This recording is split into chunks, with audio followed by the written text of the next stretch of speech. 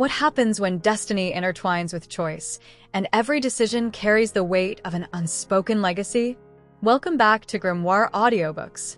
Today, we delve deeper into the enthralling Twilight fanfiction, Bella Hale by the exceptional JulesSC. In Part 3, covering chapters 21 to 30, the stakes rise as Bella embraces her Hale lineage, uncovering secrets that could change the course of her relationships and reshape the dynamics of the supernatural world around her. Disclaimer: this audiobook is a transformative work inspired by Twilight by Stephanie Meyer. All original characters, settings, and trademarks belong to their respective owners. This reading is created purely for entertainment, with no copyright infringement intended. The journey intensifies as Bella navigates her new reality. Her bonds with the Hale family strengthen, while her connection to the Cullen clan faces unexpected challenges. Love, loyalty, and legacy intertwine in a narrative brimming with suspense and emotional depth. As the Twilight fandom speculates about a potential reboot or a prequel focusing on the Cullen family, fanfiction gems like Bella Hale continue to breathe fresh life into the beloved saga, keeping fans enthralled. JulesSC's imaginative reimaginings and talent for intricate world-building make their work stand out in the fanfiction realm. Their storytelling bridges the gap between familiarity and innovation, giving readers and listeners a captivating experience. So, sit back, relax, and prepare for an unforgettable journey through Bella Hale by JulesSC at Grimoire Audiobooks. Once we reach 10 likes and 10 comments, Part 4 will be unlocked. Don't forget to like, subscribe, and hit that notification bell to stay updated on this magical adventure. 21 Reactions. Jasper's POV. Edward had been running for the past 15 minutes. He knew I was following him, and he had tried to dodge me. I was a military man, however. I can't be swayed. Finally, at some point, he had given up trying to shake me off, and now he was just running to get away from the house. As far as he could get. We made it all the way to Canada. We were headed towards the Torngat Mountains. I knew we would be safe there if Edward decided to stop. We had hunted there previously, and we didn't come across humans all that often. And even if we did, we moved too fast for their eyes to see. Sure enough, Edward stopped in the middle of the Rocky Mountains and dropped to his hands and knees. I did a quick sweep with my eyes to check that no human was around. Edward could have probably heard their thoughts, but I wasn't taking any chances. He was too distraught. I held back and watched him warily. He was shaking slightly, and his emotions were enough to drive me crazy. Anger, confusion, grief, guilt. I could understand the confusion, maybe even the anger. We had, after all, kept this from him for a long time. But I couldn't understand the grief or the guilt. I sighed inwardly. I might have more than once thought how wonderful it would be not to feel what everyone else feels all the time. It could get slightly disconcerting, painful even. But I've come to terms with my gift for the most part. And at times like these, I wish I could understand where these emotions come from, why people feel the way they do. I could only feel. I don't necessarily know why. Something sweet tickled my nose, and my head snapped towards my right. Edward must have smelled it, too, because he took off again. We came into contact with our prey caribou. Edward crouched into a lethal position and attacked. I followed suit. Edward had gone through 4 when I was just done with 2. I shook my head as we disposed of the carcasses. I knew this was a lot to take in. Bella had been a part of the family since she was 6. Edward had seen her tiny and running around asking for chocolate milk, playing Pocahontas with Emmett, and tripping over everything. Alright, she's still doing that last one. A lot. But did he really have to react this way? All he had to do was calm down and talk to me about it. I didn't come here for fun. I came here to make sure he was alright. It was killing me not knowing what was going on. The way Alice had seen those visions, the way she described them to me, all of us had been waiting anxiously for Bella to grow older and for Edward and Bella to get together. I hope they didn't drift apart now. I hoped Edward wouldn't pull one of his typically Edward stunts and stay away from her. Of course I have to do that. Edward snapped. I jumped, then glanced sheepishly at him. He'd read my mind. Naturally. I'd forgotten for a moment that he could. I'd been too absorbed with my thoughts. At that, Edward rolled his eyes. Then I sighed. It'll crush her to have you stay away from her. She'll live. And what's the point, Edward? Think about it. Rationally. This is Bella we're talking about. She's going to be changed before she turns 18. She'll have eternity. And you're willing, honestly willing, to let her go? To see her meet someone and be their mate? I saw him wince, but he turned away from me. The conflicting emotions in him was making me more and more confused each second. I didn't understand it. Why the guilt? Why the sorrow, Edward? He sighed and took off. I rolled my eyes and followed. He stopped and sat down on a boulder. I sat next to him and waited patiently for him to start. I can't help feeling like it's my fault, he whispered, looking distantly out at the mountain ranges. My eyebrows drew together. How is this his fault of all things? I should have insisted we left her when we found her. I should have stayed away. I should have. He drew in a shaky breath. I chuckled slightly, and he shot me a dark look. You really think the others would have listened to you, Edward? I raised an eyebrow. Rosalie? Esme? Even Emmett? Get real, Edward. They fell in love with her the moment they laid eyes on her. As did you, I teased. Edward scowled and stood up. I was ready to dart after him, but he just started pacing back and forth in front of me. This isn't funny, Jasper, he growled. The girl has already gone through so much, and my mate, Jazz. He made a face. I've known her for 7 years. She was a little girl, for God's sake. He threw his hands in the air. Don't you find that a little demented? He asked, his voice almost pleading. It took everything in me not to laugh at his paranoia. Maybe it was a little weird, like I said before, but it was meant to be. She was human when we met her. She still was. But she won't be for long. Edward snarled at the direction my thoughts were headed, but I ignored him. Edward, it's inevitable, I pointed out. He shook his head, stubborn. No, he said firmly. I'll find a way to get her out of this. I opened my mouth to protest, but he was talking again already. And when I do, we'll leave. I raised an eyebrow. My heart would be hammering a mile a minute if I were still alive. Edward, you can't be serious, I whispered. He raised an eyebrow, as if challenging me to think otherwise. It'll kill her. No, we'll kill her if she stays with us. Don't you see that? If she stays, she'll have to be changed. I'll fall in love with her. Her life would be taken from her. I can't do that to her, he said brokenly. I started to get angry. I've never felt this much anger in my life before. Maybe I needed to be around more adolescent humans. I've heard they carry a lot of angst in them. You're only thinking of yourself. He stopped pacing and turned to face me, his eyes blazing. I didn't care. All I wanted was for him to see how incredibly selfish it was for him to stay away, for him to do his best to keep her a human. She wants this, Edward. Can't you get that through your head? She wants to stay with us. She wants to be immortal. She wants to be with you. She's only 14, so yeah, she doesn't know. But it's there. For both of you. I'm the empath here, I know. I can feel it. The trust, the need to stay by each other's sides, the understanding and compassion. Sooner or later, all of that is going to turn into passion. It's just a matter of time, Edward. And right now, leaving isn't even a choice. There's always a choice, he growled at me.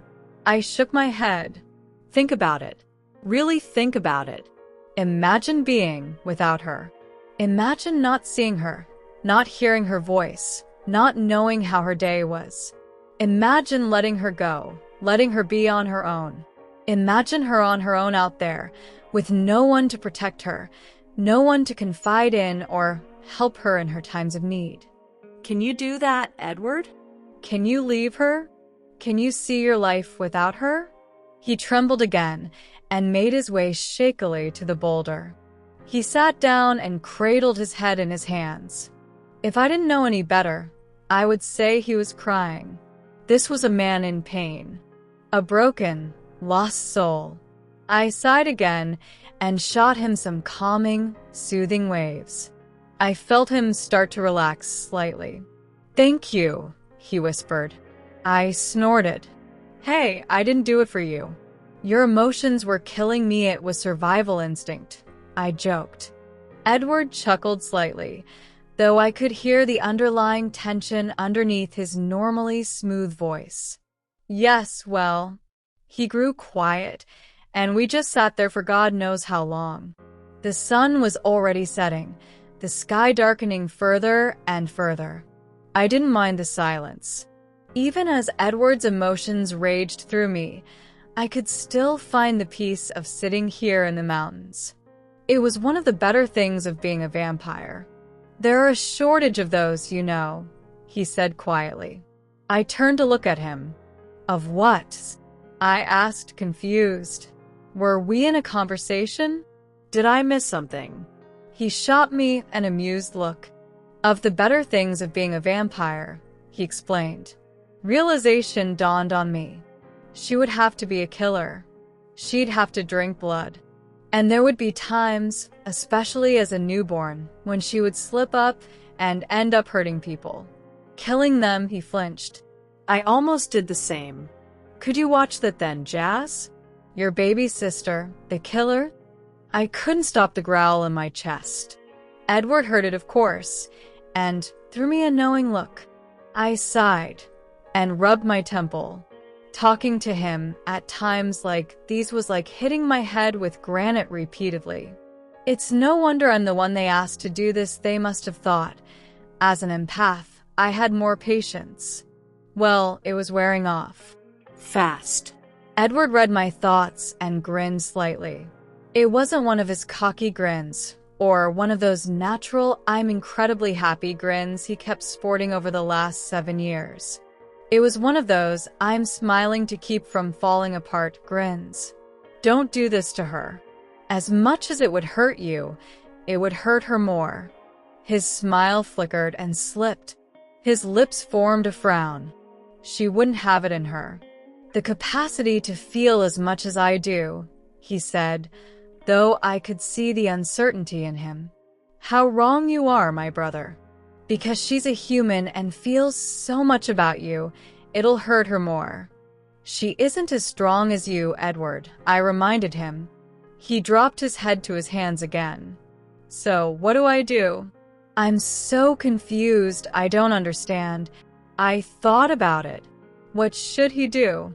Well, Bella was barely 14 now. And I don't think she even realized the feelings she was having lately towards Edward would grow over time and become a beautiful love. Hell, even Edward needed to think this over fully and let things run naturally. The time will come, I said finally, when the two of you will be ready. Now isn't it, Edward? Right now, it's just starting. He didn't move and he didn't speak. I thought he was just going to lapse into silent thinking once more when he spoke. When did Alice see it happening? I didn't know if I should tell him. Alice always said that things should happen in their own time. That if we interfered, things wouldn't work out the way they were supposed to. Edward exhaled loudly. I only want to know, Jazz. I need to prepare myself. It isn't easy bearing this information, you know, he said. He finally straightened up, but only to glare at me. I rolled my eyes. My brother, the drama king, ladies and gentlemen. When she's 16. You'll get together by the time she's 17. He looked pained all of a sudden, and sadness overwhelmed both him and I. I gave him some serenity and raised my eyebrows questioningly. She'll have less than a year to be human by then, he muttered. You can't feel guilty about that, Edward, I thought grimly. In reality, we all felt guilty. The thought that we could have maybe fought harder have crossed our minds plenty of times. But I was a military man. I'd gone over the entire fight over and over again in my head. There wasn't a chance in hell that it could have gone any other way than it had. Maybe in our fantasies, it would have gone better. Maybe Arrow wouldn't even have come. Maybe Connor hadn't happened. But this was reality. It did happen. We were ambushed. We were the weaker ones. And Bella had sacrificed her human life to save us. But she would have 18 years of humanity with her. And she would have eternity of happiness waiting for her. Don't take it away from her, Edward. You know better than anyone she deserves it. She deserves to be happy with us and with you. Don't doubt it's what she wants. You might not be able to read her mind, but I could read her emotions. She wants it. Edward sighed once more and tilted his head up to look at the starless night sky. I just need to think this through, he murmured, almost to himself. On the bright side, you have 2 years to do that. For some reason, I don't think this comforted him all that much. Rosalie's POV. I was in hysterics and I knew it. Emmett couldn't have calmed me down if he had Jasper's gift. My baby had gone off upset. I tried calling her several times, but she kept her phone shut off. She had left a message on the answering machine in the house apparently. She'd called when Jasper and Emmett were gone. Alice and Esme were out, and Emmett and I were hyperventilating at our hunting ground. I didn't want to be so upset. I told myself to stay calm and to be reasonable. When Bella gets back, we can talk it out. I knew she went over to Danielle's house for a sleepover. I'd thought of going to get her, but Alice had seen the outcome, and it wasn't pretty. I didn't want to upset Bella more, so I'd left it at that. She would be back tomorrow morning anyway. I couldn't believe Tanya. That woman had thrown herself at Edward even when he'd told her plenty of times that he didn't want her, that he wasn't interested. Was she deaf or just plain daft? I knew it was irrational to be mad at her for hurting Bella. She didn't know that my baby was supposed to be the one that gets Edward. He didn't even know that. But Alice had insisted we didn't tell them sooner. For one, it was too weird. Even I myself couldn't imagine 17-year-old looking Edward staring at a 7-year-old Bella with the kind of love of a mate. It was too creepy. For another, Edward would freak out and run. He was just like that. He would think it was his fault or something like that and stay away from Bella. Stupid, but that's him. If he could only see that he would make Bella so happy, he wanted it too, according to Alice. Even Jasper said that recently, their feelings towards each other were changing. It was a slight shift, he'd said, but it was there. Honestly, as much as I hated the thought that Bella would become someone else's, I couldn't help but be happy for her. I'd spent the last 7 years being her mother. I'd held her when she cried, helped her when she needed to escape Alice, made her eat her vegetables, brushed her hair, and played with her. But Bella was 13 years old now. She wasn't a small child anymore. In a few months, she would be 14.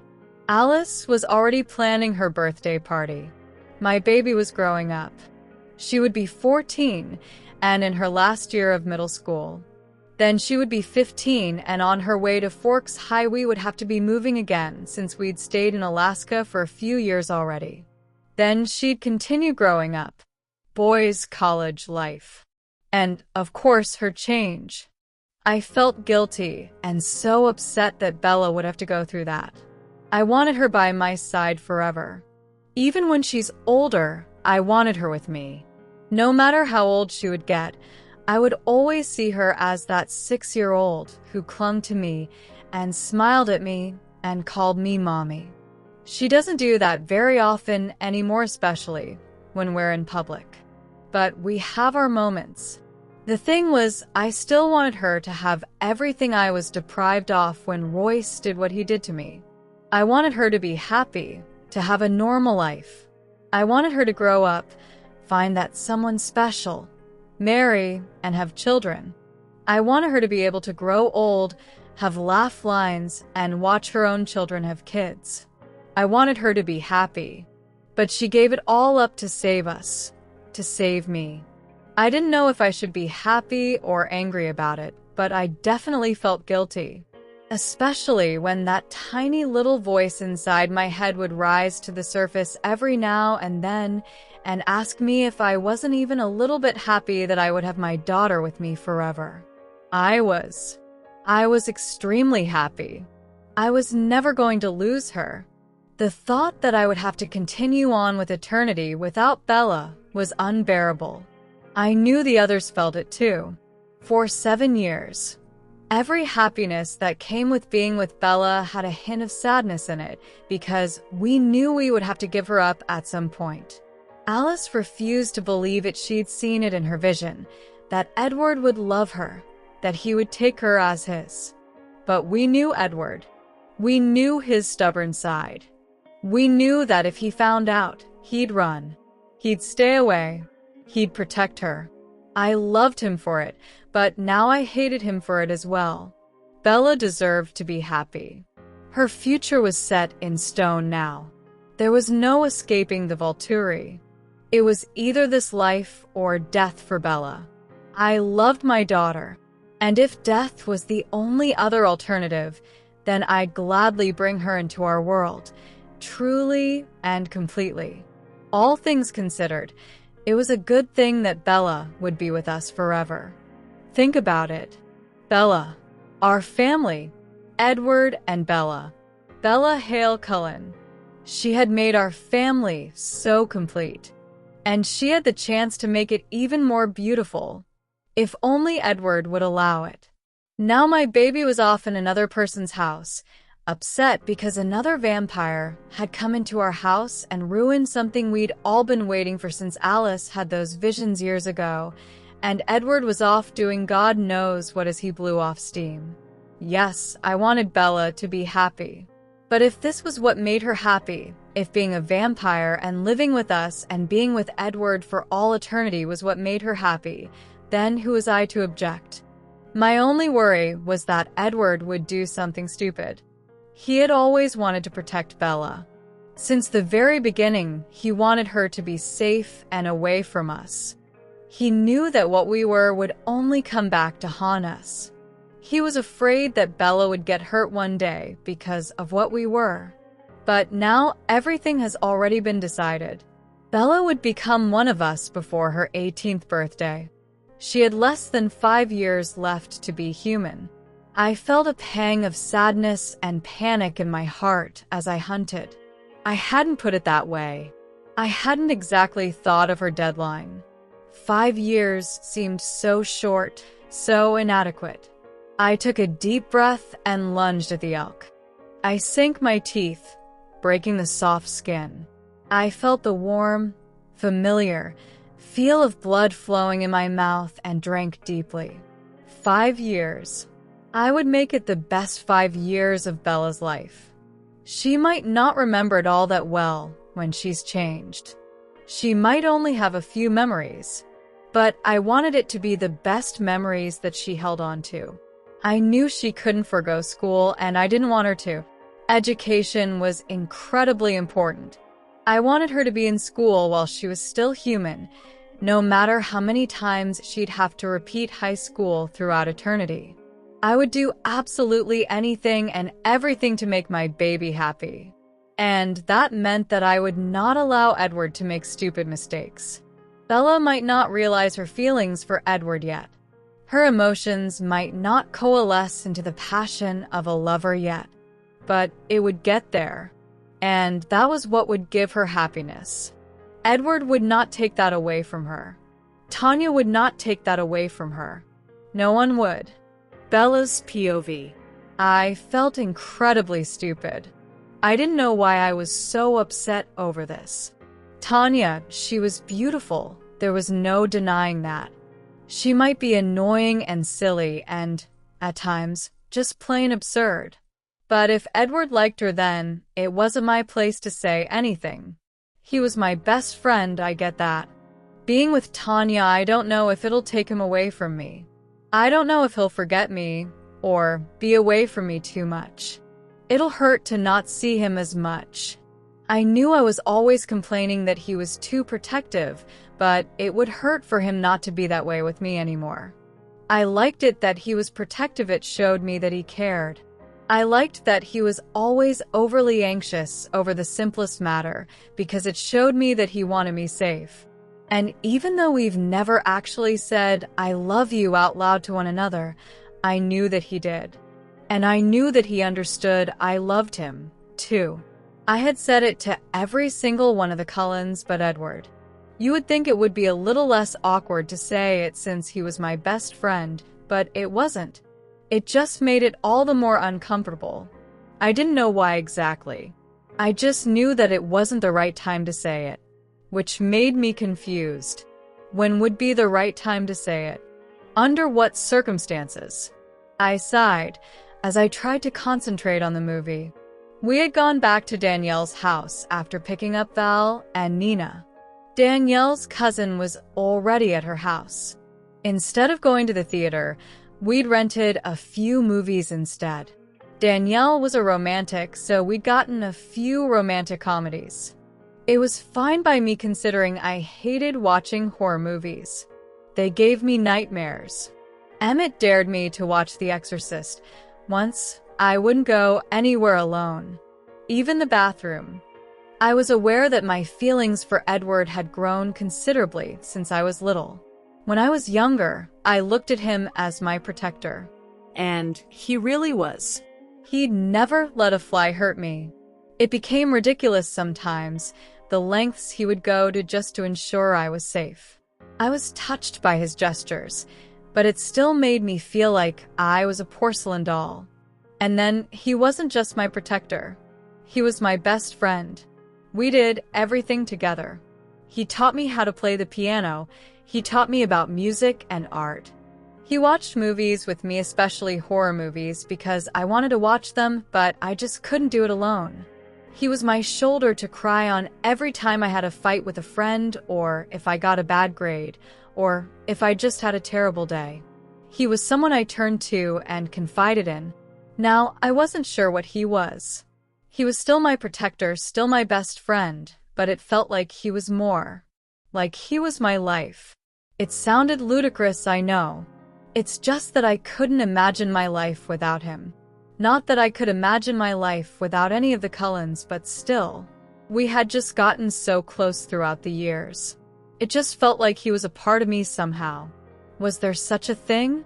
To have a friend so close to you that you felt like your whole world revolved around him? How is this even possible? I knew Jasper could feel what I feel, so I had decided to ask him. It was easier since I didn't have to explain. I couldn't have put it into words if I tried.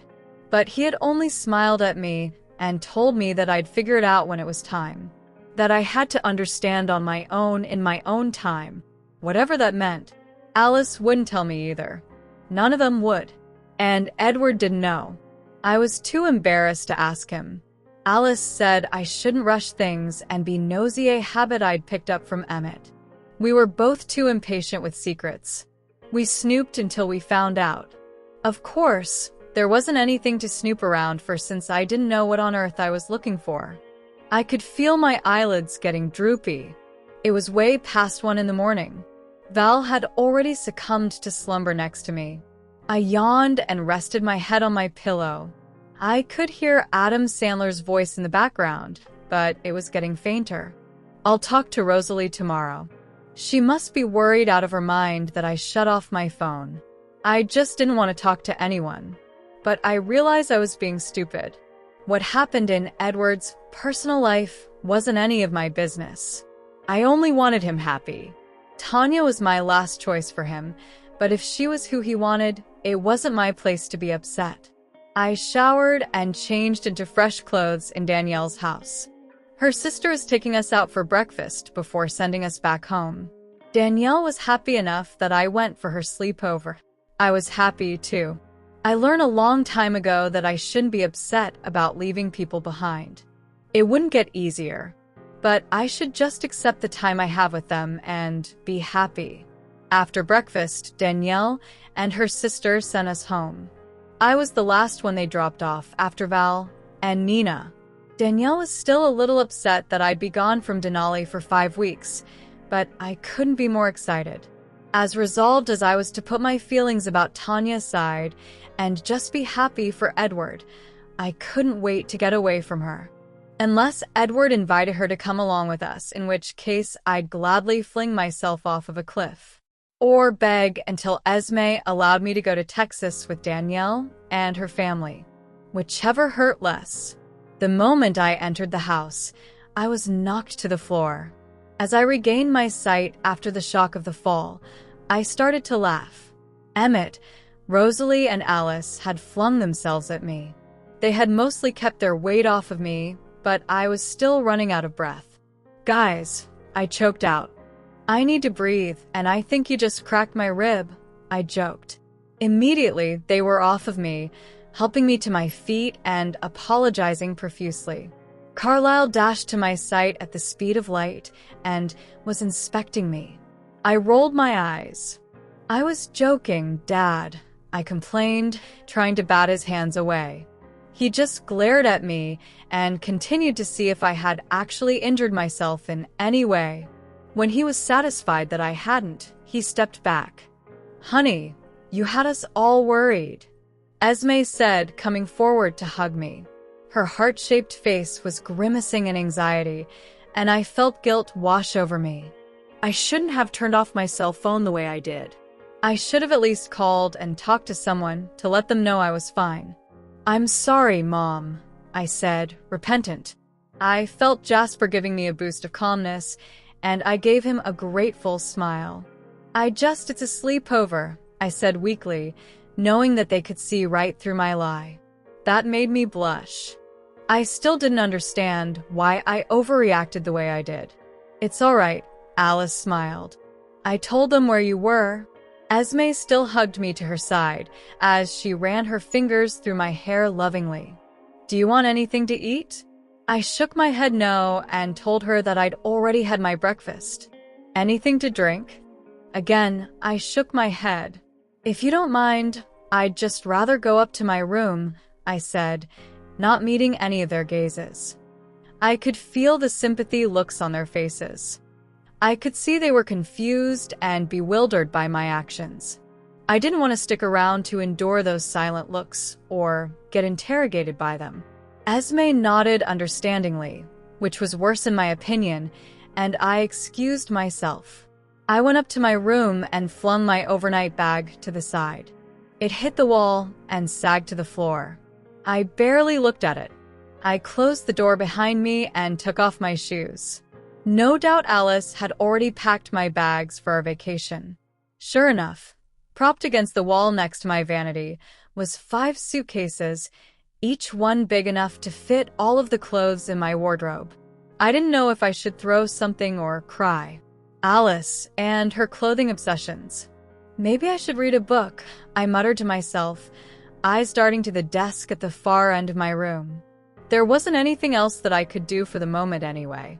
A musical voice behind me startled me. "I pray to God you aren't going to read Wuthering Heights again." I yelped in surprise and spun around.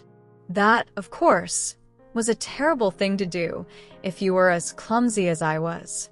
I ended up tripping over the air and falling backwards. Before I could hit my head on the vanity, though, Edward had caught me around the waist and pulled me back to my feet. My heart was hammering away, but I hoped Edward took that to mean that I was just startled by him and the fall. Well, of course he'd take it to mean that. What else could it mean? Not for the first time, I found myself thanking whatever higher power there was that Edward couldn't read my mind. He was chuckling as he withdrew his arm from my waist, but there was an underlying anxiety in his voice. I could even see it in his eyes, in the way he clenched his jaw and stared at me. Edward was never good at hiding from me. I might as well have Jasper's gift when I was around him. But Edward would tell me what it was when it came up. And I had a sinking suspicion that it had something to do with what happened yesterday. Not something I wanted to talk about. So I narrowed my eyes at him and poked his chest with my finger. I doubted he even felt it. That is not funny, I glowered. He stifled his laughter and smiled at me. No, of course not.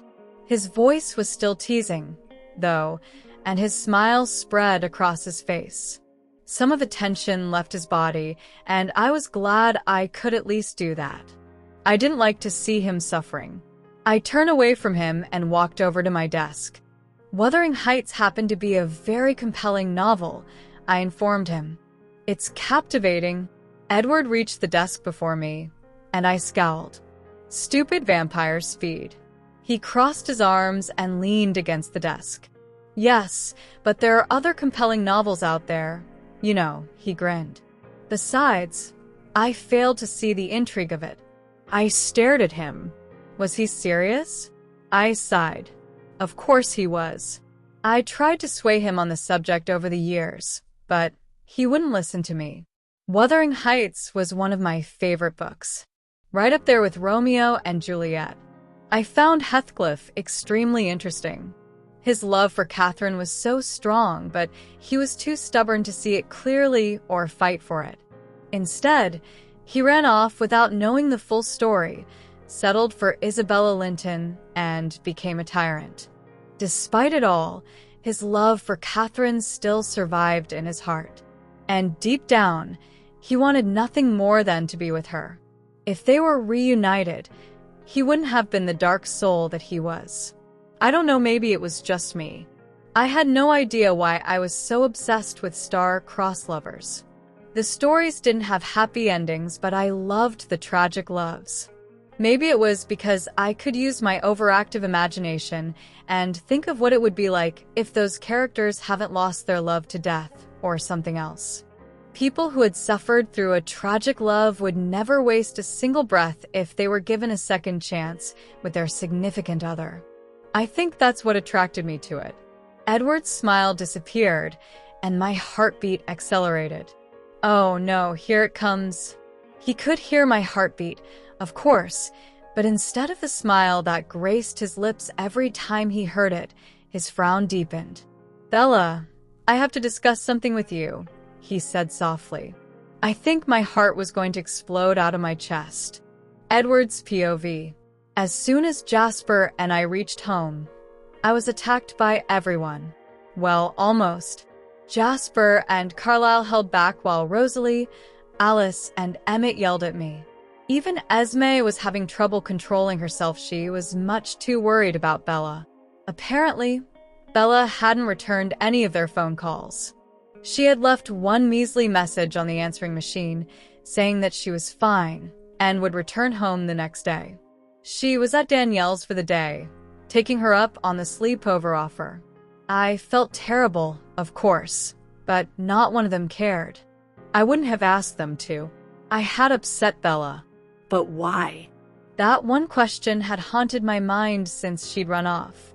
I knew that I was supposed to fall in love with her. I already had, in a different way of course, since the moment I laid eyes on her. I'd loved her as my best friend, my little companion who could see right through my facades as easily as though I'd written it all down on a neon sign above my head. And she made me feel a lot better than I ever had in my existence. She saw me as a person, as a whole being, not a monster. Even after knowing what I was, she wanted to be my friend. She wanted to be right next to me and join me and my family forever. That in itself was the most amazing thing I've ever experienced. Amazing and frightening at the same time. But I was, in due time, to fall in love with her. To view her as someone I'd have in my life as a mate.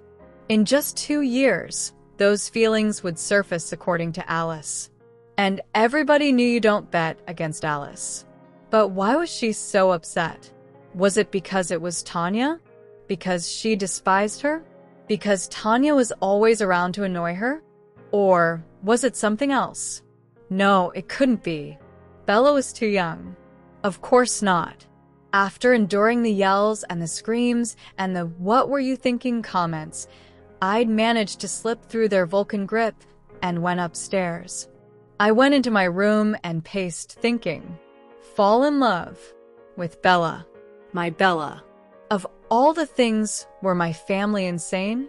At this, Alice yelled, "You're the crazy one," from the living room. Sure, Bella was an integral part of my life. It felt like my existence was fueled by hers, not by the blood that I required to sustain me.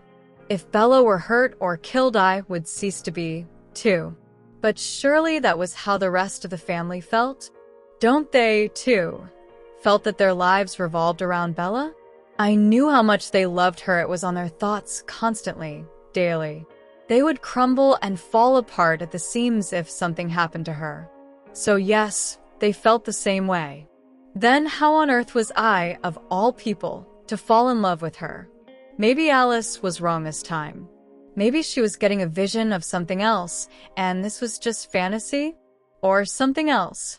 My mind drifted back to the visions Alice had shown me. Bella and I dancing. She was about 16 or 17 years old. She was wearing the same midnight blue dress she wore in that first vision of her at this age. The first one she had allowed me to see, anyway. That coy smile was still on her lips. It was for me. That smile, the hello, the sparkling eyes, it was all for me. I remembered the part of the vision where she looked at me so lovingly, where her eyes traced my features. They looked so beautiful that all I wanted was to lean down and kiss her. I think I started hyperventilating. And then I thought back to the second vision, the one where we were kissing. We pulled away. Bella's creamy skin looked as if it was glowing. Her smile was contagious. She looked older, much older than she was now, obviously. Mature. Endearing. Beautiful. We had declared our love for each other in each other's embrace. I wondered how many times we'd said it by then. My eyes snapped open, and I shook myself out of the memories. I still felt odd about this. How could Bella and I fall in love? What could possibly happen to make that a reality? This was so strange. I'd known her since she was a child, and in just 2 years, we'd be lovers? I sank down on my bed, sitting down wearily. A vampire, tired. Well, there was a first time for everything. I couldn't exactly think straight or concentrate on anything. Thinking in a million different directions wasn't helping the situation either. I stood up and walked out my door. Before I even realized what I was doing, I had entered Bella's empty room. Her lingering scent enveloped me, and I closed my eyes, breathing it in. More than once, her scent had triggered the monster in me. Fire would rage in my throat, burning me, tempting me. It was why no matter what Bella said, I would still believe that I was a monster. I just never said it in front of her. It made her upset and angry for some reason. But this happened less and less.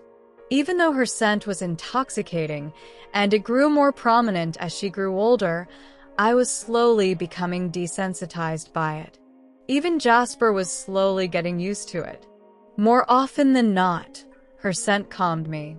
Phrygia was mouth-watering, but it soothed me from time to time. I didn't know how on earth that was possible, that something that smelled so good to me could be so calming at the same time. I sat at the edge of her bed and looked around her room. It was almost identical to the one she had back in London. Everything was the same except for her play area. It had been replaced by a mahogany study desk and bookshelves for Bella's favorite books. Among these are Romeo and Juliet and, of course, Wuthering Heights. Bella seemed to have a liking for stories concerning star-crossed lovers. I thought the stories were too depressing, too horrendous. Wouldn't a sweet angel like Bella herself like a more uplifting story? One with a happy ending? Apparently not. The only toy she had kept for herself was the bear, Coco, that she had gotten strangely attached to as a child. She kept it on the bed, and I snatched it up. Emmett would never let me live it down if he knew I was hugging Bella's bear, but I didn't care. I needed to think, and my head was clearer now that I was in Bella's room. Strange. Something soft brushed against my leg, and I almost jumped, startled. I looked down to see the orange cat I'd given Bella when she was only 7.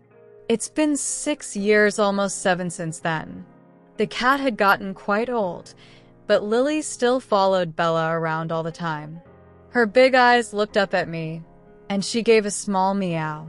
It sounded like a whimper. Lily missed Bella. I chuckled to myself. Honestly, the girl bonded with vampires and animals more than she did with humans. Yeah, I miss her too, Lily, I murmured, reaching down to stroke her fur. I didn't know what to do with Bella, how to act around her, or what to say. I knew I needed to apologize. I wanted to. I should have seen it coming, even with Tanya blocking her mind the way she did. I should have anticipated it and moved off to find Esme or help Rosalie in the garage. Maybe if someone else was with me, she wouldn't have done that and Bella wouldn't be mad at me. But after I apologized, I didn't know what I should do. I knew I should at least attempt to dissuade the vision Alice had from becoming a reality. That meant avoiding her at all costs, putting up pretenses and acting like I was straying away.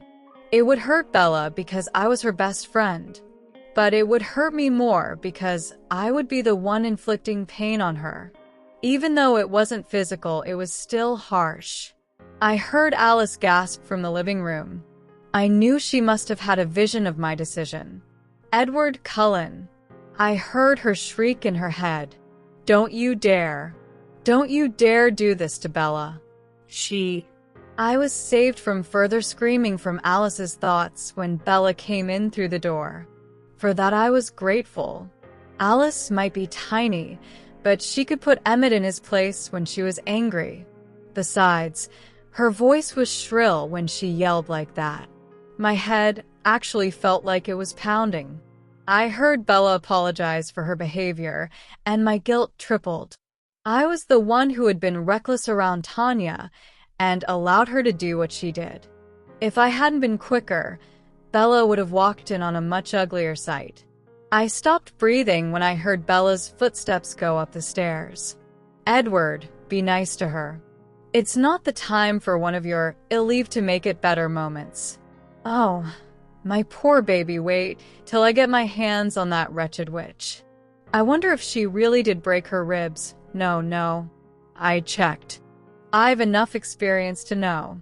Still, it would make me feel infinitely better if she were to get an X-ray. She would never go to the hospital willingly. Maybe I could trick her. Man, Edward, you better fix this. I swear to God I'll break your bones if you don't. I should take her shopping to take her mind off things. She'd be happier if we went shopping. We are going to 2 fashion capitals of the world in 2 days. Oh, I can't wait. Bella and I will have so much fun. Oh, the emotions. I need to spend some time alone in the woods somewhere. I'll take Alice with me. Jasper's thoughts took an interesting turn, one that I didn't care to listen to, so I tuned him out. I focused instead on Bella coming in through the door. She didn't notice me sitting on her bed. It was quite comical whenever she moved at human speed, and I don't, even when I'm just sitting down. I feel like I'm watching a scene in slow motion. She threw her bag to the side of the room where it hit a wall. I winced. Maybe she was still angry with me after all. Bella took off her shoes and glanced dejectedly at the 5 suitcases Alice had packed for her. I grinned. Knowing Alice, that was the least amount of clothes she wanted to pack for Bella. God only knows why she wanted to bring so much when her main goal for the vacation was to shop. Anyway, but Alice was Alice. No one could understand the workings of her mind. Not even me. Bella sighed and glanced at the desk at the far end of her room. Maybe I should read a book, she mused to herself. I snorted. I knew the exact book she would pick up the moment she reached her bookshelves. I pray to God you aren't going to read Wuthering Heights again, I said. Apparently, this startled her, and she yelped in surprise. She turned around quickly and almost ended up flying into her vanity. I rolled my eyes and caught her before it even happened. Thank God for vampire speed. Why on earth was she so clumsy? It was hilarious to see the situation she got herself into, though. Emmett would agree with me. I started laughing, but Bella simply narrowed her eyes at me as I gently put her down on her feet. She poked my chest with her finger. It tickled a little, but I barely felt it. That is not funny, she hissed. She was glaring at me, her hands on her hips now. I controlled my laughter, but I couldn't help the smile that spread across my face. No, of course not, I said, merely to pacify her. Her heart was still beating a mile a minute. I frowned at it. Really, you would think she would be used to falling by now. I wondered why her heart still reacted to tripping the way it did. It was funny to hear, soothing a little. I liked hearing her heart beating. It reminded me that she was still human, still safe and innocent. I wouldn't be able to hear it much longer unless I came up with a foolproof plan, of course. But surely beating this fast wasn't a good thing? It was like she was having a mini panic attack. Bella turned away from me, and my frown deepened. Was she trying to avoid me? Was she that angry at me? Wuthering Heights happened to be a very compelling novel, she said, walking over to her desk. It's captivating. I used my full speed and reached her desk before she did. I crossed my arms across my chest and leaned against the mahogany table. Bella scowled when she saw me. Yes, she was definitely angry. And she had reason to be, too. Yes, but there are other compelling novels out there, you know? I teased her, hoping to get her to lighten up before I spoke. I didn't want to be on her bad side when she started ranting or have a temper. I think Rose and Alice rubbed off on Hershey could easily scare Emmett on her worst day. Besides, I failed to see the intrigue of it. Bella simply stared at me as if she couldn't believe what I just said. I waited to see a smile, or hear her comeback. Lord only knows she was full of them or a sarcastic remark. But she just stared. I sighed inwardly as my smile slipped off my lips. Bella, I said softly, I have something to discuss with you. I heard her heartbeat accelerate, a reflex to any sort of stress, as far as I knew. I took her hand and gently guided her back to her bed. I placed my hands on her shoulders and pushed so she sat on the edge of it. I sat next to her. I turned my body slightly so that I was facing her. Her big brown eyes stared back at me, curious and anxious. I took a deep breath and began. I'm sorry, Bella, I whispered. I didn't know. She just attacked me out of nowhere. I didn't have the chance to move out of the way. Bella shook her head, holding up a hand to stop me. It's not my place, Edward, she said. Her voice was that firm one, the voice she always used whenever she wanted to be strong so that she could break down later. The one she used so that the other person wouldn't think of her as weak. My heart broke. She had never used it in front of me before. She had always come to me for comfort. She had always looked to me to be there for her while she let it all out. That's changed now. If this is what makes you happy, then so be it. I'm just a friend, Edward. You don't have to explain anything to me. I was just surprised to see it, she admitted, looking away. If things weren't so dire, I would have laughed. She thought I wanted Tanya? She thought I enjoyed her embrace? If I hadn't been so torn apart and confused by what had transpired, I would have torn Tanya to shreds. Bella, I called out, stunned. She didn't look at me or answer me.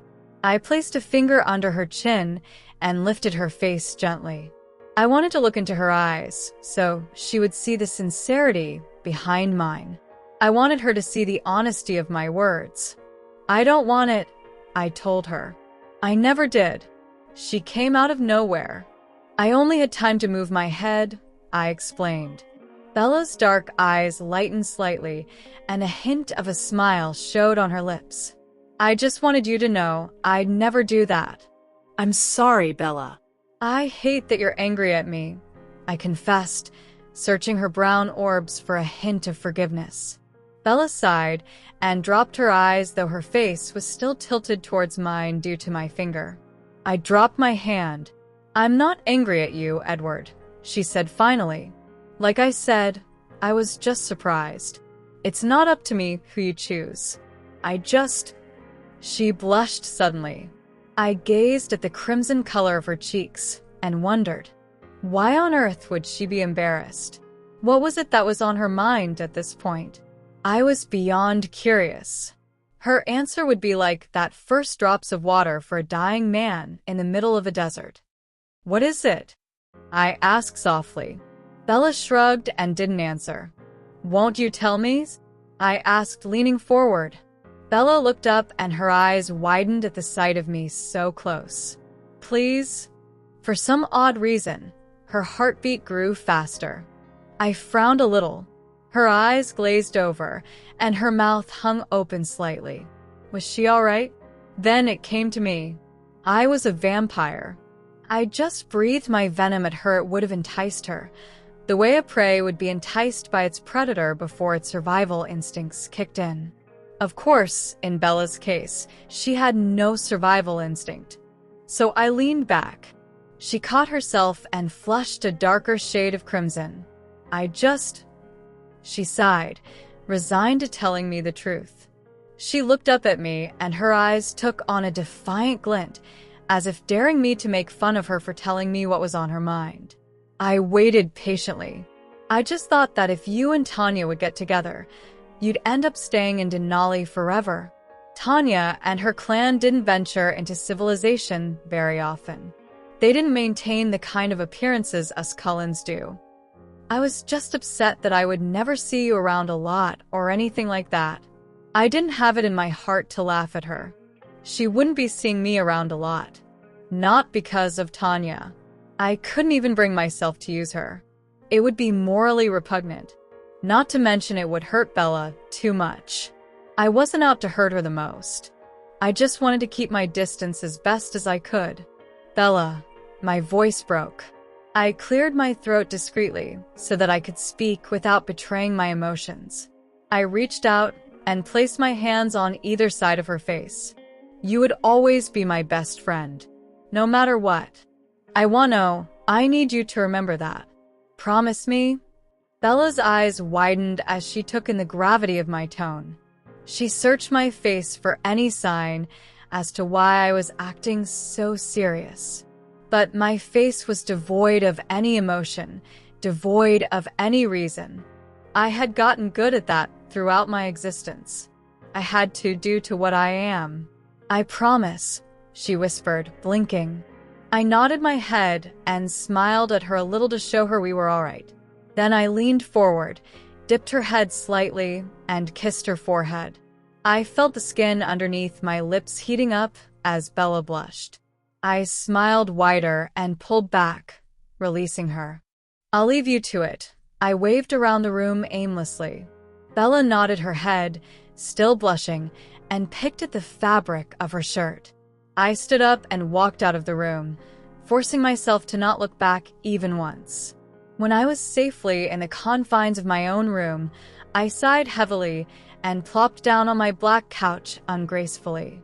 Keeping away from Bella, I squeezed my eyes shut and placed a hand over them as if I was tired.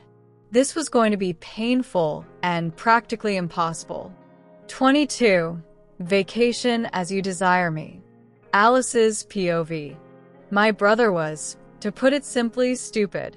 Yes, Edward. That's what I think. So, if you're reading my mind, you deserve it. How on earth could he think that staying away from Bella would be a good thing?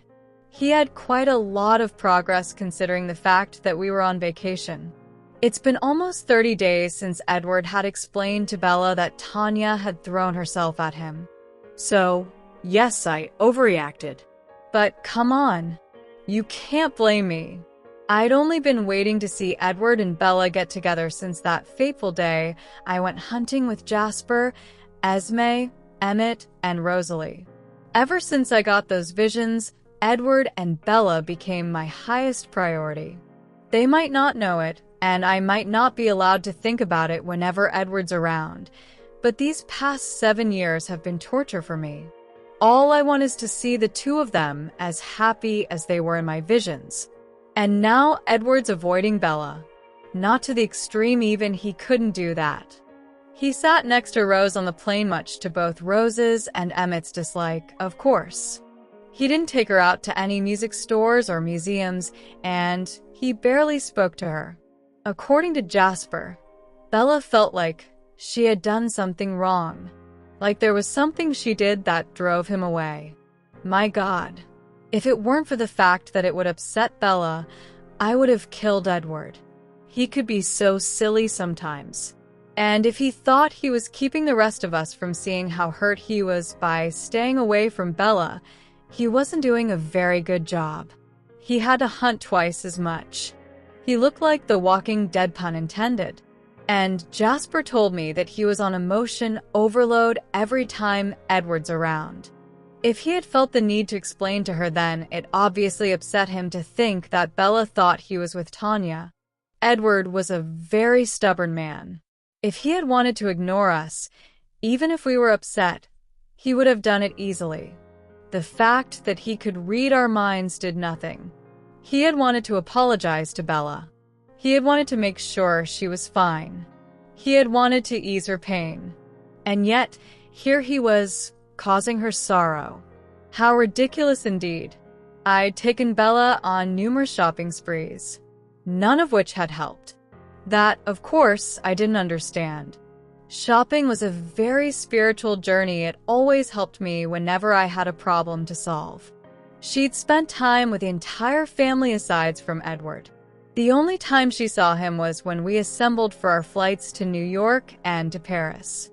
Sometimes Carlisle and Esme would think up of family activities like a trip to the Rockefeller Center when we were in NYC. Edward had to come then too. But he didn't join us for Bella's human meals like breakfast, since none of us ate. He didn't bring her anywhere. He barely even spoke to her. I felt like just slapping him hard until he crashed into the wall of his suite and then telling Bella everything. But I couldn't. None of us could. Telling Edward was compromise enough, though I would have to say it helped if this was the reaction we'd get from him in 2 years if he found out then. Bella would just be scared of it all, and I didn't need to rile her up unnecessarily. It was Tuesday night. We had about 12 days of vacation left before we were to head back to Denali. I rolled my eyes as I studied the high ceiling of my bedroom in my suite. We had all gotten suites at Hotel Ritz. I hadn't been here in over 25 years. I missed it terribly. I felt the bed shift and smiled slightly. I didn't turn my head or say anything to acknowledge Jazz as he scooted closer to me, but he knew I felt him. He wrapped an arm around my waist and pressed his lips to my neck, right at the crescent scar.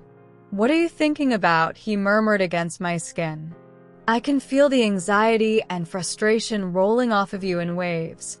I sighed, finally turning to face Jasper. I laid my head on his shoulder and closed my eyes, breathing him in. "Edward and Bella," I told him, my voice low. I couldn't risk Edward overhearing us even if he was 3 suites away. I just don't know what to do. And that was a first. I always knew what to do. I was the psychic. Things came to me like missing puzzle pieces. I would find the place they're supposed to be in a second. But Edward's determination to stay away from her was too strong. He would waver, that much I knew. The vision of Edward and Bella together hasn't changed. They would still be dancing when she's 16. They would still be kissing when she's 17. and Bella would still be a vampire when she's 18. But my brother was still staying away. I couldn't see yet how that was going to change. I hoped it happened in the near future. I tried to ease my tense muscles. I was going to look into the future again to see if anything's changed. It wouldn't be a help if I felt like a spring coil, ready to bounce off the bed and attack an invisible force at any given moment. I felt Jasper's gift working its magic. The serenity that came with his presence alone was enough to calm me, but his gift was definitely an added bonus. "Thank you," I whispered, leaning up to kiss his jaw. I closed my eyes again and focused. My eyes flew open, and I gasped. Jasper looked at me worriedly. "What is it?" he asked, his tone wary. I knew from the look on his face that he was worried about what Edward would do. I shook my head and climbed over him to get off the bed. I darted around the suite, grabbing my clothes and shrugging them on. "I have to go," I shouted at him, too excited to care if I'd just woken up the entire Ritz. Bella was going to be surprised beyond belief when she wakes up tomorrow. At the door, I turned around and stalked back to Jasper. Grabbing his chin in my hand, I looked into his confused eyes and said, "You have to hunt tonight. Trust me. Take Emmett and Edward, by force if you have to, and hunt. Don't ask why. I'll tell you when I get back." I crushed my lips to his, yelled out, "I love you," and dashed out the door. This was going to be fun. Bella's POV. I snorted a little as I shifted to my side as I slept. My eyes snapped open groggily, and I stared at the wall I was facing blearily. Why did everything felt so odd? And why does my stomach hurt so much? My thighs, something felt wrong. I tried to move, but I flopped back down on the bed with a groan. My stomach hurt too much. I felt sick. The door burst open and Alice bounded in, her face split into a wide smile. I stared at her suspiciously. Why on earth was she in my room? And why was she so happy? "Wow, it even smells stronger in here," she mused, her nose in the air as she sniffed.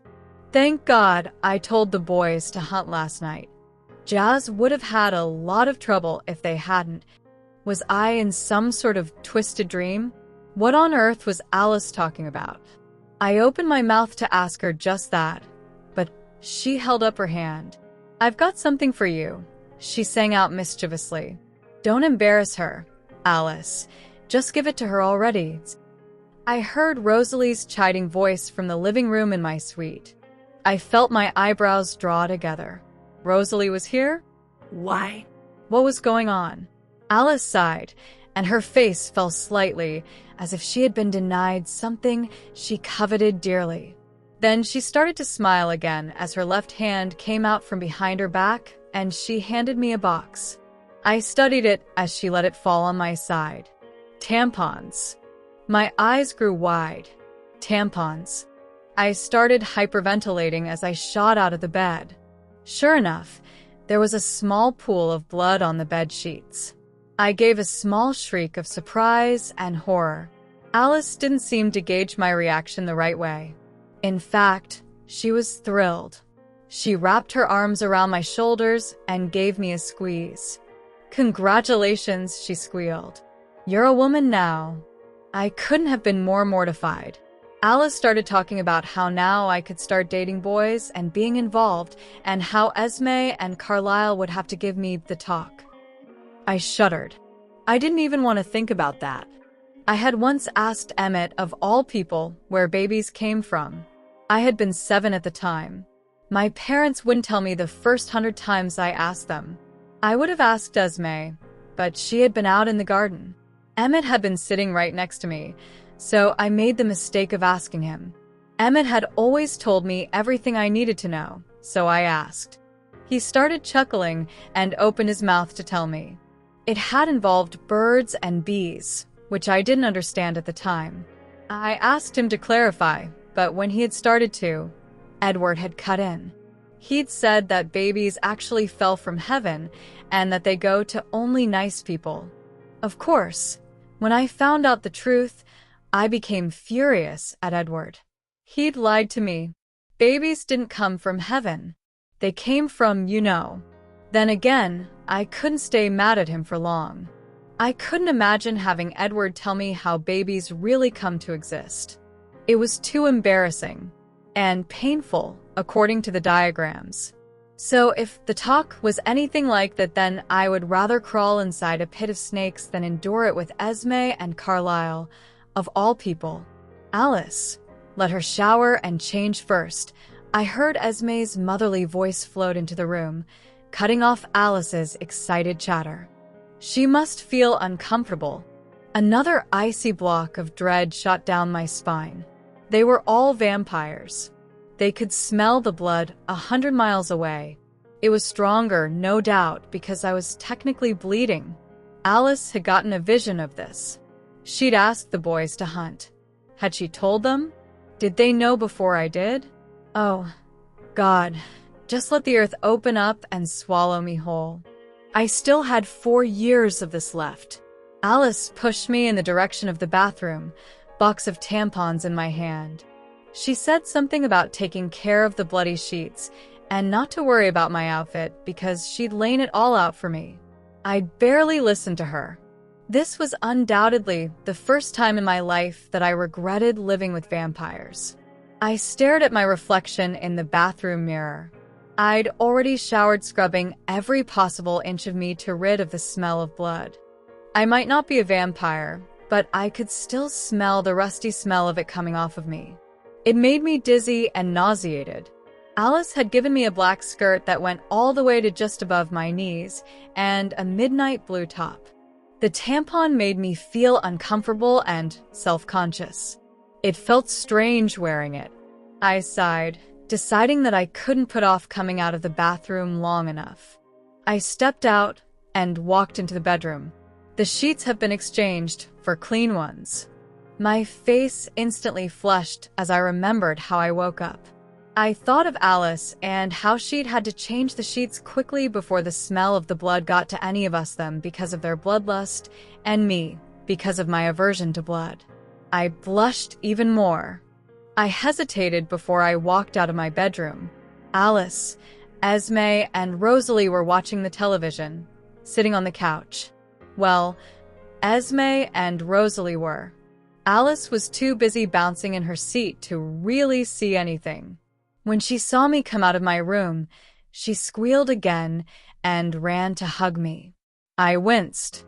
Now definitely wasn't the time for one of Alice's hugs. I swallowed, hoping the nausea and the pain in my stomach would fade. Alice seemed to know what the problem was because she darted around the room at lightning speed. Before I could even blink, she was right back at my side with a glass of water and 2 pills in her hand. I looked at her questioningly. "It'll help with the pain," she grinned. I smiled at her gratefully and swallowed the pills, gulping down the water.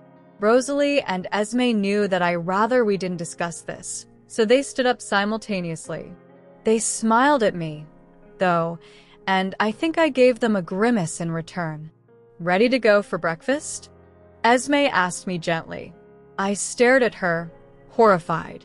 Alice giggled next to me, and I turned to glare at her. "I can't go out," I spluttered. Esme frowned, not understanding. "Why not, dear?" she asked patiently. I didn't know how to say it exactly. I felt my skin turn a ridiculous shade of red. I was blushing so hard, I could practically feel the heat coming off my skin. Alice laughed harder, her tinkling voice echoing around the room.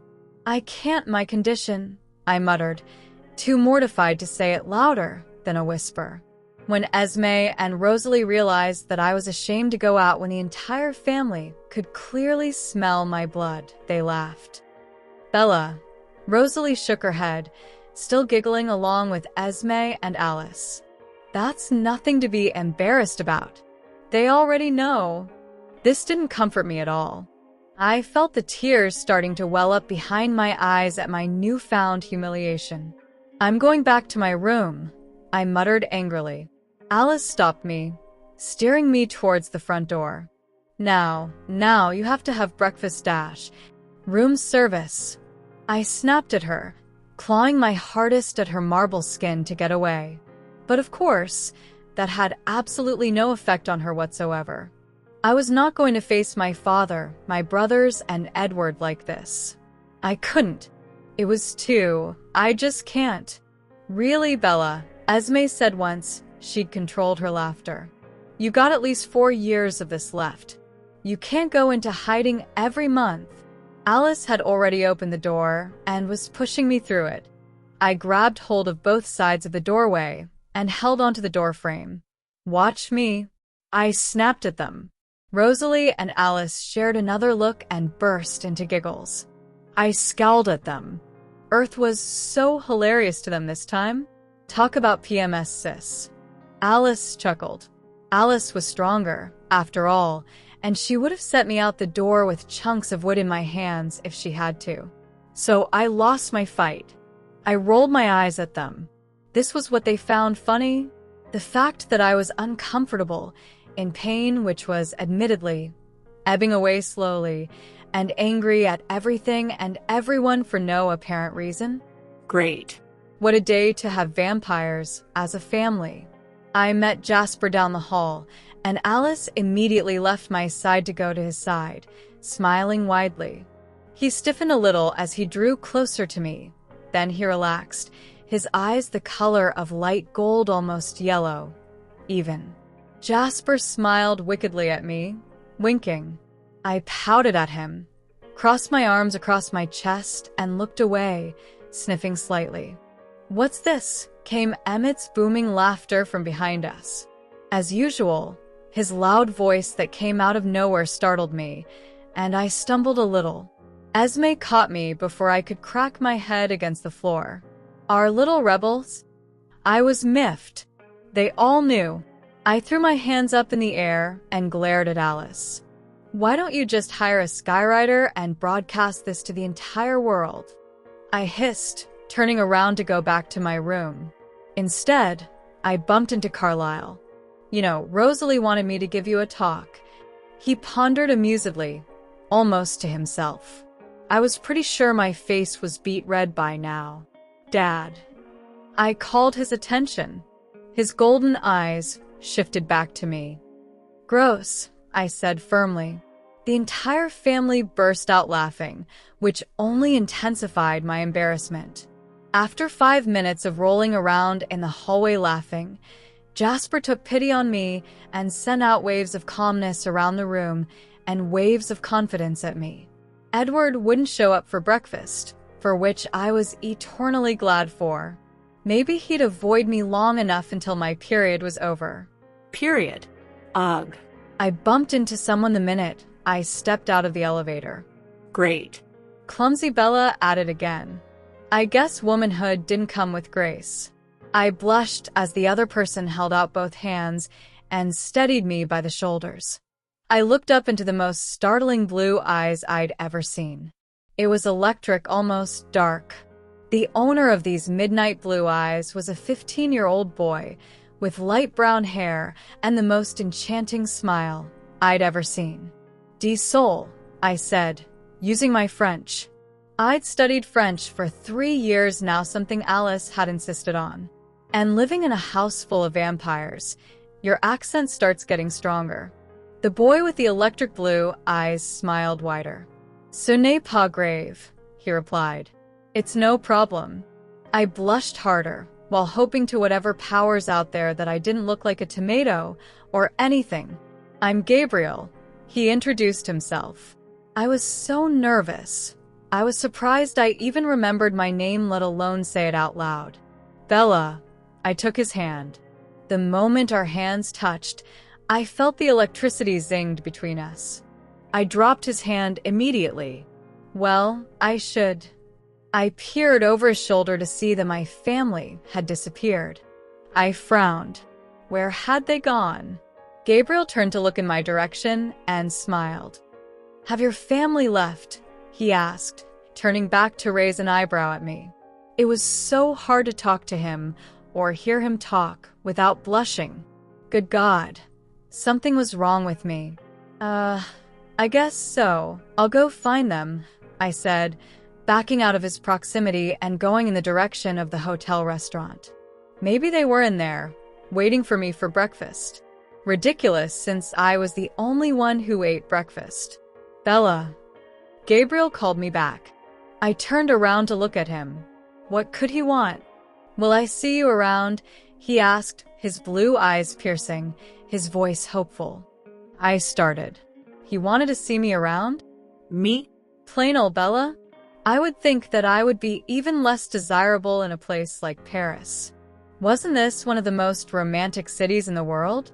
Just look around, girls my age look like they could be walking down the catwalk. If you want to, I replied. Gabriel broke out into the most stunning smile I'd ever seen. Then I will see you around.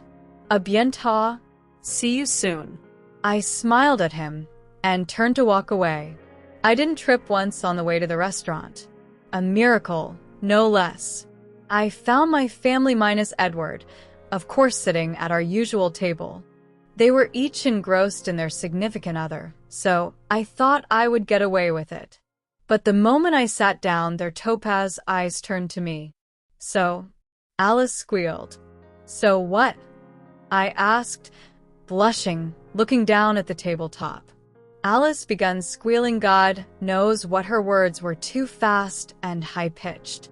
I looked around the room anxiously to see almost everyone looking at us. Alice, please, a little quieter, I said, waving at her to calm her. When she didn't heed, I gave Jasper a pleading look. He chuckled and leaned forward to kiss Alice on the cheek. I could feel the calming waves he sent out not only to her, but to me as well. Are you going to see him again? Alice asked, leaning forward. Her brilliant eyes gleamed with excitement. She looked almost out of breath and way too excited. She looked flushed even. I rolled my eyes. Leave it to Alice to be even more excited about a boy than I was. I don't know, Alice, I said irritably. My bad mood was back. He's just someone I bumped into, okay? Literally, Emmett chortled. I shot him a dark look. I heard footsteps approaching, but I didn't think anything of it. Who's someone you bumped into? The musical voice. The sweet scent that washed over me the moment he sat. I turned a little to glance at Edward's composed face. He was here, sitting next to me, for breakfast. What are you doing here? I blurted out. I was too shocked to see him. I'd barely caught a glimpse of him throughout the vacation. The only times we were in the same room was at the airport, and when Carlisle and Esme forced him to come with us. But that was in New York. I haven't seen him since we checked into the Hotel Ritz. Edward shrugged, not meeting my gaze. Breakfast was all he said. My shocked expression turned into a hardened glare. I didn't know what his problem was, but he was getting on my nerves. One moment he was saying we would be best friends no matter what, and the next he was avoiding me like the plague. I was having PMS and my mood swings couldn't keep up with his. What does that tell you? I turned back to my breakfast. Probably Rosalie had gotten it for me. I downed the orange juice in one gulp and picked up my fork. I hoped no one would tell him about Gabriel. That was my own little, well, not secret.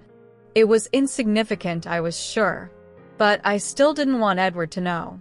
But he said he'll see you soon, right? Alice finally blurted out, after bouncing about in her seat for 5 minutes. I dropped my fork. Alice. I hissed, glaring daggers at her. How do you even know about that? She rolled her eyes at me and tapped her forehead. I groaned, squeezing my eyes shut. At times like these, I wonder what it's like to be a part of a normal family, I said through clenched teeth. This only made them laugh. Who said they'll see you? I turned to look at Edward. For once, his face wasn't blank of all emotions. He looked confused, and he wasn't laughing like the others. None of your business, I said firmly. It wasn't. Not his. Not Alice's. Not any of theirs. It was just one little encounter by the elevator. Nothing that should elicit a humiliating conversation about. Edward's gaze hardened, and he shifted it to Alice. His golden eyes turned black almost instantly. "A boy?" he asked through clenched teeth. I noticed his hands were curled into fists. I shot Alice a wounded look. "You weren't supposed to tell," I snapped. She merely shrugged, not even having the decency to look abashed or repentant. "He's a mind reader, sis." "Nothing I could do about that," she giggled. I took in a deep breath and let it out slowly. Today was probably the worst day of my life, not counting the day Edward started ignoring me. And it was only 8:30 in the morning. "What do you know about this boy?" Edward asked quietly. I could hear the strain behind the calm facade he put on, though. Like I said, I knew him. I knew him better than anyone did. The only thing that was a complete mystery to me was why he suddenly decided to avoid me. I didn't answer him. It wasn't my obligation to. He wasn't Carlisle or Esme or Rosalie. He didn't hold authority over me. He was simply my best friend who didn't even want to be near me anymore. "What's his name? Why was he talking to you?" I couldn't hold it in any longer. For weeks he had ignored me and made me feel like I'd done something wrong by him. He wouldn't even sit next to me. He wouldn't talk to me or look at me. The most he'd said to me was hello when I greeted him in the morning. And now all of a sudden he wanted to take interest in what I do? Who I talk to? Who did he think he was? I turned around in my chair and glared at him, pouring out all my anger in that one look. Edward stopped talking altogether and stared at me, shocked. "You have no right to go snooping into what I do. You've been avoiding me, not giving a damn for weeks. So, excuse me if I decided not to mope around forever and decided to have a life. So yes, I met a boy. And no, I won't say anything. It's none of your business who I talk to. Why don't you just go do whatever the hell you were doing these past few weeks and just leave me alone?" I scraped my chair back, causing him to wince because of his super hearing. I stood up and stalked off. Thankfully, I was out of the restaurant when I stumbled. I caught hold of the wall and steadied myself before I could do any damage. I felt like crying, felt like screaming, but I didn't have it in me. Why on earth was Edward ignoring me? It hurt me that he did. I knew Jasper felt it, and he had probably told the others. But they never brought it up, and I was grateful for that. I didn't want to talk about it or how I was feeling. I just wanted it all to fade away. And if avoiding me was a phase, I'd like it to be over soon. The elevator doors opened and Gabriel was standing there. This was the second time I'd met Gabriel near the elevator. Interesting. I raised an eyebrow, and he smiled. "Bella," he said, stepping out. "Hey, Gabriel," I blushed. He looked around as if he was looking for someone. Of course he was. He was probably looking for his beautiful European girlfriend. A wave of dejection hit me, surprising me. Dejected? Over Gabriel? Why? I studied his features. Maybe I was attracted to him. He was a beautiful boy. But then again, Europe was filled with beautiful boys. You just had to step out into the street to know that. No wonder this was one of the most romantic places on earth. With people as beautiful as them, they must fall in love left and right. "Where are your family?" he asked me, turning his gaze back to me. He was looking for my family? Huh. I shrugged. "They're at breakfast," I said. Which wasn't a complete lie. They were at breakfast. They were just not eating anything. "And you?" I sighed, shuffling my feet. "I wasn't all that hungry," I mumbled. Gabriel surprised me by taking my hand in his.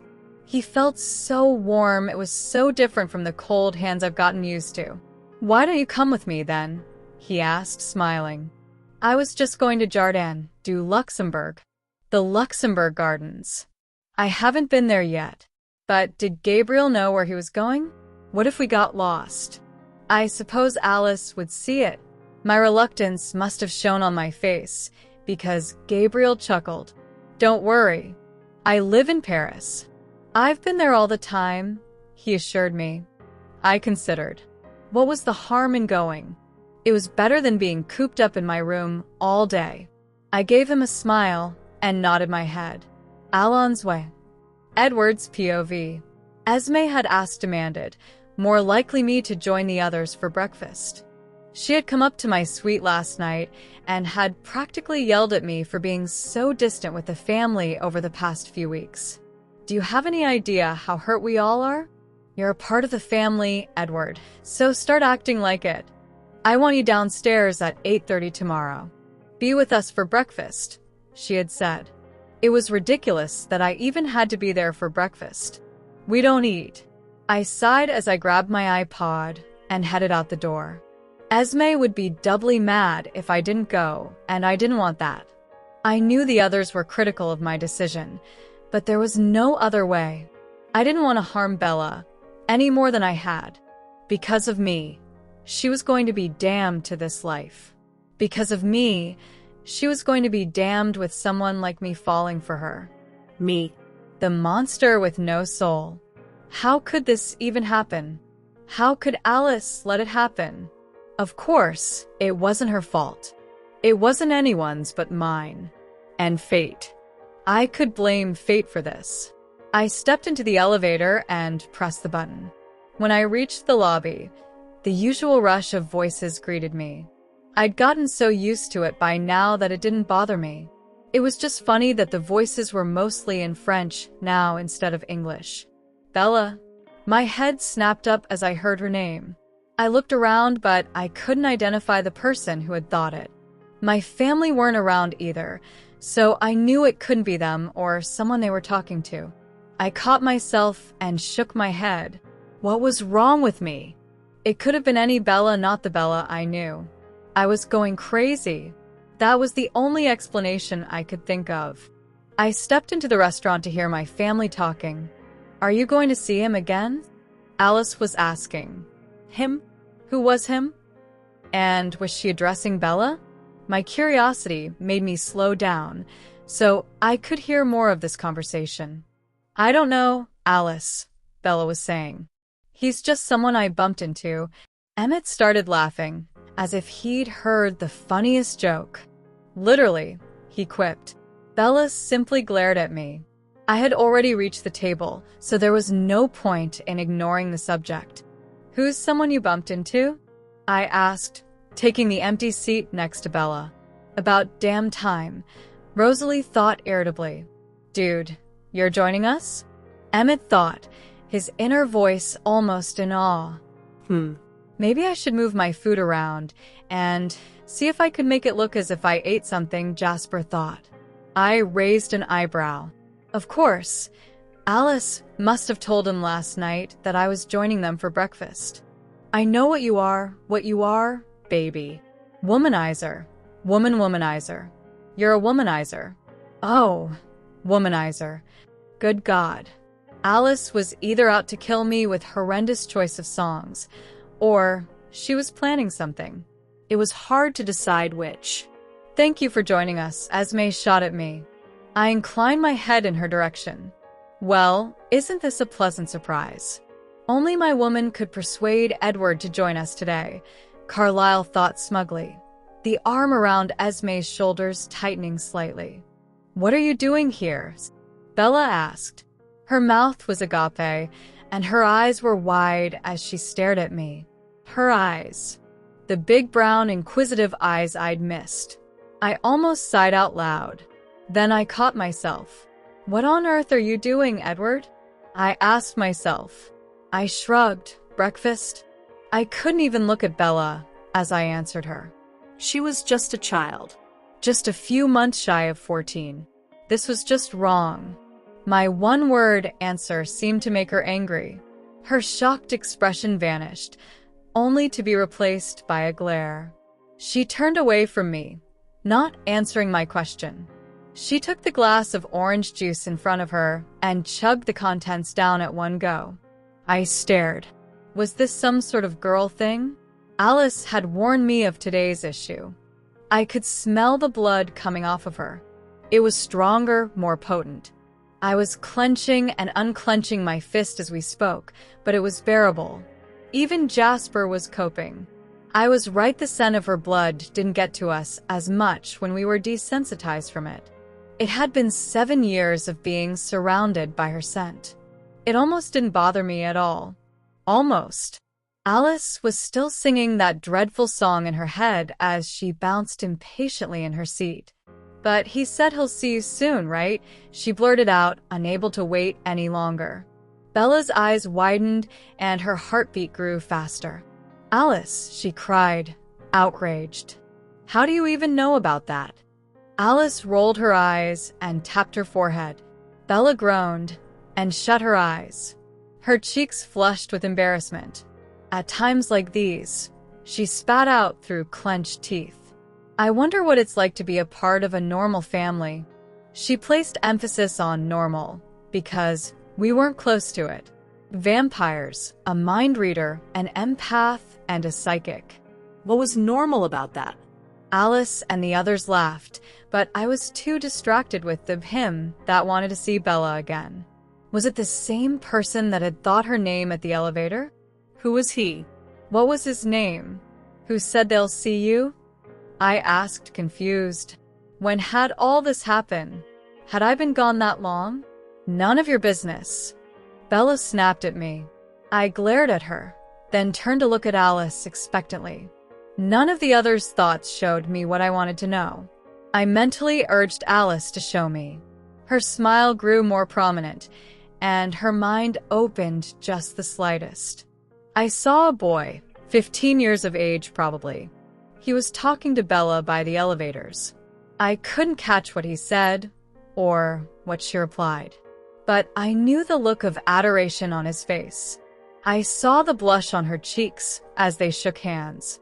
Alice closed her mind right after, and I scowled, turning back to face Bella. My Bella, this 14-year-old girl. With a boy. I was shocked. How could Carlisle and Esme allow it? For that matter, how did Rosalie allow it? A boy? I asked her. I didn't know if it came out shocked or disgusted. I thought of Bella with a boy, the Bella that I had gone to all costs to protect. With a boy. Doing things. My hands instinctively curled into fists. Bella gasped, then turned to Alice. You weren't supposed to tell, she exclaimed, angry that her privacy had been denied. Alice shrugged. He's a mind reader, sis, she said, as if it were the most obvious thing in the world. Nothing I could do about that. Alice giggled because she had done something about that. She had blocked her mind from me, but shown me that particular information specifically. I ignored that and their exchange. I focused instead on this boy I knew nothing about. What do you know about this boy? I asked. When neither Bella nor the others answered me, I grew agitated. What's his name? Why was he talking to you? Bella turned to me, and the anger in her eyes was so evident, it burned into me. I stopped talking altogether and stared at her open-mouthed. I was a vampire, so I wasn't afraid. But if I had been human, that look would have been enough to send me into a panic attack, at the very least. You have no right to go snooping into what I do. You've been avoiding me, not giving a damn for weeks. So, excuse me if I decided not to mope around forever and decided to have a life. So, yes, I met a boy. And no, I won't say anything. It's none of your business who I talk to. Why don't you just go do whatever the hell you were doing these past few weeks and just leave me alone, she growled at me. Yes, she growled. At me. What were the odds of that? Bella scraped the chair on the floor. Due to my sensitive hearing, it was magnified 1,000 times. I winced, but she ignored that. She stood up and stalked off, not even tripping once. I stared at the direction she had left, mouth agape. Then I slowly turned back to my family, who were somewhere between shocked and amused. "What was that?" I asked, my voice strangled. "That, my brother," Rosalie said, leaning back into her chair smugly, "was the wrath of a woman experiencing PMS." I raised an eyebrow. That was not what I expected to hear. Suddenly Alice squealed. "They're going out," she said breathlessly. I felt the familiar feeling of dread shot through me. "Oh, that's so sweet." She placed a hand over her chest as her smile widened.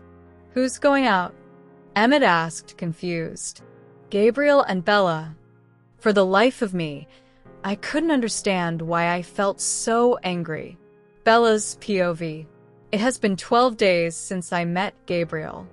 And 12 days since he'd more or less made me forget about Edward. Gabriel, as it turned out, was staying at the hotel for his sister's wedding.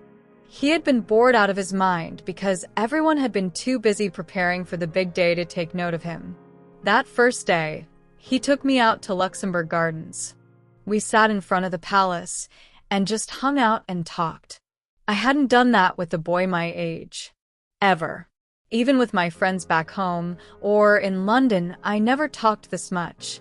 With Gabriel, it was easier. I think it was because he was virtually a stranger. They said you could reveal more about yourself to a stranger. Gabriel and I were also not going to see each other again soon, so it wouldn't matter that he knew so much. I told him about going to school in Alaska. I told him about being best friends with Edward. I told him about Tanya. I told him about Alice and her shopping obsession. And I told him about being adopted. In turn, Gabriel told me all about himself. He was the youngest of 3 siblings. His brother was already married. His sister was next. Gabriel was an artist. He drew everything. He loved drawing landscapes, though, so I made a joke about Monet. He was 15, and he had lived in Paris all his life. He had never been out of Paris. And while he loved the city and would never dream of living anywhere else, he would love to see the world. He wanted to travel and draw everything he saw. He said that the world must be an interesting place to see so many people, so many different cultures. Gabriel invited me to his sister's wedding, something that Alice wouldn't let me pass up. She had dragged me out again the moment I stepped into my suite, just to get me my dress. Needless to say, we had spent our entire afternoon going from one boutique to another looking for the perfect dress. I thought I was going to burst, and my feet were so sore by the end of the day. I felt like an old woman. Alice had stepped into a store, swept her gaze through the store when she was standing just at the door, yelled out "Nope," and hopped right back out. This went on for several stores before she pulled me into Chanel. We didn't find anything in there, but according to Alice, there had been some possibilities. Damn psychic. We finally found my dress 20 minutes before the store closed. Of course, when we had gotten back to the hotel, she had also rang up room service and ordered just about everything on the menu in an attempt at girl bonding time. She had wanted to know everything about Gabriel. I had snorted with laughter and said, "Like you hadn't already seen everything, Alice." Gabriel stayed at the hotel for the next 4 days. His sister's wedding was on that last day. It was held in the hotel itself. The ceremony was held in the garden, and the reception held inside. I wore a blue strapless dress that Alice had picked out. Since it was in the hotel, no one, and by that I meant Edward, could object to it. The next few days passed by quickly. Too quickly for my liking. I spent almost every minute with Gabriel.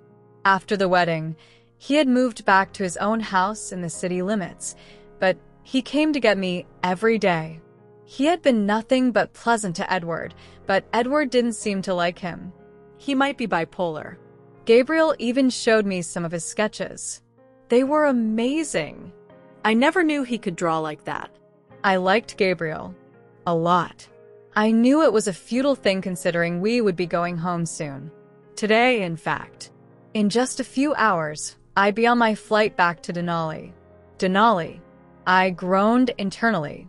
Where Tanya lived. Tanya or Gabriel? It was really a no-brainer. I heard a knock at my door and turned around to see Alice, smiling at me. She was less exuberant than her usual self. I raised an eyebrow at her, and she must have known what I wanted to ask.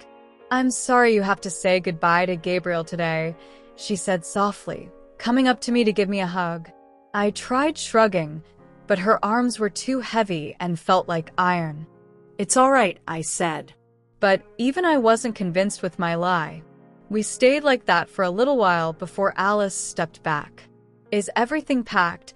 she asked, sweeping her gaze around the room. I nodded my head, scowling a little. Instead of the 5 suitcases that I had with me when we left, I now had 11. All thanks to Alice, the shopping maniac. "Alice, I have 11 suitcases," I groaned, dropping my head and shaking it in disbelief. Alice nodded her head and started bouncing again. "Yes." "I have 18. What's your point?" My head shot up and I stared at her. 18? I couldn't even speak. Alice was truly insane. She called out for Jasper to bring out the suitcases into the living room. The bellboy would get it and put it out front. I sighed as I stared at the luggage. Some things would never change, I suppose. I headed out the door to get back to a world where Tanya came around every day just to annoy me, and Edward ignored me for God only knows what reason. When I got to the lobby, Carlisle and Esme were already there. Rosalie was sitting on Emmett's lap. I smirked. "All right. Some things really never changed." Alice and Jasper walked over to Carlisle. Edward was sitting alone, listening to his iPod.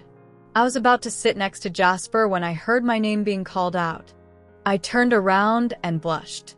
There was Gabriel, coming in through the front doors of the hotel. "Hey, Gabriel," I greeted him, blushing harder when I realized that the entire family could hear me. Gabriel smiled as he came closer. "I wanted to say goodbye, Bella," he said sadly. I knew how he felt. If I could, I would stay longer with him. He had shown me almost all of Paris. He'd taken me to the Eiffel Tower somewhere Edward insisted the rest of the family went along too, and to the Luxembourg Gardens and to the Seine River. He'd taken me to museums and parks. I'd had the best time in Paris because of him. He'd saved me from Edward's ignorance and Alice's shopping sprees. I had never had this much fun in my entire life before, and it was all because of a human boy. It felt so strange but so wonderful at the same time. "I wish you could stay," he said. I swallowed the lump forming in my throat. "I wish I could, too," I whispered. Gabriel handed me something and I stared at the brown folder curiously. My eyes widened as I realized that it was his art folder. "Your art, Gabriel's?" I asked, my surprised gaze searching his eyes. He laughed and nodded his head. "You're very special, Bella," he smiled softly. "I'd like you to have this." I shook my head. "No, Gabriel. That's yours. I can't take that," I protested. He had some of his best works in there. "I couldn't just snatch that away." Gabriel took my hands and pressed the folder into them. "I drew Paris," he said. "I can draw it again." "But I drew you, too," he said, the mischievous grin he always wore lighting up his face. My eyebrows drew together. "What do you mean?" I asked innocently. "Look inside." I opened the flap of the folder, and my gaze landed on the first drawing. It was of me, by the Seine River. He told me he was drawing his surrounding, but it was really just me. He had drawn me, of all the things he chose to see. He chose me. Gabriel reached out and turned the drawing to the side. I gasped as I realized it was the drawing of us we had gotten from the street artist a few days ago. "I wanted you to have it," he said, shrugging. "I have pictures of you, but you don't have any of me."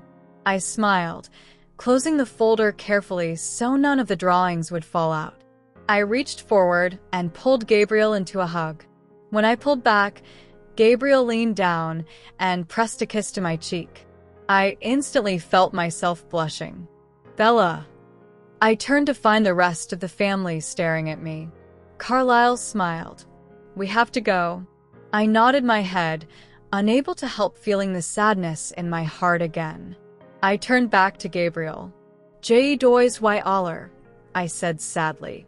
He lifted a finger and brushed my cheek gently. I'll miss you. Au revoir. Au revoir. I watched Gabriel leave the hotel first, then followed my family into the rental cars. I refused to sit with Edward. He had ignored me for 5 entire weeks. He had shown no sign of apologizing to me or wanting to return to the way we were.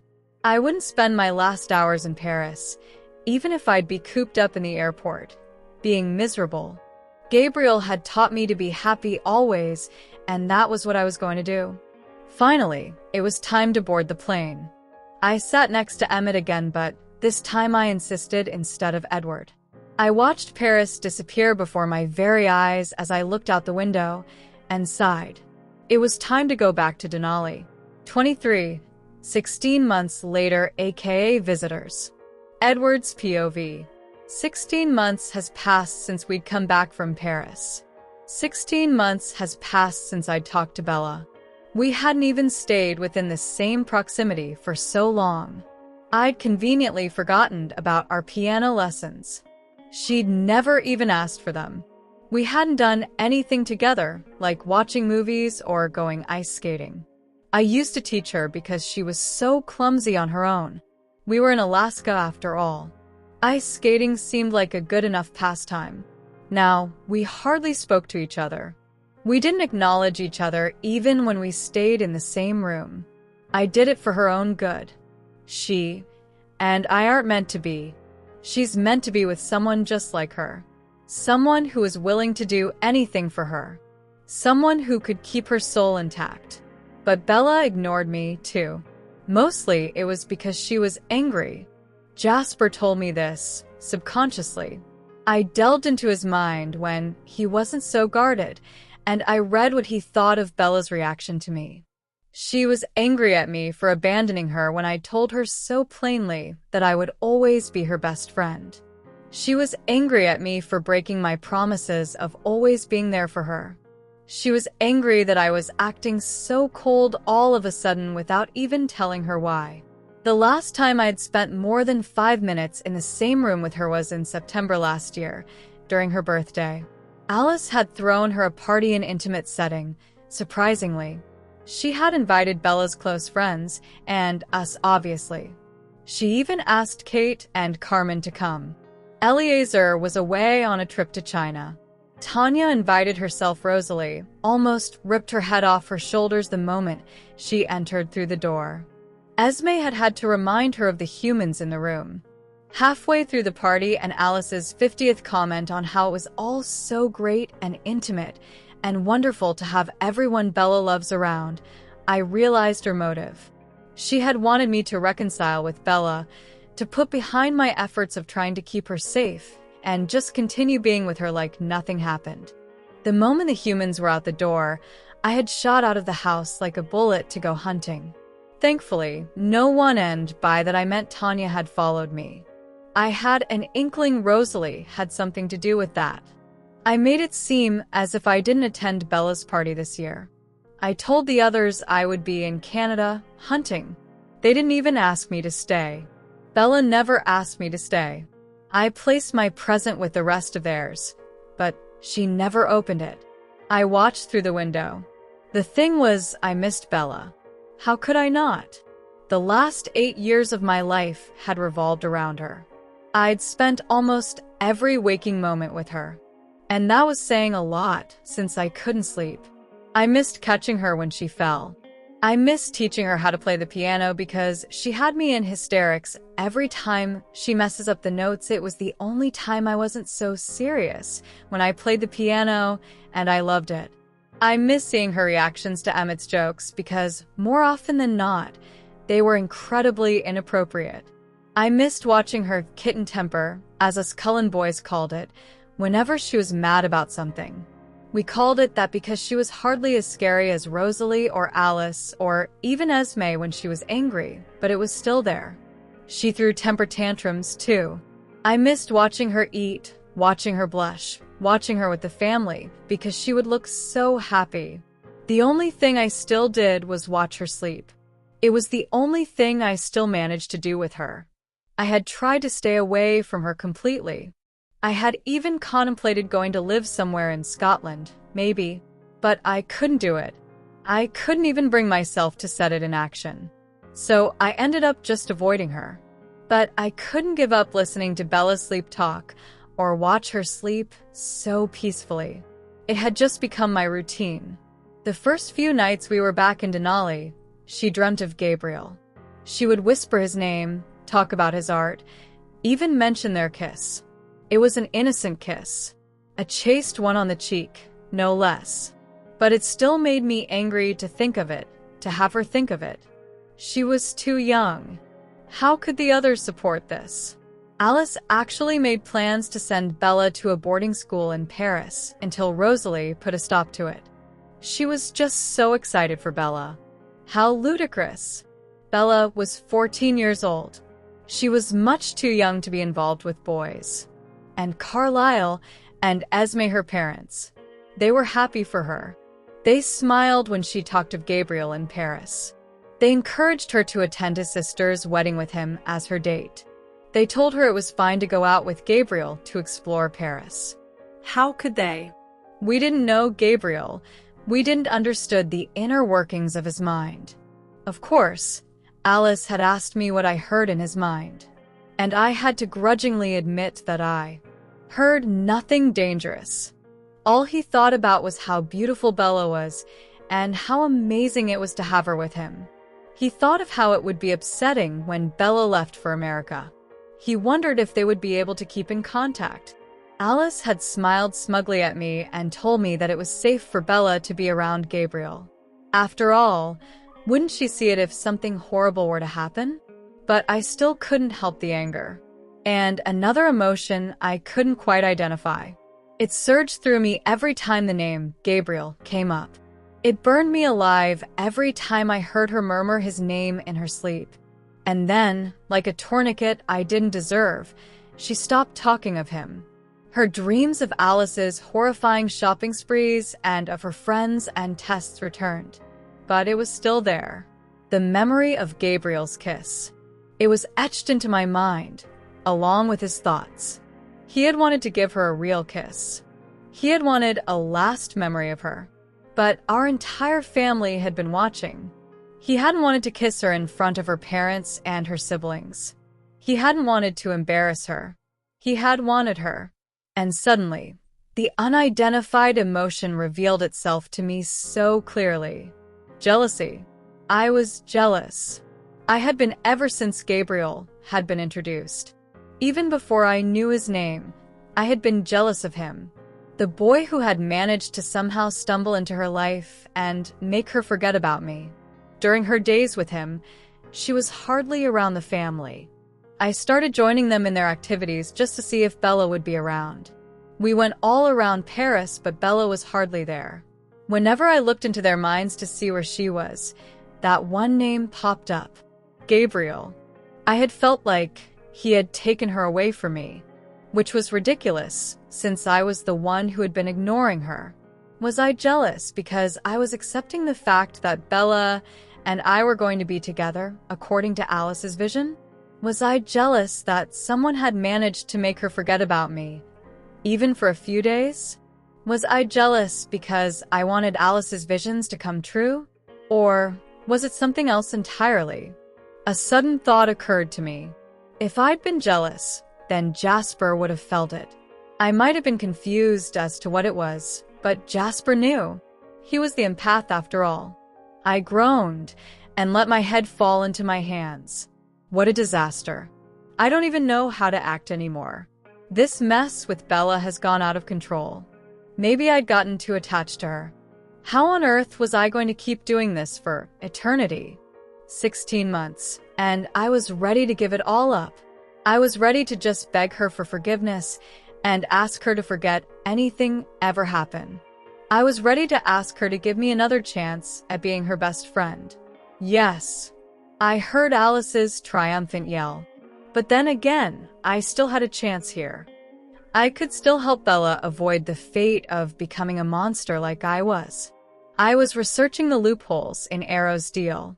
I couldn't find one so far, but I wasn't ready to give it up. I wanted to make sure Bella had a perfectly happy, normal life.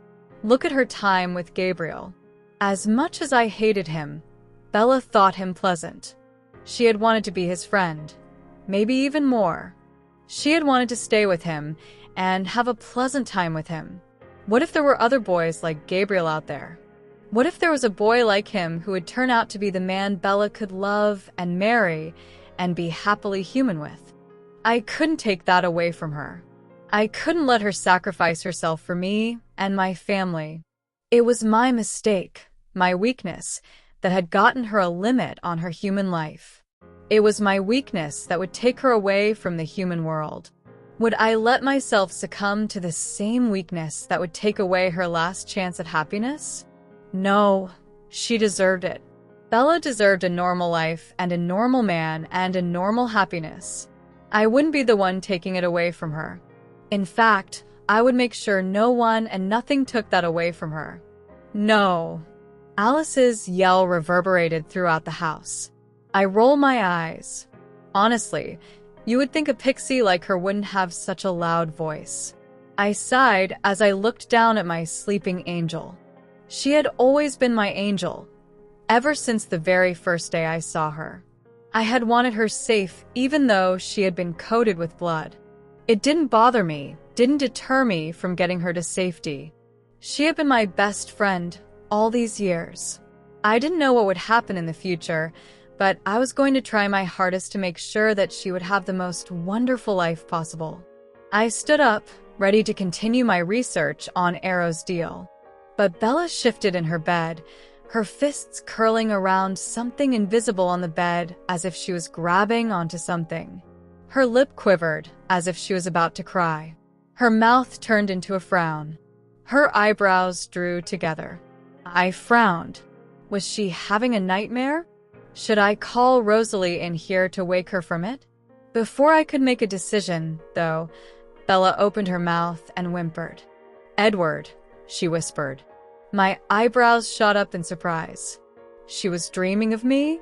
Well, she had done it before, but it was always accompanied by the strangest words like dancing tacos and Pocahontas.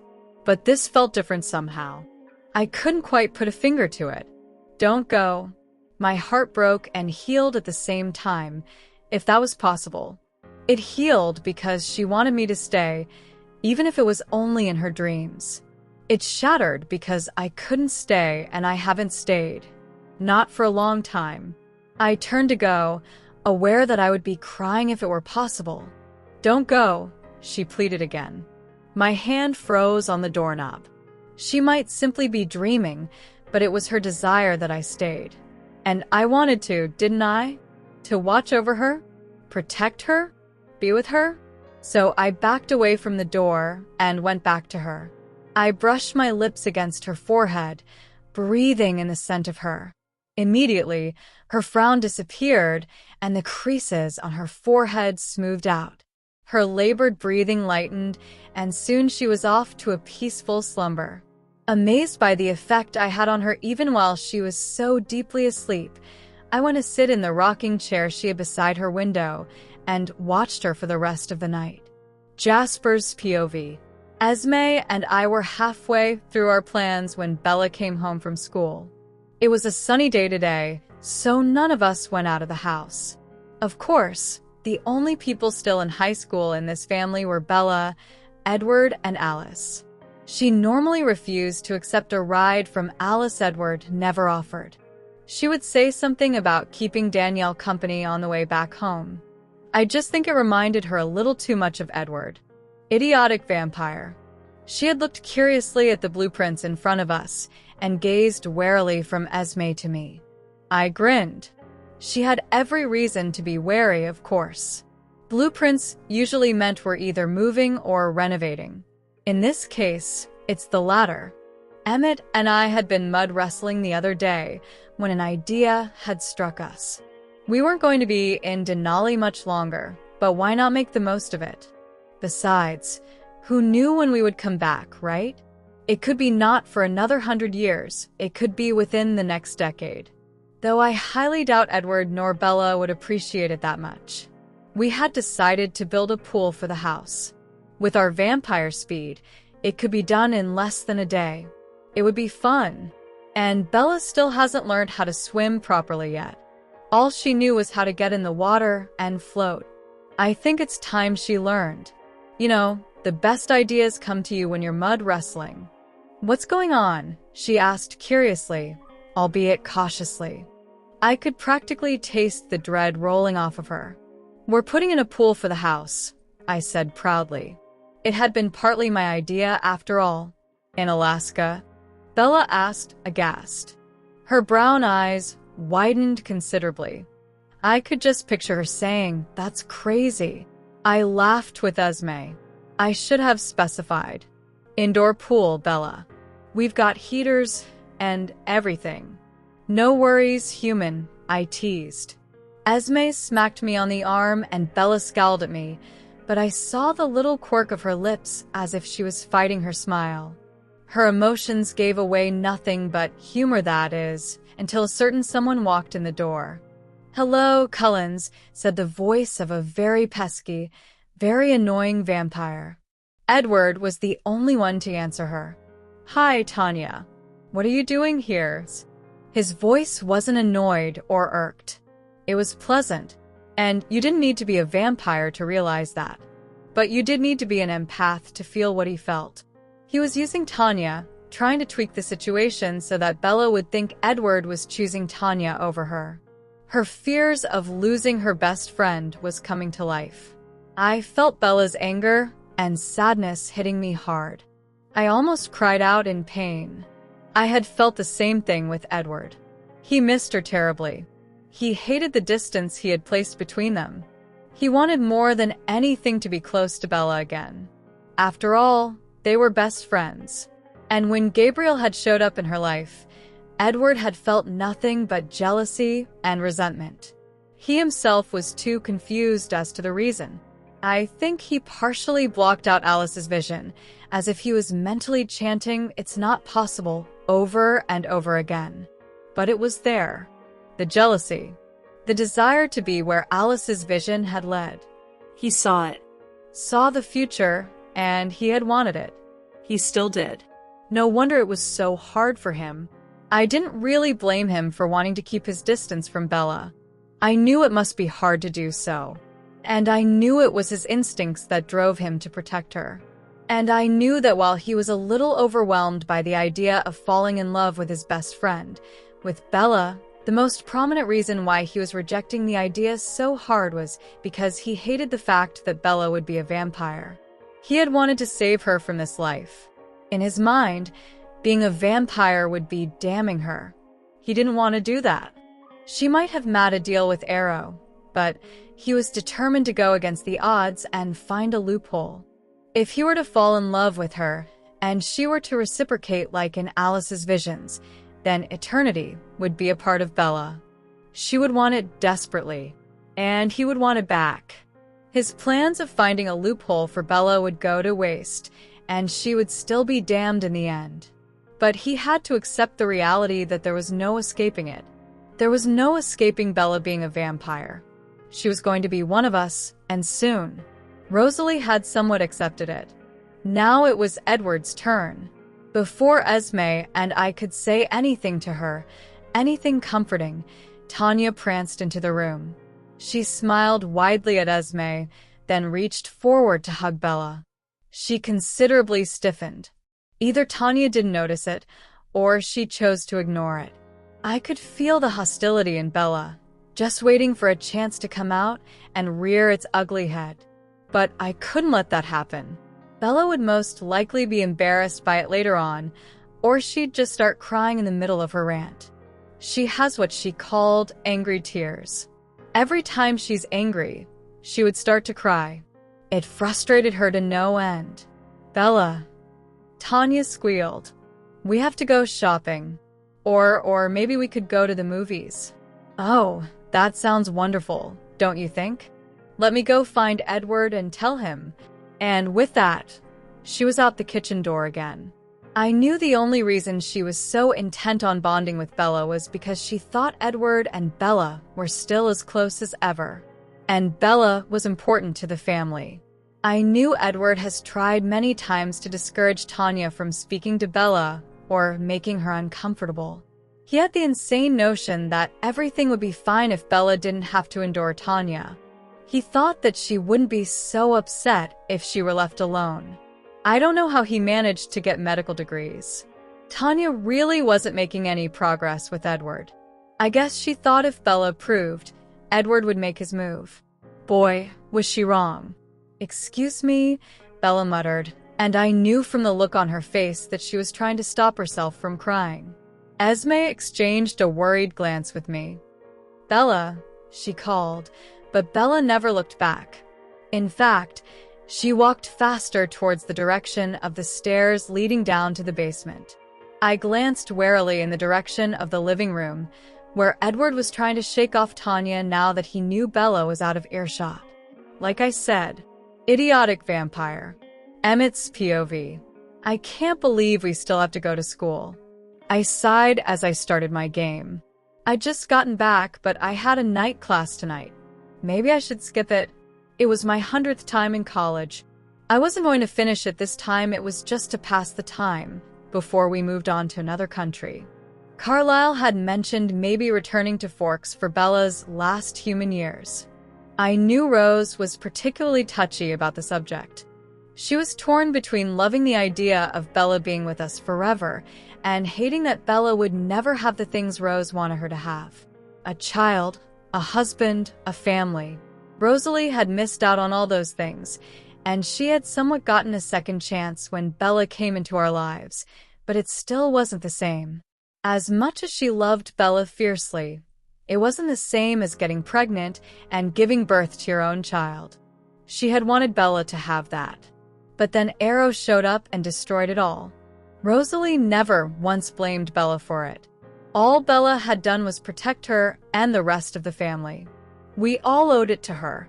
She had made the ultimate sacrifice her life, her humanity just so Arrow wouldn't kill us and display our heads on sticks on his mantelpiece. But it still sucked that Bella wouldn't have it all. All things considered, though, I think it turned out pretty well. Sure, it would have been better if we hadn't gotten our butts whipped by the Volturi, but Bella had wanted to be a vampire. She had pestered Edward about it for God knows how long before that deal. She hadn't wanted to be left by herself and never seeing us again. I have to admit that wouldn't have transpired well. Edward and Rose would have gone looking for her anyway, and the rest of us would have missed her too much to act maturely about it. So, yeah, Bella deserved a happy life, but who said she wasn't going to be happy with us? I think she would be very happy spending eternity with us, that is, if Edward ever stopped being an idiot and just accept the fact that he and Bella and meant to be mates.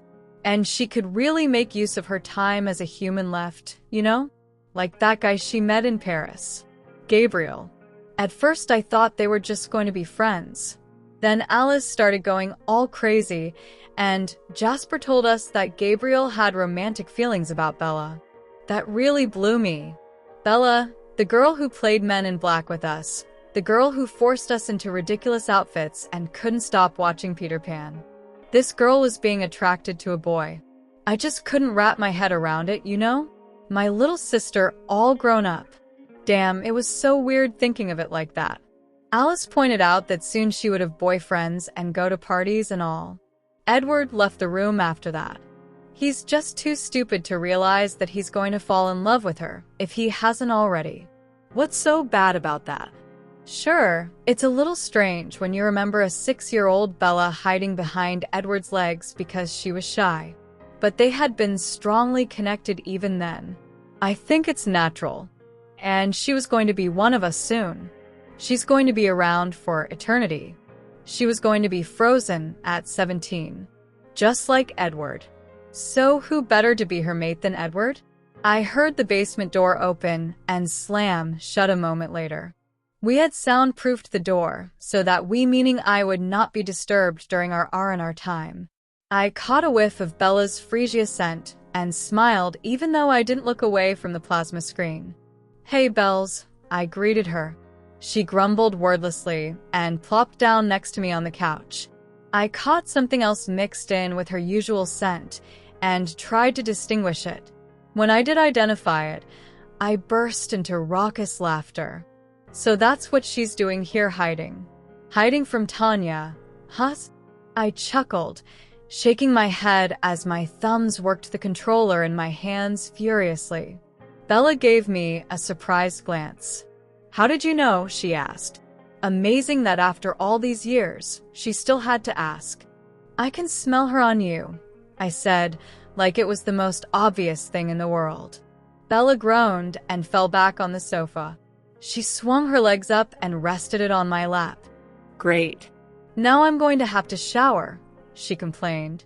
That just set me off into another fit of laughter. She just had to hug me. I shot her a look. She had closed her eyes and was resting her head. If I couldn't hear her heartbeat and her uneven breaths, I would have said she'd fallen asleep. "You okay?" I asked softly. I knew she hated it whenever Tanya came around. We all did. She could be annoying when she wanted to be. And more often than not, she was annoying even when she didn't want to be. But now it was different. She didn't have her best friend Edward around to help her get through it. She didn't have Edward to turn to when she has problems, or when she's upset, or when she needed a shoulder to lean on. She didn't have him to be there for her. And that just made it harder. Bella cracked her eyes open, and with a start I realized that they were rimmed red. No tears fell from behind her eyes, though. "Don't, okay?" she said bitterly, her voice cracking. "You've always been the funny guy, Em. You start being all sensitive, and it's just..."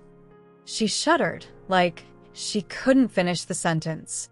I paused my game and placed the controller on the table in front of me. Then I took her at vampire speed, sitting her upright and holding her to my side. "But it's okay to be upset, Angel," I whispered, kissing her hair. "It's okay to let it all out." So she did. She sat there in my arms for 15 minutes, crying. She sobbed so hard I thought my world had cracked open. I could literally kill Edward for doing this to her. Rosalie thought of her as her daughter, and I guess that made her mine, too. We've never acknowledged that part of our relationship. I was more of a brother to her than anything. But I liked it. I liked my role in her life. I protected her from the bad guys. I kept her safe. But I would also be there to make jokes and get her laughing. Bella had always been the quiet martyr. She once sprained her ankle and tried to hide it, which didn't really work since Alice saw it happen and Jasper felt her pain. But she didn't want her feelings broadcast to the world. If she was in pain, she'd rather deal with it on her own. She was stronger than I'd ever been. And that was saying something. So yeah, these past few weeks, she'd hidden her pain from us. And if Jasper felt it, he never let it show. He never told us anything, because he knew as well as I did that Bella hated it when others pitied her or acted sympathetic towards her. We still knew. Edward and Bella had been inseparable the past 8 years. They did everything together, depended on each other, loved each other. It might not have been the love Alice predicted them having, but it was one of the strongest connections I'd ever seen. To lose someone like that must have been hard. I didn't know what it felt like, and I could only hope to God that I never will, as selfish as that sounded. Finally, she stopped crying, but her pain was still there, so my heart was still broken. "Sorry," she sniffed, attempting to get away from me. But I never let her. I held her closer until she met my gaze. "It'll be okay," I assured her. "I promise." Edward Dash, she flinched at the mention of his name. "He's just being stupid. He'll come around, Bella. I promise you that." I could promise her that without breaking it. Alice said that the visions haven't disappeared. Edward and Bella were still going to be together when she's 17. He's just being stubborn right now. Why? Bella asked, her voice breaking yet again. I didn't know what she was asking, but she elaborated before I could ask. Why is he doing this? What did I do wrong? I shook my head, cutting her off. You never did anything wrong, Bella. You know Edward. He'll come around, and the two of you will be okay. Even better than okay. You just have to be patient, I smiled. Bella nodded her head, then laughed. You're giving me advice on being patient, Emmett? Who would have thought? I chuckled along with her and tickled her sides until she was crying out of joy. Then inspiration struck me so hard it was like walking into a brick wall and leaving a dent in it, of course. But still, I turned to Bella and grinned at her deviously. Bella eyes me suspiciously. Bella, I said slowly, how would you like a little payback? Bella's POV. Emmett had that mischievous glint in his eyes, the one that always got me into trouble. The last time he got that glint and smiled that smile was last month when he thought it would be fun to mess up one of Alice's new outfits. I didn't dare go near that one, but I was known for being involved in some of his nefarious plots. Bella, he had said, how would you like a little payback? Come now, what girl could say no to something as tempting as that? So we had discussed the plot. Emmett was almost as annoyed with Tanya as I was. We wanted to get her back. So Emmett had snuck into the garage and borrowed Rosalie's toolbox. I wasn't so sure that was a good idea. Rosalie was as protective of her tools and her cars as much as Alice was protective of her clothes.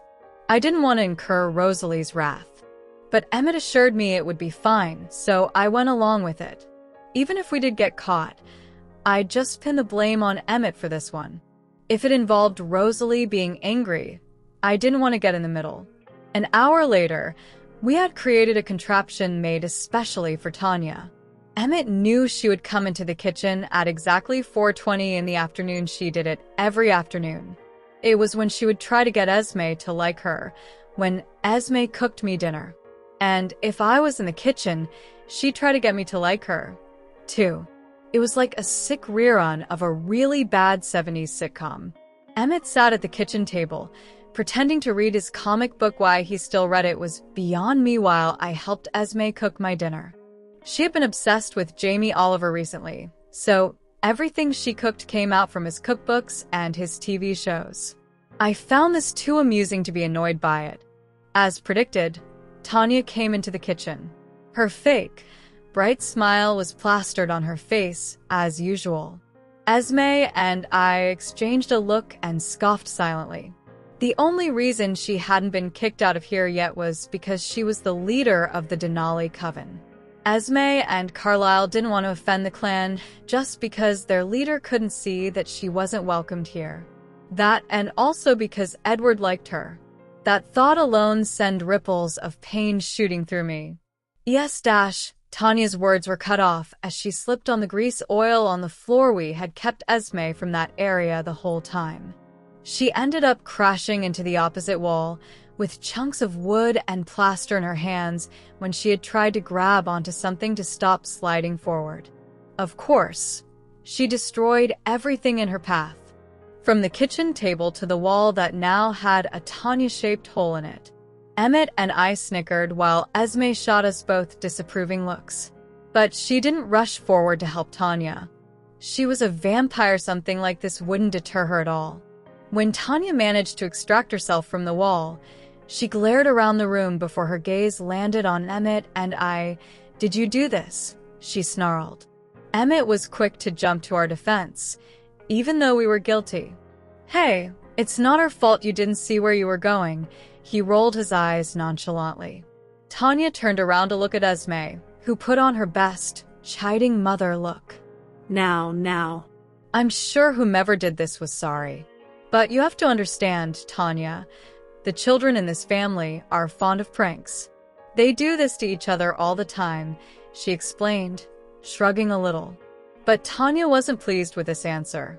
She swiveled back to glare at Emmett and I and said, Wait, Till Edward hears about this, she snapped. Promptly, she stormed out of the kitchen, yelling his name. I didn't particularly want to see her complaining to Edward or seeing him comfort her. In fact, I'd rather just go into the basement where I couldn't hear anything at all. Pathetic, right? That I would want to hide in the basement? I sounded like a lunatic. Esme, however, were giving us both a death glare. Kids, she chided. How could you do that?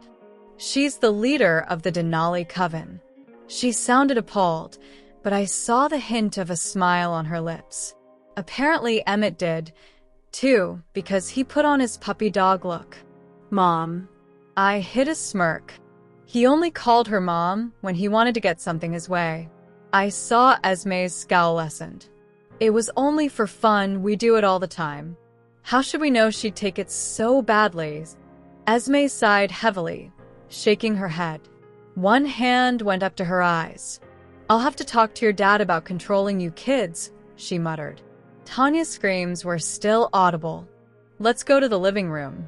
We have some damage control to do. I opened my mouth to protest, but Esme shook her head.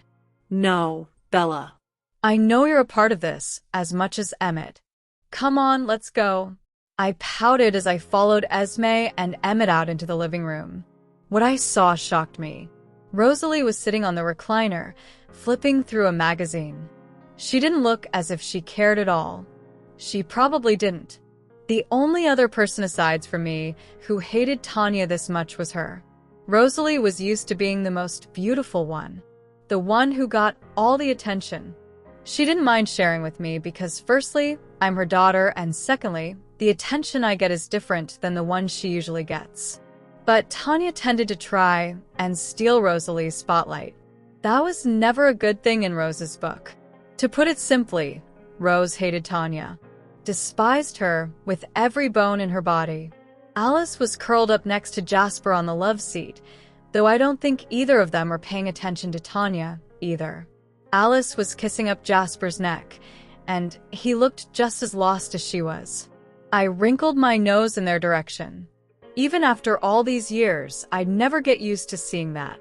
Jasper must have sensed my disgust and turned to look at me. He winked, grinning like a fool. I rolled my eyes at him. Tanya was in the middle of the room, covered in plaster, eyes bulging out. She was also screaming at Edward, arms flailing as she over-exaggerated what happened. As usual. Thank God Carlisle wasn't home to see this. He was the most compassionate person I'd ever met. But whenever we crossed the line, he tended to revert to strict father mode. As if reading my mind, Esme turned to give me a glare. Don't you think your father won't hear about this, young lady, she warned. I gulped and shot Emmett a scared look. But he only laughed. He had been in trouble one too many times to actually be afraid of Esme's warning. This riled her up, and she turned to give him a glare. And I'll make you eat human food for a whole week, Emmett McCarty Cullen. Now, he looked scared. I bit back my laughter as Esme, Emmett and I approached Edward and her. It wasn't all that hard to start scowling again. As I was saying, what surprised me was Edward trying to convince Tanya that Emmett and I meant no harm. He was defending me. Well, he was defending Emmett and I both, but it was still there. After all this time, he was defending me? I didn't know if I should throw a vase at his head, break down and cry, or hug him as hard as I humanly could. I decided to just keep still and let the adults talk. It was horrible, Eddie. Tanya was complaining, pouting her lips in what I supposed was meant to be sexy. It just looked like she ate a sour lemon to me. I choked back another fit of giggles at her nickname for him. Edward hated being called Eddie. I hated it too. It didn't suit him. He wasn't plain, ordinary, commonplace Eddie. He was gentlemanly, old-fashioned, straight out of the 19th century Edward. Tanya, you have to understand, he said, looking pained. It was probably because she called him Eddie. They do this all the time. Emmett and Bella have been the pranksters of this family since she came into our lives. It didn't help that he gave her a journal full of pranks, Esme added under her breath, but we all heard it, even human me. Emmett and I exchanged grins. That journal has come to be one of my prized possessions. It was like a war, and we were the winning team. Pulling pranks on the family was almost as fun as Truth and Dare Cullen style. Esme had lost all of her senses and was now clasping Tanya's plaster-covered hands in her own, clean ones. "Tanya, I apologize for my children's behavior," she said, sounding so genuine that I almost believed her. But I knew my mother. I knew when she was pretending and when she was being sincere. Right now was more of the former. There was still disappointment in her voice, though. I knew she wanted to honor the Denali clan because they had been nothing but kind to us. Tanya could be on the more annoying note now and again, but the others were good friends. By Esme wanting to honor their friendship, she expected us to do the same as well.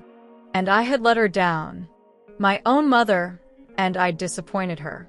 I felt the guilt and shame washing over me, and I looked down at my feet, shuffling them embarrassedly. Immediately, a wave of calmness, happiness, and assurance came over me, but I pushed them back. Jasper wanting to make me feel better only made me feel guiltier. I didn't deserve it. What was I thinking going along with this plan? I knew Emmett was only trying to cheer me up, and I just agreed to it. I should have thought before I acted. Pulling pranks on the family was one thing, but on Tanya? Esme dash. "Stop!" Alice shrieked. Every pair of eyes turned to look at her, confused. After a moment, though, Alice gasped and Edward growled low in his throat. I looked back and forth between them, bewildered. Emmett must have sensed it because he looked down at me knowingly. "Yeah, I feel the same way when they have one of their private conversations," he said. "We have visitors," Alice said as she snapped out of her trance-like state that usually meant she was having a vision. I shuddered involuntarily. The last time we had visitors, the Volturi showed up. And before that it was Matt, Haley, and Connor. I hadn't minded Connor's friendship.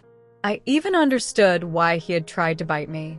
He was a vampire, with vampire instincts and desires. I just wished it hadn't happened so that he could still be around. I might not necessarily want him around me, but he was still a pretty good guy. Unless you counted the attack. So, what sort of evil fiends were visiting us this time? Judging from the horror on Alice's face and Edward's constant growling, I couldn't imagine that we would be the best of friends with whomever was coming. Who? Esme's motherly voice rang with alarm and concern for her family. Underneath it all, I could hear the undertones of the fierceness she held within her. The lengths a mother would go to protect her children. Alice turned away from our prying eyes and locked gazes with Jasper. His eyes widened as if he were the one reading her mind. His mouth hung open, his face so shocked it was almost comical if the situation wasn't so frightening. "Maria." And then the strangest, most unimaginable thing happened. Edward hugged me. Edward's POV. I was practicing on the piano the same song that had been stuck in my head for years. I still couldn't finish it. I didn't understand why, of course, but it had been running around in my mind for so long it was driving me completely insane, if everything else hasn't already. Speaking of insane, Tanya barged into the living room, screaming. She was livid. From her bulging eyes to her clenched jaw to her blazing eyes. She saw me and stormed right over to me. I winced slightly, hopefully unnoticeably, and stood up, making my way towards her. That was when I noticed her clothes. She was covered in plaster, from head to toe. Even her hair was covered in it. Alice was giggling as she took it in from the love seat. Even better than the vision I had, you'll remind me to thank Emmett and Bella, won't you, Edward? I ignored her, then did a double take. Emmett and Bella? Bella did this? I sighed inwardly. I really should have burned the silly prank journal Emmett had given her all those years ago. His influence has been nothing but trouble for her and us. She had turned into quite a devious little devil. It had started out simple enough. Nair and Jasper's shampoo, which Alice had prevented, of course, since vampires can't grow their hair back and Alice wouldn't want a bald husband for the rest of eternity. Messing with Rosalie's toolbox. Hiding the keys to my brand new Volvo, which I didn't appreciate. Thank you very much. Then it had gotten devious. Contraptions, elaborate plans, scaring 6 vampires, she became the little mistress of pranks and jokes. Emmett couldn't have been more thrilled. The rest of us were slightly less enthusiastic. For the record, though, if I didn't have Tanya yelling into my ear, I would have enjoyed this particular prank. Tanya was starting to drive me crazy, and I don't mean in a good way either. I had to keep up pretenses in front of Bella to drive her to think that I was getting closer to Tanya. I didn't actually want to use Tanya, so I refrained from forging a false relationship with her. Besides, this would no doubt only hurt Bella. A lot. I didn't want that. I just wanted her safe.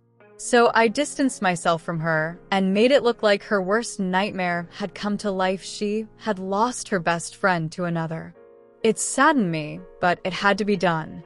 Tanya stopped right in front of me and glared.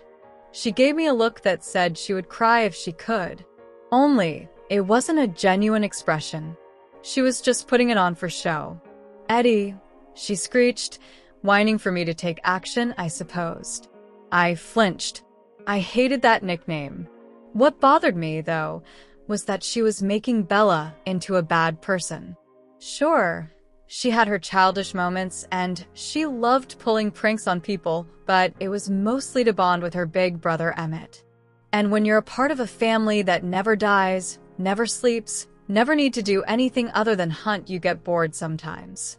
We have all gotten used to this, just as we have gotten used to Jasper sometimes manipulating our emotions for the fun of it when Alice was hunting without him.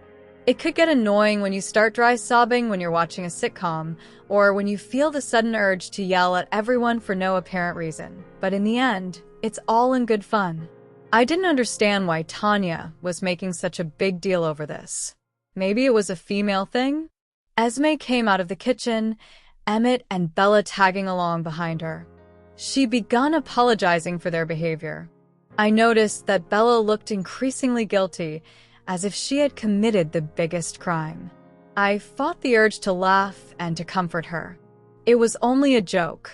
We all knew that. From Jasper's mind, I knew that he was sending her assuring waves and that she was rejecting them because she felt she didn't deserve it. I was about to just forget the fact that I wasn't supposed to speak to her and comfort her when Alice screamed, "Stop." At first I thought she was yelling at Tanya, who had opened her mouth to complain to Esme now about how unfair the situation was. But then I saw the vision she was having in her mind. A vampire walking through the dense mist in the surrounding. She was flanked by 3 vampires on each side of her. They all looked crazed with thirst, but there was no human around to feed on. Newborns. As she came closer, her face became more visible, heart-shaped, with long dark hair, eyes the color of fresh blood. Her grin was more of a grimace, though it did nothing to hide her beauty. Her wild eyes darted around until she found something. Suddenly, the mist disappeared, only to be replaced by the interiors of the house. She looked straight at Jasper and smiled wickedly. Jasper. Her voice was adoring, yet it dripped with venom. "Maria," he said stiffly, drawing Alice at his side closer to him. Maria's eyes flickered to her disapprovingly, but neither mate backed down. This made Maria laugh. Then she stopped.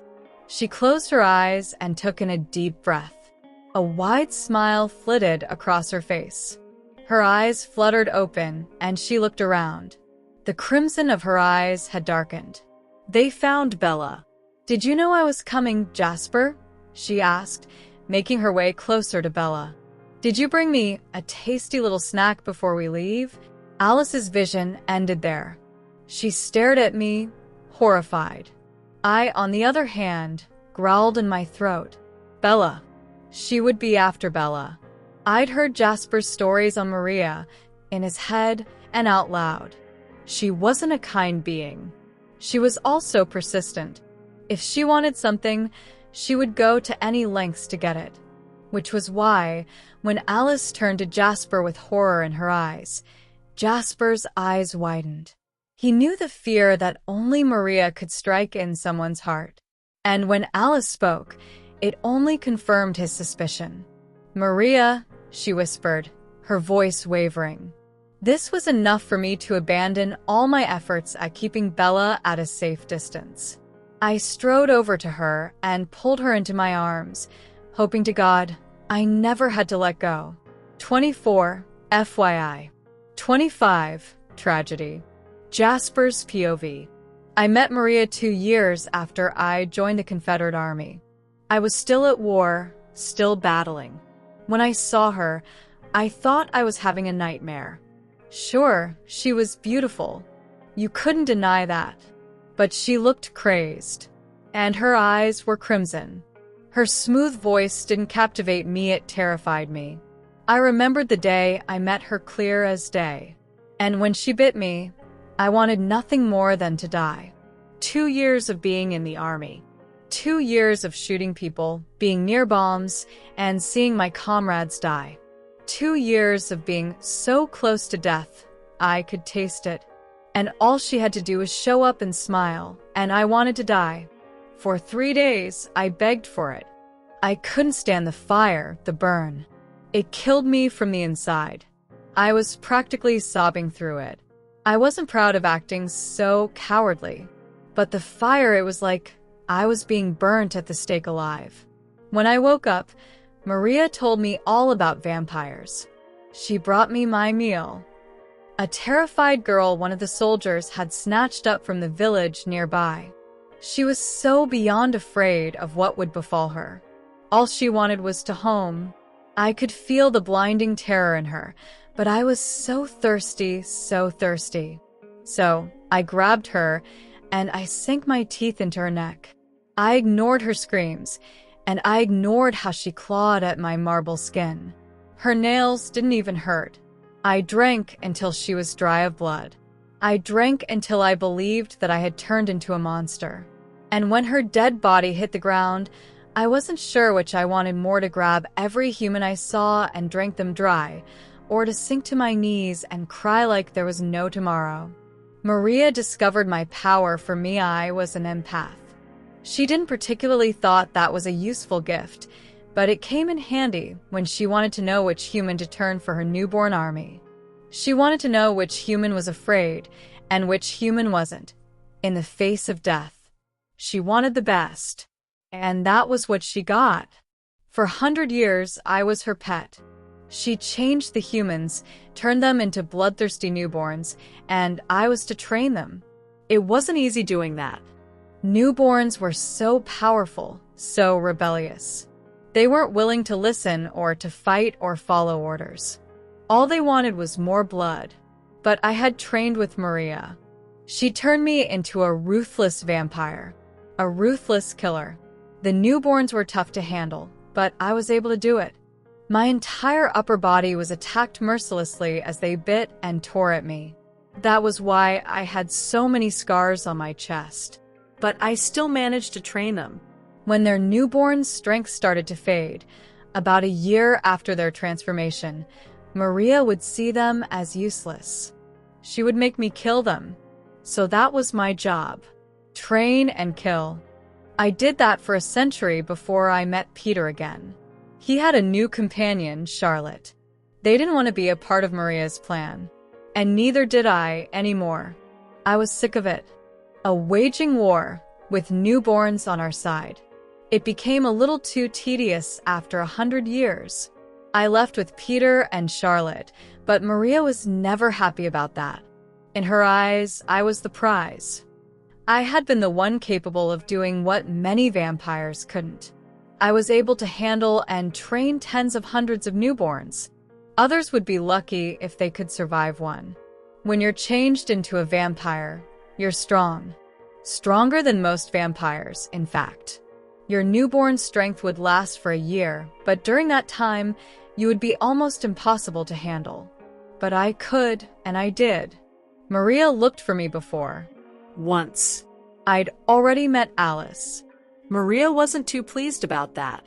She had told me that when I was ready to stop pretending, my place at her side would still be there. She would still be waiting for my return. I never wanted to return. After Alice, there was nothing more than I could need. Now Maria was going to be in Denali. She was going to find me, and she was going to set her sights on Bella. And Maria always got what she wanted. I have never been more scared, including those 3 days of endless fire in my life. Bella was a part of this family. She was human and warm and lovely. She was my sister. And in just a year or two, if Edward decided he has been stupid long enough, she was going to join the family in a different way altogether. She would be Edward's mate. Bella has made this family complete, a feat I didn't think any being on Earth could have accomplished. She had just 2 years of humanity left. And now she was going to lose it all. I meant it when I said it. Maria has never been denied something she wanted. With the exception of me, of course. Bella, she was an insignificant human to someone like Maria. Her scent was indescribable. I should know. Every time Bella has her female human time of the month, Alice has to warn me beforehand so I could come back more than fully fed. It was hard to remember my choice of lifestyle when I catch a whiff of her scent. It was why we weren't as close as we were before. I didn't hug her as often. Her scent has gotten stronger throughout the years. She understood, though, much more than I did. She would know that I was upset over it, and she'd just smile and say, 2 years now, big brother. She, too, was waiting until we could be like we were before. Even so, I looked out for her. She meant too much. I was so ashamed of acting the way I did. I was ashamed that there was a part of me that wanted to taste her blood and just satisfy the ache in my throat. But I couldn't do it. Bella was my sister, like I said. She deserved the 2 years of humanity. So we begun to formulate a plan. Alice could see when Maria would make an appearance with her newborn army. Esme called Carlisle home, then proceeded to ring up Kate, Carmen, Eleazar, and Irina. We were going to need as much help as possible. When Tanya whined about going after a strong vampire in clothes covered in plaster, Rosalie offered, sarcastically I might add, to bring her outside and hose her down. That shut Tanya up. We simply didn't have the time to worry about these trivial matters. Edward wanted to hide Bella. He wanted to take her someplace else and hide until Maria was gone. He wanted to go someplace sunny where Maria and her newborn army couldn't go to, like Arizona or California. But Alice had shook her head it was too late. Maria was already on her way. There wasn't a lot of time left. If Edward and Bella were to leave now, they would meet Maria along the way. She would kill him and bite her.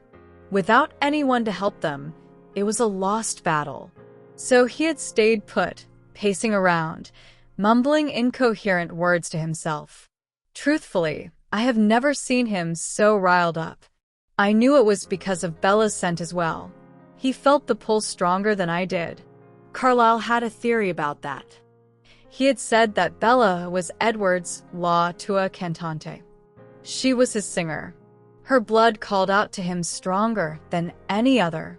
I had never gone through that personally, but Emmett had. Twice. He had adopted our lifestyle from the moment he opened his newborn eyes, but he still took those 2 people. He couldn't help himself. The pull was too strong. It was harder for Edward than it was for me to be around Bella. I think that helped him stay away from her as well. But we were all pretty much desensitized since we'd been surrounded by her scent for 8 years. Her scent and her blood has gotten more potent over the years, but it was bearable. He, like I, couldn't even fathom the idea of killing Bella. He was in control. But Maria wouldn't be. Once she'd caught a whiff of Bella's scent, she would want to kill her, taste her blood. I wasn't so sure if we'd manage to make it out alive. I wasn't sure if Bella would. Edward snarled in my direction. I sighed. You know I want Bella to survive, Edward. I'm just thinking of my worries. You'll excuse me for not concealing my thoughts from the nosy mind reader. He glared at me and continued pacing. Bella was sitting nervously on the couch, wedged between Esme and Rosalie, who both had their arms around her. I hoped they didn't squeeze the breath out of her. The door burst open, and all of us were on our guard. We turned towards the newcomer, anxious. It was Carlyle. I rolled my eyes at my own stupidity. I was a military man before I was changed. I was a military man after I was changed. I should have known better than to act upon my fears. Carlyle's scent was familiar to me. I should have caught that. He hurried into the room, frazzled. He had heard about Alice's vision over the phone with Esme. Needless to say, he'd forgo everything at the hospital and came running back home. Bella, he exclaimed, rushing forward and grabbing her face in his hands. He kissed the top of her head tenderly and smiled a little at her. She smiled half-heartedly back. Carlyle took his place next to Esme, clutching her hand. We continued with our plan of defense. Soon after, Kate, Carmen, Eleazar, and Irina came by. Irina looked like she would rather be anywhere but here. The others must have forced her to come. I'd rather she had stayed away. We needed everyone to do their very best, not a half-hearted job that would get everyone else killed. How much longer till they reach here? I asked Alice. She blinked for a minute, then she turned to me. Less than a day. They'll reach Denali by midnight tonight. They plan on feeding then coming to find you, she said. I flinched internally. Coming to find you? This wouldn't be happening if it weren't for me. As if sensing the reason for my further distress, Alice placed a hand on my arm and squeezed gently, reassuringly. I shot her a grateful smile, thankful for her support. I turned back to the others. Here's how I think it should go. I want to try catching them off guard. Kate, Tanya, Eleazar, you go with Emmett, Rose, and Edward Dash. Before I could say anything else, Bella had shot out of her seat and flung herself at Edward. No, she cried. You can't send him. She was sobbing by now, and he had gotten over his shock at her sudden outburst. Edward wrapped his arms around her and held her close, rubbing her back gently as her body wrecked with sobs. Bella, it's the best plan there is, Rose said softly. Bella shook her head, still clinging on to Edward as if she was afraid he would disappear before her very eyes. I don't care, she said bitterly. I know the stories. I know about newborns. They're dangerous. And now there's 6 of them. I can't, she sobbed, too frantic to continue. Edward closed his eyes as if he was in pain. Pulling her down, he sat on the armchair and sat her on his lap. Bella, it's going to be all right, I heard him whisper.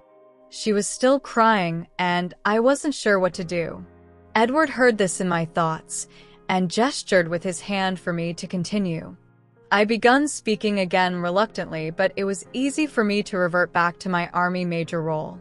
Catch them when they come at midnight. I taught you how to take out newborns before, so kill as many as you can. Alice said there'll be 6 of them. Do the best you can. Maria won't be as easy. We would have to spend the next few hours discussing tactics. Knowing Maria, these newborns would be skilled in fighting. She didn't have me to train them, but she would have found someone else to do her dirty work. Esme, Carlyle, Carmen, Irina, Alice, and I would have to stay behind to watch over Bella and guard her. It wasn't safe. It was just like Maria to pull a last-minute stunt and have her newborn army come straight here and attack.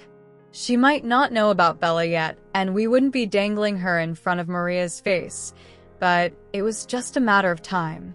Finally, it was 11:15. Edward and the others had to leave to make it in time. They needed to catch Maria and her army off guard. Edward led Bella back to her room, where she would be staying. Carmen and Esme would be keeping a watch on her, even after Maria arrives. We let them say their goodbyes. I knew this wasn't supposed to be the end. I knew there was still time for them to be together. I knew that once this was all over, everything would be perfect again. Yet, I couldn't help the feeling of dread from overtaking me. Edward's POV. I barely listened to Jasper's strategies. I would get it all from his mind or someone else's later on anyway. All I could concentrate on was Bella. Here she was, sitting on my lap, curled into my arms, sobbing her heart out because she was afraid for me. Ironically, I would do the same if I could. I'd cry for her. We had less than 15 minutes left before I had to go with Emmett, Rose, Tanya, Kate, and Eleazar. Emmett and Rose were going because they were strong, aggressive fighters. Emmett especially. Tanya was going because she was skilled in combat. Kate because she could electrocute them. And Eleazar because he was extraordinary in combat due to his Volturi past, and because he could tell us if any of the newborns have any new powers. I stood up, carrying Bella as I went, and headed up the stairs. It was time for me to put her in bed. I knew she hated being treated like a child. I had overheard this conversation multiple times in the past few years. She had even asked me to treat her like an adult once. Before I started ignoring her, of course. But she was too exhausted from crying so hard to actually care. When we reached her room, I gently placed her on the bed. She crawled under the covers and hugged herself as if she was keeping herself from falling apart. It killed me to see her this way. I reached out and brushed her pale, warm cheek with my cold fingers. "Don't worry, Bella," I said reassuringly. "I promise everything would be okay. I promise I won't let her touch you. I promise you'll be safe." I would make that promise every day. And I have. I'd promised to myself to keep her safe no matter what. Bella sniffed and shook her head. "What if you got hurt?" she whispered. "I won't. But the newborns, aren't they stronger than you? What if they have powers too? What if one of them zaps you or something?" Despite myself, I laughed. "Zaps me?"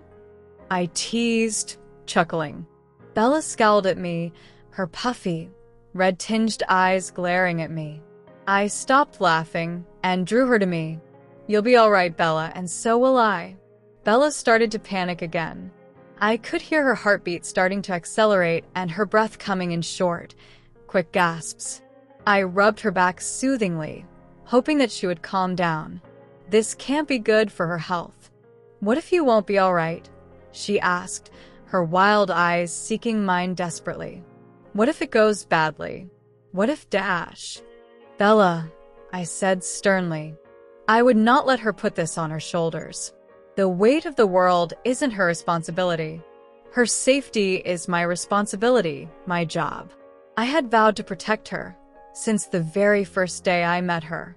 Whatever it was, be it Alice's crazy shopping sprees or Emmett's 2 strong hugs when she was still too little, be it Connor, the Volturi, or Maria, I would always keep her safe. I brushed her hair back with my fingers so I could look into her chocolate eyes fully. I had missed looking into them, especially for a longer time than 5 seconds. I had missed the closeness of our relationship, no matter how platonic it might be. "Don't talk like that," I chided her. "We will be all right. You will have a chance to be human for a few years. You will be happy and safe and protected." Bella sniffed again, then climbed onto my lap. She placed her head on my shoulder and wrapped her arms around my neck. Away from the prying eyes of my family, I hugged her closer, burying my face into her hair. I took in a deep breath, taking in the sweet strawberry scent I'd missed. Somewhere in the house, Alice squealed. Bella's warm body trembled against my cold, iron one as she said her goodbye. She knew I would have to leave soon, and she knew, as well as I did despite my words, that there was every chance this would be my last time with her. Being what we are every day is a constant danger, either from exposure or from something like this happening. I wished beyond anything that I could protect her from that harsh truth. I heard Jasper calling my name from downstairs. He was using a normal tone so that Bella wouldn't hear. Anything might set her in hysterics. I knew how she felt. I wished I could break down just like her. The emotions raging in me was so strong, I was surprised Jasper wasn't curled up in a ball in the corner, tearing his hair out of his scalp. "I have to go," I whispered, pressing my lips to the top of her head. Bella's arms tightened around me. If I were human, I would be choking due to the lack of oxygen. Of course, I could break her grip in a second if I wanted to. Bella pressed her forehead to the side of my neck. I felt the warm trickle of her tears as they slid down her cheeks. "Don't go," she pleaded. I sighed as I ran my hands through her hair. "I have to. You know that. I promise I'll come back," I said gently. "You have to, okay?" she said, pulling back slightly to look me in the eyes. "I just got you back." I flinched as Bella's voice cracked. Oh, what a fool I had been. I kept her at arm's length to protect her, but I should have stayed by her side. I shouldn't have wasted the time I had left with human Bella. I should have done everything she had wanted to do with me. We had an entire list of things to do. I had suggested we created one after I got over the shock of Arrow's deal.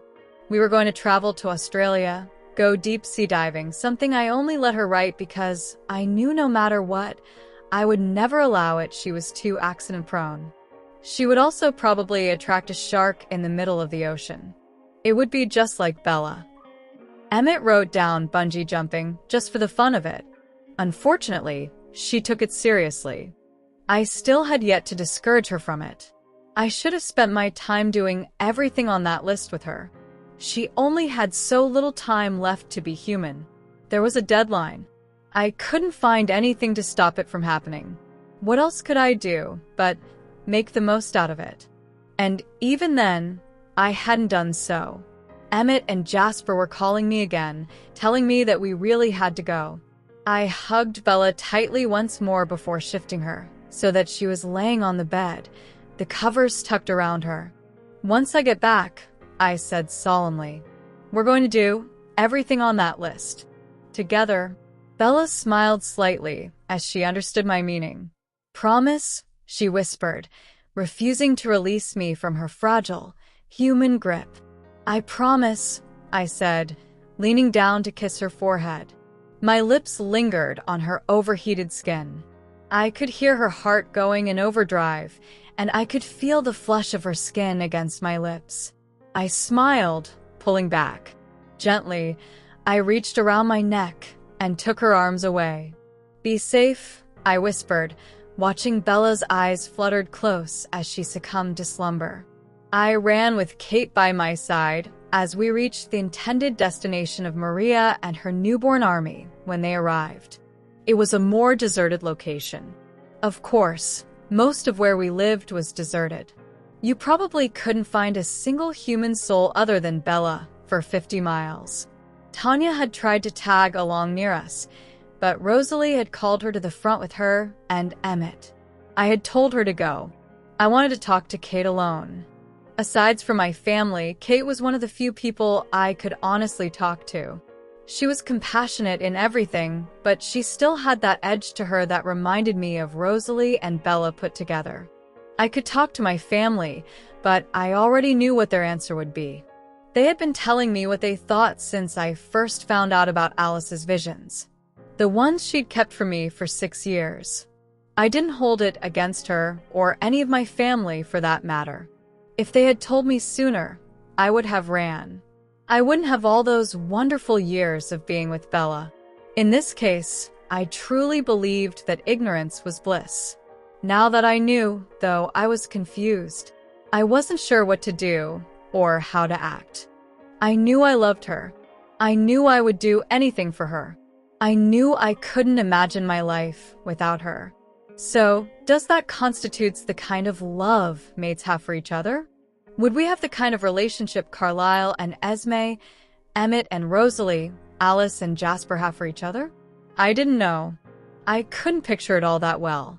But could I fall in love with someone else? Could I picture myself with another vampire? Could I picture myself tied to someone else for the rest of eternity? Absolutely not. Once the others were separated from us to go to their own battleground, and I was alone with Kate, I looked at her sideways. To my surprise, she laughed. Just tell me what's bothering you, Edward. We both know you want to talk about it. Perceptive. Just like Bella. I laughed nervously as we waited for Maria and her newborn army to show up in the snowy plains. It's about Bella, I started. I kept my voice low, in a whisper. None of the others would be able to hear me. You have to promise you won't say anything, Kate. No one can know. Her eyes widened as she took in my solemn tone and my serious expression. She nodded her head after a while and gave me a small, reassuring smile. You have my word. I told her about Alice's visions and about ignoring Bella for her own sake. I told her everything from my own perspective. I told her how it killed me inside being without Bella. And I told her how confused I was. Kate sighed and bit her lip, looking away for a moment. When she looked back at me, she gave me a look that said she had it all figured out. The good thing about talking to Kate was that she always knew the answer in the end. If you love her, Edward, then what's the problem? It's not about the visions or about making your family happy. It's about you. The visions are only predictions of what's going to happen.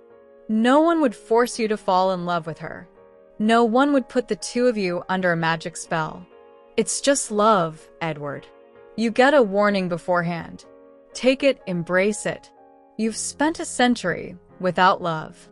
It's presented itself to you. Pure, unadulterated, wonderful. What's the problem? I considered her words.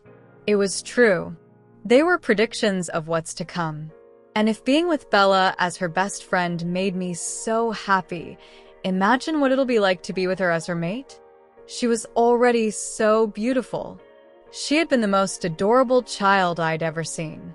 And when she grew up, she just became more and more beautiful. She rivaled Rosalie. I remembered how she looked like in Alice's vision. A year from now, 2 years from now, she would be absolutely stunning. In those visions, I had to admit, she took my breath away. Didn't it kill me to be away from her? Didn't it torture me not to hear her voice, or be the reason for her laughter, or see the sadness in her eyes? I looked sheepishly at Kate. I just never knew what to do. It was like a huge pressure on me. I love Bella, I truly do. I always thought it was platonic love. All of a sudden, Alice came right out and showed me that I was to fall in love with her. I've seen her at age 6, Kate. I've seen her grow up. I don't know, I finished lamely. I can understand that. It must have taken you a while to get used to the idea. I don't know if you already are used to the idea. Just remember, Edward, this isn't some job for you to fulfill. It's your happiness and Bella's. Just let the pieces fall into place. Let everything work out on their own. I just have to say that your friendship with Bella is way too strong for you to just go about throwing it away. I remember the first time I saw the two of you together. She was already so attached to you. Be honest with me, Edward. Was it really a surprise to you that she would turn out to be your mate? The connection you have with her, it's unprecedented. So it was a little shocking and a little scary. Love normally is. I cracked a smile at her. Thanks, Kate. I just needed time. I hope it all works out. Bella's going to be a part of your family forever. It'll be really wonderful if the two of you could be that way like that. She's a great girl. I heard a high-pitched sound coming from the north of us. I shared a grim look with Kate and tilted my head to the side. We took off running in the direction. We found Emmett tackling a particularly huge newborn. He was snapping his jaws at Emmett, who shoved him head first into the snow. Where's Rosalie and Tanya? I shouted at him over the screams of the newborn. Rose took off after a newborn attacking Eleazar. Headed south, I think, he yelled back. I could see the frenzy he was in. His thoughts weren't even coherent. Tanya went north. Stay with Emmett, help him, I ordered Kate. She nodded, snarled at the newborn once, and lunged. I didn't stay to watch. Rose already had Eleazar with her. Tanya was alone, so I needed to help. She could be surrounded by newborns for all I knew. I ran south as fast as I could, trying to catch her scent. When I found it, I dashed in her direction. Sure enough, 2 newborns were circling her as she posed, ready to strike. Fear was evident in her eyes. The newborns would be able to catch my scent by now, but I was fast. I snapped the head of one of them and threw it to the side. The other newborn wasn't even fazed. He continued circling us. Where's Maria? I didn't know if my question was directed at Tanya or the newborn. I just wanted the question answered. It was the newborn who answered me, in his mind. Maria wanted his boy. Distract. Kill. His thoughts came in a jumbled mess. Those were the only things I could make out. His bloodlust was too strong. He was crazed for blood only. There wasn't any human nearby.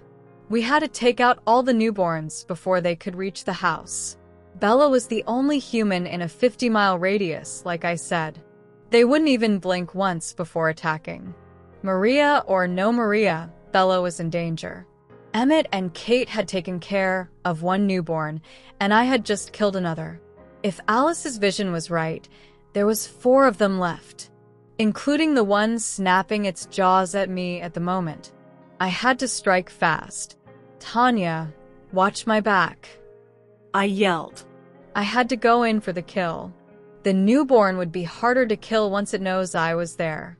I lunged forward the same time the newborn did. I managed to secure one hand around its neck and push it back to the snow. He kicked me off of him and jumped to his feet. He snarled at me, and I growled back. He wasn't going to faze me. I swiped my feet under his, tripping him. I punched him several times in the face to distract him, then pinned his body under mine using my knees. Grabbing his head by the ears, I tugged at his head. He let out a high-pitched wail that was suddenly, sickeningly, cut off when his neck was ripped off his body. I threw it aside, careful not to throw it too far off, so that we could burn the bodies completely. As I begun to stood up, a fresh, ripping pain hit me from the side, and I howled, blacking out for a second as I was blinded by the pain. Bella's POV. I couldn't sleep. Not even when Esme turned on Claire de Lune on my stereo. When Edward had left, I drifted off for a few minutes, but that was only because I was so tired after crying so much. Now I was just a bundle of nerves. Seconds seemed like hours to me. I was so worried. The people who went to greet Maria and the newborns were people I cared about, with the exception of Tanya, of course. Even then, I wouldn't wish for her to die. I had just gotten Edward back. I didn't know why his sudden change. I didn't know if it was going to last. I hoped that he wouldn't go back to ignoring me when he gets back. All I knew was that he hugged me and comforted me and promised me that he'd be safe and that we'd go through our list when he gets back. I couldn't lose that now. He had been gone for 2 hours and 42 minutes, according to my radio alarm. Every now and again, panic would overtake me and I'd start sobbing. Jasper would use his gift all the way from the living room. Whenever I started to cry, Esme would hug me like a mother would. Of course, this just reminded me that Rosalie was out there as well, and I'd start to cry all over again. If this Maria wanted me, then why couldn't she just have me? Instead of sending the people I loved to fight for me, why not just let her have me? I was going to be a vampire soon anyway. What does it matter? I felt like running outside, jumping up and down while screaming, "I'm here. Do you see me? Come and get it." To make it worse, I kept having a terrible feeling in my guts. It was as if I was sure something horrible was going to happen. Of course, this was Alice's thing, not mine. I just couldn't help it. I felt nauseous and jittery. When I said this out loud, Esme and Carmen said it was because I was worried for the others. I was worried, and I had been worried before. With the Volturi, I had never been as terrified in my life as I was when they arrived. I had seen my entire family being tortured right in front of me, but never have I felt like this. Something horrible was going to happen. I knew it. "Can I talk to Alice?" I whispered, rocking back and forth on the bed as I brought my knees up to my chest and wrapped my arms around my legs. Esme and Carmen exchanged a silent look full of meaning. I knew they were worried for my sanity, as well as for the safety of the others. Esme sat next to me and wrapped her arms around my shoulders. "What's wrong, dear?" she asked softly, bringing a hand up to brush my hair back. Edward had done the same just a few hours ago. Another ripple of pain shot through me at the thought of him. I gasped as if I was in pain, new tears forming behind my eyes. I hoped to God he was all right. He was a skilled fighter. Jasper had told me this. But newborns were stronger. Jasper himself, the military man in the family, had been injured by them. And he trained them. He killed them. Jasper was more equipped to handle the newborns than Edward. I knew why Jasper had to stay. Maria might come here instead. Jasper needed to be here for that. She might bring newborns with her. He needed to be here for that, too. But Edward. Why Edward? I just couldn't shake this dreadful feeling. "I need to talk to her," I managed to choke out. "Please." I hated how vulnerable, how small I sounded. In the midst of the war, I was the only one who didn't belong. Even Esme could be violent. I hadn't seen her in battle, but I'd seen her with Emmett. Trust me, she could handle herself. Alice appeared at the doorway of my bedroom without anyone calling her. She must have heard me asking for her. Or seen me. Either way, my frazzled, exhausted mind didn't care. I only wanted to know. She saw the question I was going to ask and shook her head. "Nothing, Bella," she said gently, coming to sit by me as well. "I didn't see anything bad happen. Don't worry, all right? Don't worry?" How could she ask that of me? How could Edward? I wasn't a little kid anymore. I knew when something bad was happening. They didn't have to baby me all the time and keep things from me like this. I glared at her, and her frown deepened. She seemed to know the outburst she would be enduring. "I can't not worry, Alice," I yelled. My voice cracked, though, so I sounded rather pathetic. "Edward's out there. Rose and Emmett are out there. Kate's out there. What if something horrible happens? What then?" I collapsed back on the bed, turning my head so that it was pressed against one of the throw pillows. I couldn't lose them, any of them. Edward was my best friend. Rosalie was my mother. Emmett was my buddy. I needed all of them to survive. Even Kate. Even Eleazar. Even Tanya. Alice laid down next to me and kissed my hair. "I know, Angel," she whispered. "But you have to understand they'll protect each other. They won't be harmed. Trust the psychic," she joked. Her voice was tinged with sadness, and I immediately felt bad. I reached out and took her cold hand. "I'm sorry," I mumbled into the pillow. I knew she could hear me. "Sockeye," she said.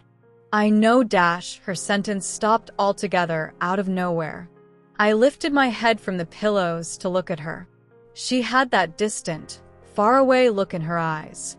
I knew immediately that she was having a vision. She snapped out of it as quickly as she had the vision. She looked around frantically. "Esme, Carmen, look after Bella. Do not leave this room," she said through clenched teeth. She ran out the door screaming Jasper's name. Jasper's POV. Bella kept panicking every few minutes. I felt exhausted just sending out calming waves to her. I knew why she was so upset, though. Edward was out there. Despite his behavior towards her in the past year, she loved him dearly. It hurt her to think that he might be harmed or injured out there. It was necessary, though. I had more experience with newborns, but I couldn't leave the house. Maria might just come here. I didn't need Alice's gift to know that. She didn't stick to her original plans all the time. That was me, the military guy who followed protocols. She, on the other hand, was a spur-of-the-moment vampire. I heard Bella asking for Alice. She sounded so broken, so helpless. It was exactly how I felt. Maybe it was her influence, but it still made me anxious to feel this way. Alice went up to her, and I heard the conversation they had. She was worried something bad might have happened. I could feel the anxiety and dread coming off of her in waves. She really believed something horrible either has or will happen. Alice was comforting her when her voice was cut off. I glanced in the direction of the stairs warily. Carlisle and Irina were standing guard, making rounds in the perimeters. Esme and Carlisle were guarding Bella. Alice and I were waiting for Maria. Was something wrong up there? My question was answered when Alice screamed my name. Before I had a chance to react, she was already by my side. "Maria," she said breathlessly, though she really didn't need to breathe. My jaw clenched. I spoke through gritted teeth. When I heard a commotion outside, something like a high keening sound and angry yells. Something else caught my attention, the maniacal laughter of a crazed vampire. Alice and I rushed outside only to be greeted by an ugly sight. Carlisle and Irina were surrounded by 5 newborns. Maria was standing slightly to the left, watching in amusement. When she saw me, she brightened up, a devious grin spreading on her face. "Jasper," she greeted me. "How nice of you to come out of hiding." I growled, making sure Alice was behind me. She didn't need to be attacked. I knew Alice could handle herself, though. She was strong, fast, and ruthless when needed. I would just prefer it to be me who killed the newborns, and Maria if I had to. Not her. "Call off the newborns, Maria," I said, glancing around at them. 5 newborns. The others weren't back yet, so it meant that Maria had more newborns with her than we'd realized. This wasn't good at all. Maria chuckled, shaking her head as she came closer. Alice growled and stepped from behind me. She stood next to me in a protective stance. Maria laughed, throwing her head back, her dark hair flying wildly about her. "Still with the little thing," she mused as she strolled closer. "You know, I've always pictured you with a blonde. Or maybe a redhead. She's tiny, jazzy," she cooed mockingly, as if she was talking about a little girl. I refused to be deterred. "Call off the newborns," I said again, unable to keep the anger from my voice. Maria dropped her act and rivaled my tone. "Only if you leave with me," she said, crimson eyes flashing to Alice once. "Train newborns for me. It's time, Jasper, for another war. I'm going to head to Europe. Come with me," she said. Alice snarled at her, taking a step forward. I stopped her. Maria wouldn't hesitate to kill Alice. She didn't even need a reason to. I wasn't about to let anything happen to Alice. "No." "Maria, my time with you is up." I left. "I'm never going back," I said. I needed to reason with her. I needed her to see that. And then I needed her to leave. "You're coming with me, Jasper," Maria said. "You're the best. I want the best in war. So you're coming, whether you like it or not." And with that, all hell broke loose. The newborns lunged forward and Carlisle and Irina went into defense. Alice jumped onto Maria, but she easily flung Alice off. Alice got back on her feet, then crouched into a defensive stance. I growled at Maria. "Leave her alone." Maria ignored me and circled the 2 of us. 3 high keening sounds later, we were still battling. Maria was as good as I was when it came to battle. She taught me everything I knew before she allowed me to train the newborns when we were still together. She had learned some new tricks since then, but so have I. I lunged at her from the side, knocking her to the ground before she could attack Alice again. I wrapped one hand around her neck, my knees pinning her to the ground by the waist. My other hand held down her arm. I heard a scream from in the house. Bella. Something was happening inside the house. Maria realized this the same time I did. She laughed, though it sounded scratchy and muffled because I was strangling her. "Looks like the family you're still hiding isn't as safe anymore," she said cockily. I was caught off guard by the sudden smell of Bella's blood. She was bleeding. Maria caught it, too, and growled, thrashing against me. Alice came forward and helped me pin her down. Carlisle and Irina were still taking care of the other 2 newborns. I was right. Maria had trained them in combat. I heard footsteps and immediately stiffened, on guard. I relaxed a little when I caught the familiar scent of Kate, Tanya, Emmett, and Rosalie. "Bella?" Rosalie asked, panicking. She, too, could smell Bella's blood. "Inside. Go." I barked at her. She nodded once and ran in, followed by Emmett. Kate and Tanya helped Carlisle and Irina with the newborns. I looked down at Maria disgustedly. "They took care of your army," I told her. "You have to leave, or I'll take care of you, too," I told her, my voice ominous. She might be stupid enough to come looking for me, but she knew me well enough to know that I meant what I said. "Fine," she choked out. Alice and I slowly got off of her. The truth was, we couldn't kill Maria. The rest of her newborn army, the one that she didn't bring with her, would come looking for us if we did. It would mean war against us. We couldn't risk that. But Maria knew that there was no way I was going to leave with her, and staying behind would only mean her destruction. Not only would we take care of it, but the Volturi would become involved as well because she would no doubt, at one point, become very close to exposing our kind. Maria backed off slowly, her red eyes taking in everyone as she cautiously moved away. Then she smirked at me, laughing. "You should know, you're down by 2 men. She licked her lips, then turned and fled. Alice and I exchanged a startled glance. We were down by 2 men. Edward and Eleazar were still gone. I turned to Alice and looked back at the house. "Alice, stay here and help out. If Bella's all right." Once she's all right, I amended quickly. "Help collect the bodies and burn them. Kate, Tanya, Irina, collect the bodies left behind. We can't risk anyone finding them or putting them back together. Carlisle and I will go find Edward and Eleazar." Alice nodded her head and rushed into the house. Everyone else followed my orders as well. I ran with Carlisle. He headed north while I went south. I had to find Edward. I hoped he was all right. He had to be. It would devastate us if he weren't. It would devastate Bella. I ran around the snow, looking for him. Finally, I found him, lying face down in the cold. As I drew closer, I saw the condition he was in. "Oh, God," I whispered, horrified. Edward. 26 repercussions. Edward's POV. I didn't remember how I got here. All I remembered was lunging at that newborn. Tanya was supposed to be watching my back. I couldn't help wondering if she was attacked, too. And then the pain came.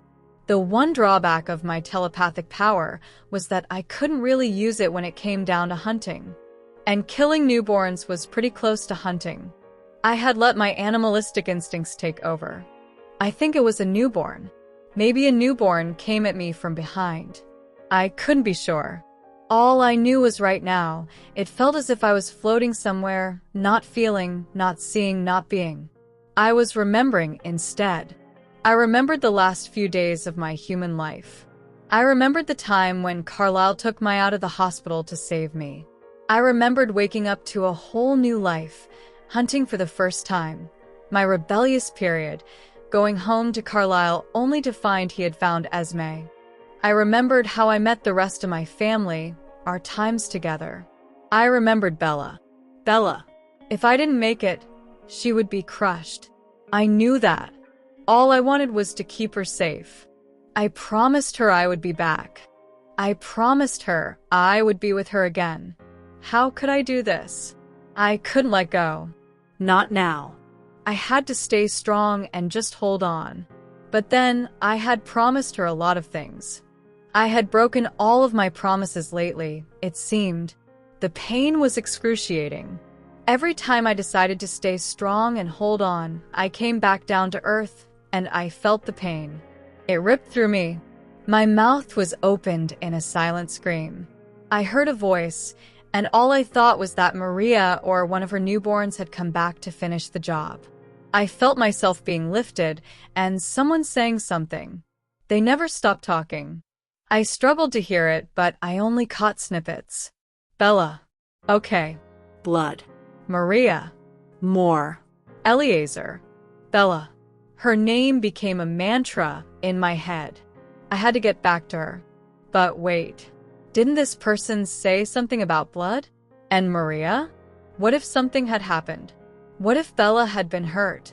I used all my strength to speak just that one word, to ask a million questions with her name. I gasped from all the effort it took just to say it. Bella. I wheezed finally, my eyes snapping open in pain. My blurry sight caught a tuft of blonde hair. The southern accent that came at me soothed me slightly. Jasper. He was here. Where was everyone else? Where was Bella? My senses were coming back to me, but that meant the pain was becoming more pronounced now. Jasper trembled as he carried me back to the house. He was feeling my pain as well. He had to endure it and carry me. I wanted to stop feeling it, but I couldn't really. It wasn't up to me. Some of the pain abated a little. That was because of Jasper. I had to remember to thank him later. I understood now. He was telling me that everything was going to be all right. He was telling me that everyone was all right as well, that I had nothing to be worried about. But he never mentioned Bella. Why? Was she all right? Did he not know? I couldn't understand this. Other voices started to become audible. I could smell the different scents now, too. I heard someone screaming my name. It sounded a lot like Bella. No. She couldn't see me like this. I wasn't even sure how I looked like, but it couldn't be good. There was a dull thud in the background, and I wondered briefly if Bella had fallen down again. It would be very typical of her. Carlisle's voice drew closer, and then I screamed. Bella's POV. Once Alice had gone out of the room, Esme and Carmen had gotten frantic. I didn't think they meant to show it. They were normally incredibly subtle about how they felt, especially in the middle of a crisis. But Alice had stopped screaming Jasper's name, so my guess was she had told him what was going on. Being vampires, Esme and Carmen had probably heard it and panicked. They had locked the windows, drawn the curtains, and barricaded the door. As if that would stop a vampire. I should know. Once during the summer when I was 8 years old, I had gotten angry at Emmett. He had taken Lily somewhere, hidden her from me, and made up stories about how he'd accidentally ate her. Edward was gone on a hunting trip, so he couldn't stop Emmett. Alice found it too funny. Carlisle was at the hospital. That meant that no one was there to help me find Lily. I got so mad at Emmett, I wouldn't talk to him even after he'd given Lily back to me. He had started following me around, apologizing. I usually found it adorable. Then, I just found it annoying. Lily had still been a little kitty back then. She could have been hurt unintentionally. Besides, he had me believing that he actually ate her. So, tired of hearing his half-apologies, I had locked myself in my room, refusing to come out. Emmett had finally had enough and burst through the door. It flew open, hanging off the hinges. I had found it funny and couldn't stop laughing after I'd gotten over the shock. Esme and Rosalie, on the other hand, Esme made him redo the door at human speed. Rosalie refused to kiss him for a week. Edward, rationalizing that I could have gotten hurt if I'd been in the way, had chased Emmett all the way to Canada. Just like with Emmett, if Maria decided to come crashing through the door, my dresser probably wouldn't stop her. Esme told me to stay under the covers. Lily kept me company.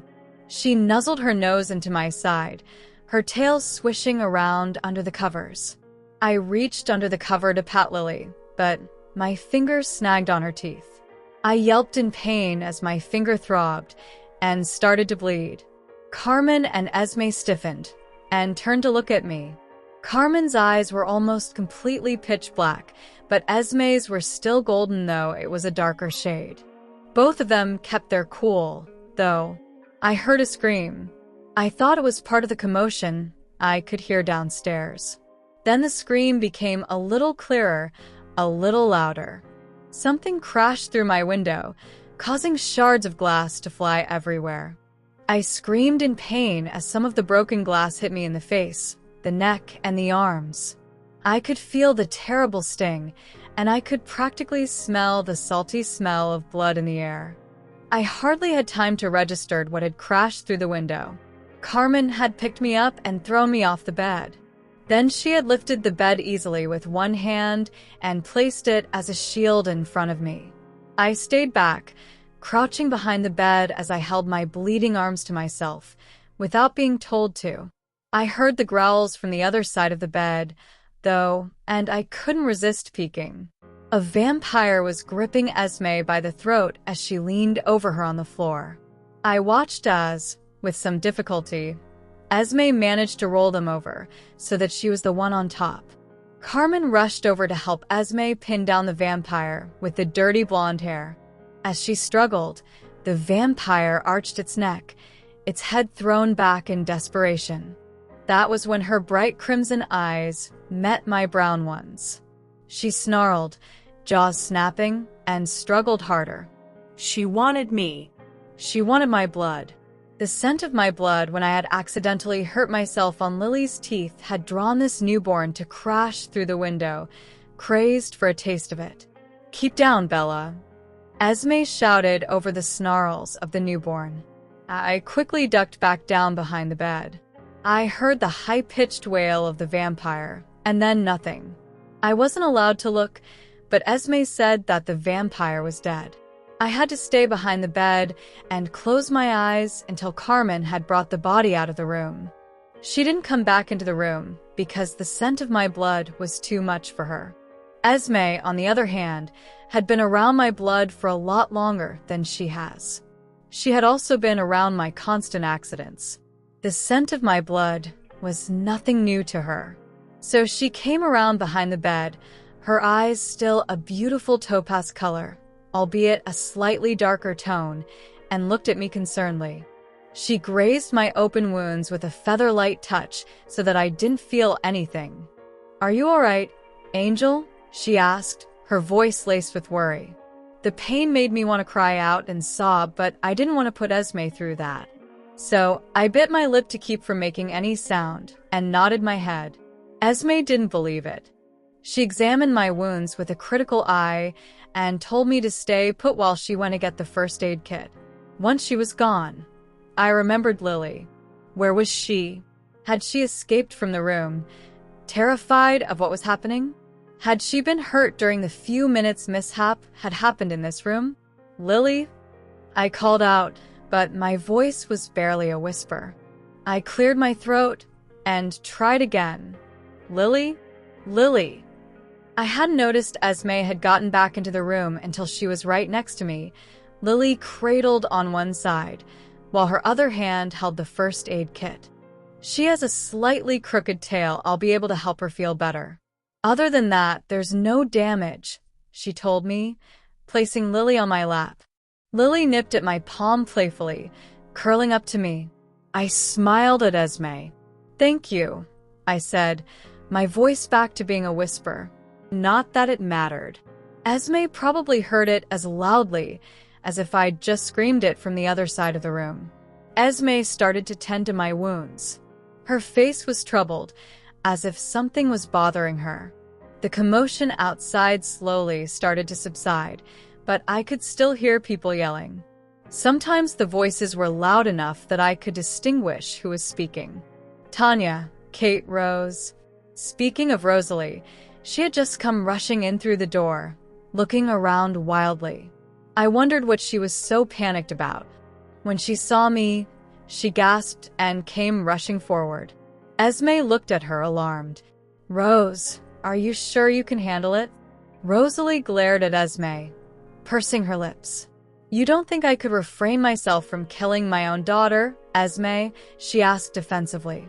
Esme relented, giving her a small apologetic smile, and went back to cleaning my wounds. Rosalie cupped my face in her hands tenderly, careful not to touch my cuts. "Baby, are you okay?" she asked, looking at me from all over to see if there had been any more damage. I shook my head. "Mom, I'm fine," I assured her. A newborn crashed through the window. I was kind in the way. "I'm okay." She didn't look as if she believed me. "Maybe we should get Carlisle to look at her," she murmured to Esme.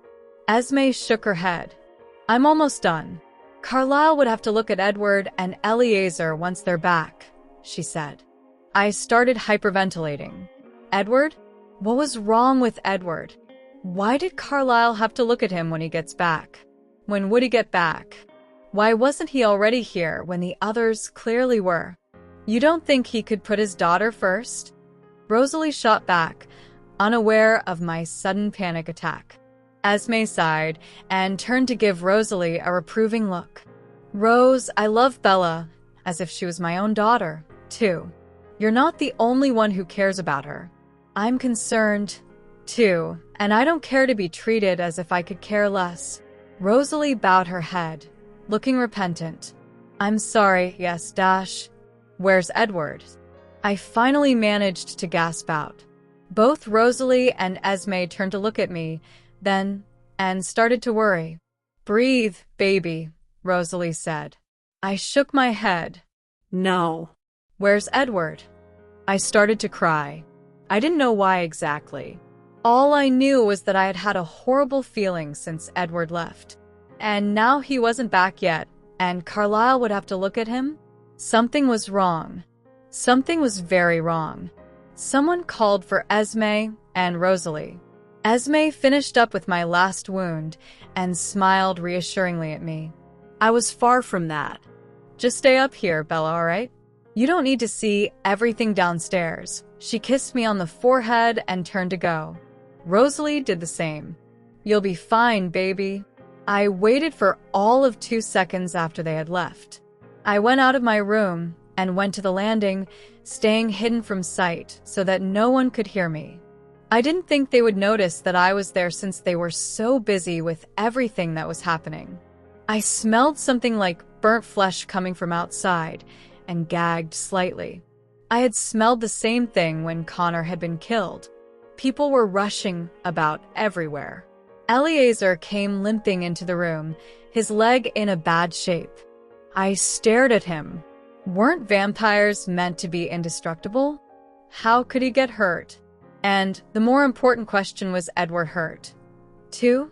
I heard someone saying Edward's name, and my head snapped towards the door. Jasper came through the doorway, his face grim. In his arms was Edward. I didn't think he was conscious. His arm was almost torn off completely from his shoulder. His perfect face was pulled into a painful grimace. I gasped, clutching at the spot right where my heart was beating wildly. "Edward!" I screamed, before I fell into the darkness. Carlisle's POV. As with every war, there had to be casualties. For this particular war, it came in the form of my son and Eliezer. Eliezer's leg had been almost ripped from the knee down. A chunk of flesh had been bitten from his throat, and there were scars along his arms. From what I could tell, more than one newborn had gotten to him. There was no one at the site when I found him. My guess was Maria had called them off when she escaped. Jasper had come in a few minutes after I had started tending to Eleazar. He had carried Edward for miles. I could tell he was glad to reach home. It had to be painful for him to feel the pain Edward was in. Edward's arm had been almost completely ripped off his shoulder. From behind me, I heard Bella scream. I spun around only to see her horrified gaze on Edward. She stumbled forward, her eyelids drooping. Before I could even make a move, Rosalie was right in front of her, catching her as she fell. Without a word, Rose carried her back up the stairs. I sighed, shaking my head. It was such a shame that Bella had to see Edward like that. From what I could saw, Edward would make a full recovery. I would have to reattach his arm by the use of stitches. Usually, when a vampire had been injured like this, their flesh is a lot more tender than usual. It would be almost as soft as a human's around the wound. In Edward's case, it would be the shoulder and the disjointed arm. That would make giving him stitches all the more easier. But Bella had no way of knowing that. She had seen Edward at his most vulnerable so far, lying on the floor, broken and injured. For all she knew, he was dead, well, more so than usual. I stopped the inappropriate chuckle threatening to escape my mouth. Now is not the time, Carlyle, I chided myself. I immediately got to work on Edward, yelling over my shoulder at Jasper, giving him instructions on aiding Eleazar. The others were still taking care of what remained of Maria's newborn army. If this had been the smallest part of her army she could spare to lose, I shuddered to think just how plentiful and how strong her actual army was. Once I was done fixing Edward's arm, I carried him to his room and laid him down on the black couch. He still had to rest. Having his arm ripped off like that took a lot out of him. He would be drifting in and out of consciousness for the next few hours. I sighed as I stared at his supposedly sleeping form. His pale face looked even paler now, as if he were sick. I wondered how Bella would react to this once she saw him. I'd imagine that she would be incredibly happy to find that he was still alive, more or less. I'd also imagine that she would be upset that he had been injured. Edward and Bella were soul mates, whether they realized it or accepted it or not. I knew Edward now knew. I just didn't know if he had accepted it yet. I had to wonder when Bella would find out. It would be a little difficult to tell her. She had, after all, been with this family since she was 6 years old.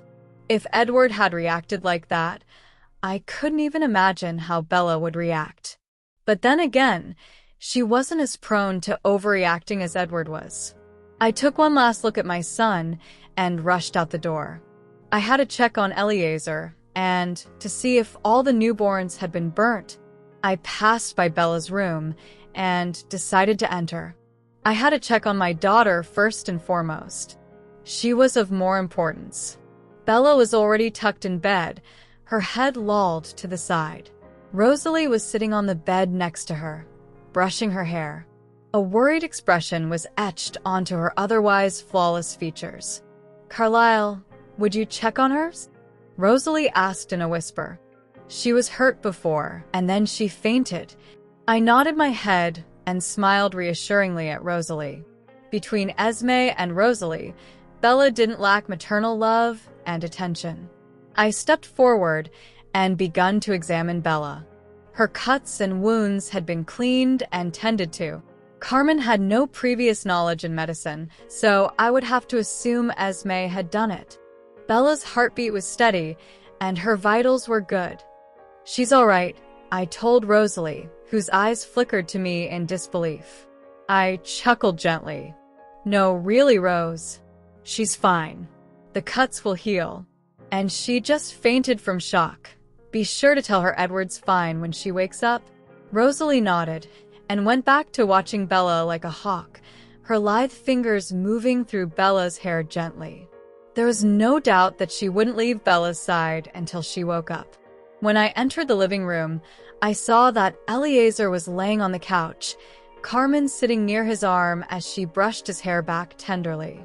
I didn't need to be an empath like Jasper to know she was worried about him and alarmed that she had almost lost her mate. Esme was cleaning up the mess we had made when Eleazar and Edward had been brought into the house. I gave her a kiss on the cheek, held her to me for a brief second, then headed out the door. I could already see the smoke wafting about 3 miles away. I rushed towards the smoke and found a huge fire. Jasper, Alice, Emmett, Tanya, Kate, and Irina were surrounding the fire, their faces grim. Are all of the newborns left behind burnt? I asked quietly as I stood next to Jasper. He nodded his head without looking at me. How are Edward and Eleazar? He asked. Better. They'll recover in a few hours, I said. I could see the relief on all of their faces as I said this. And Bella? Emmett asked, his big brother's side kicking into full gear. He, too, had seen Bella fall as she fainted. At his question, we all turned to Alice. I would have been able to give them a clinical evaluation, but what we really wanted to know was when she would wake up. She closed her eyes for a fraction of a second before opening them again. In a few minutes, she said hurriedly. We should head back. She'll, wanna talk. Alice stressed on the word. I winced a little. I knew that meant that Bella would throw one of her infamous tantrums. It was only understandable she had gone through something quite traumatic, and seeing Edward like that mustn't have been good for her. But why on earth was Alice smiling smugly? Why was she looking so gleeful? I opened my mouth to ask her, but she shook her head before a single word escaped my mouth. You'll just have to see, Carlyle, she sang out, grabbing Jasper's hand and dancing forward faster than the rest of us. I sighed again and shook my head. Why did I have the feeling that I was going to have a very terrible imaginary vampire headache? Jasper's POV. We were all crowded in Bella's room. Well, us Cullens were. Kate, Irina, and Carmen were waiting on Eleazar. Tanya was in Edward's room. Esme had been reluctant about leaving her there alone. It was bad enough that her first son had to endure such pain of having his arm ripped off his shoulder. He didn't need to have a vampire heart attack the moment he woke up as well. But we were worried for Bella.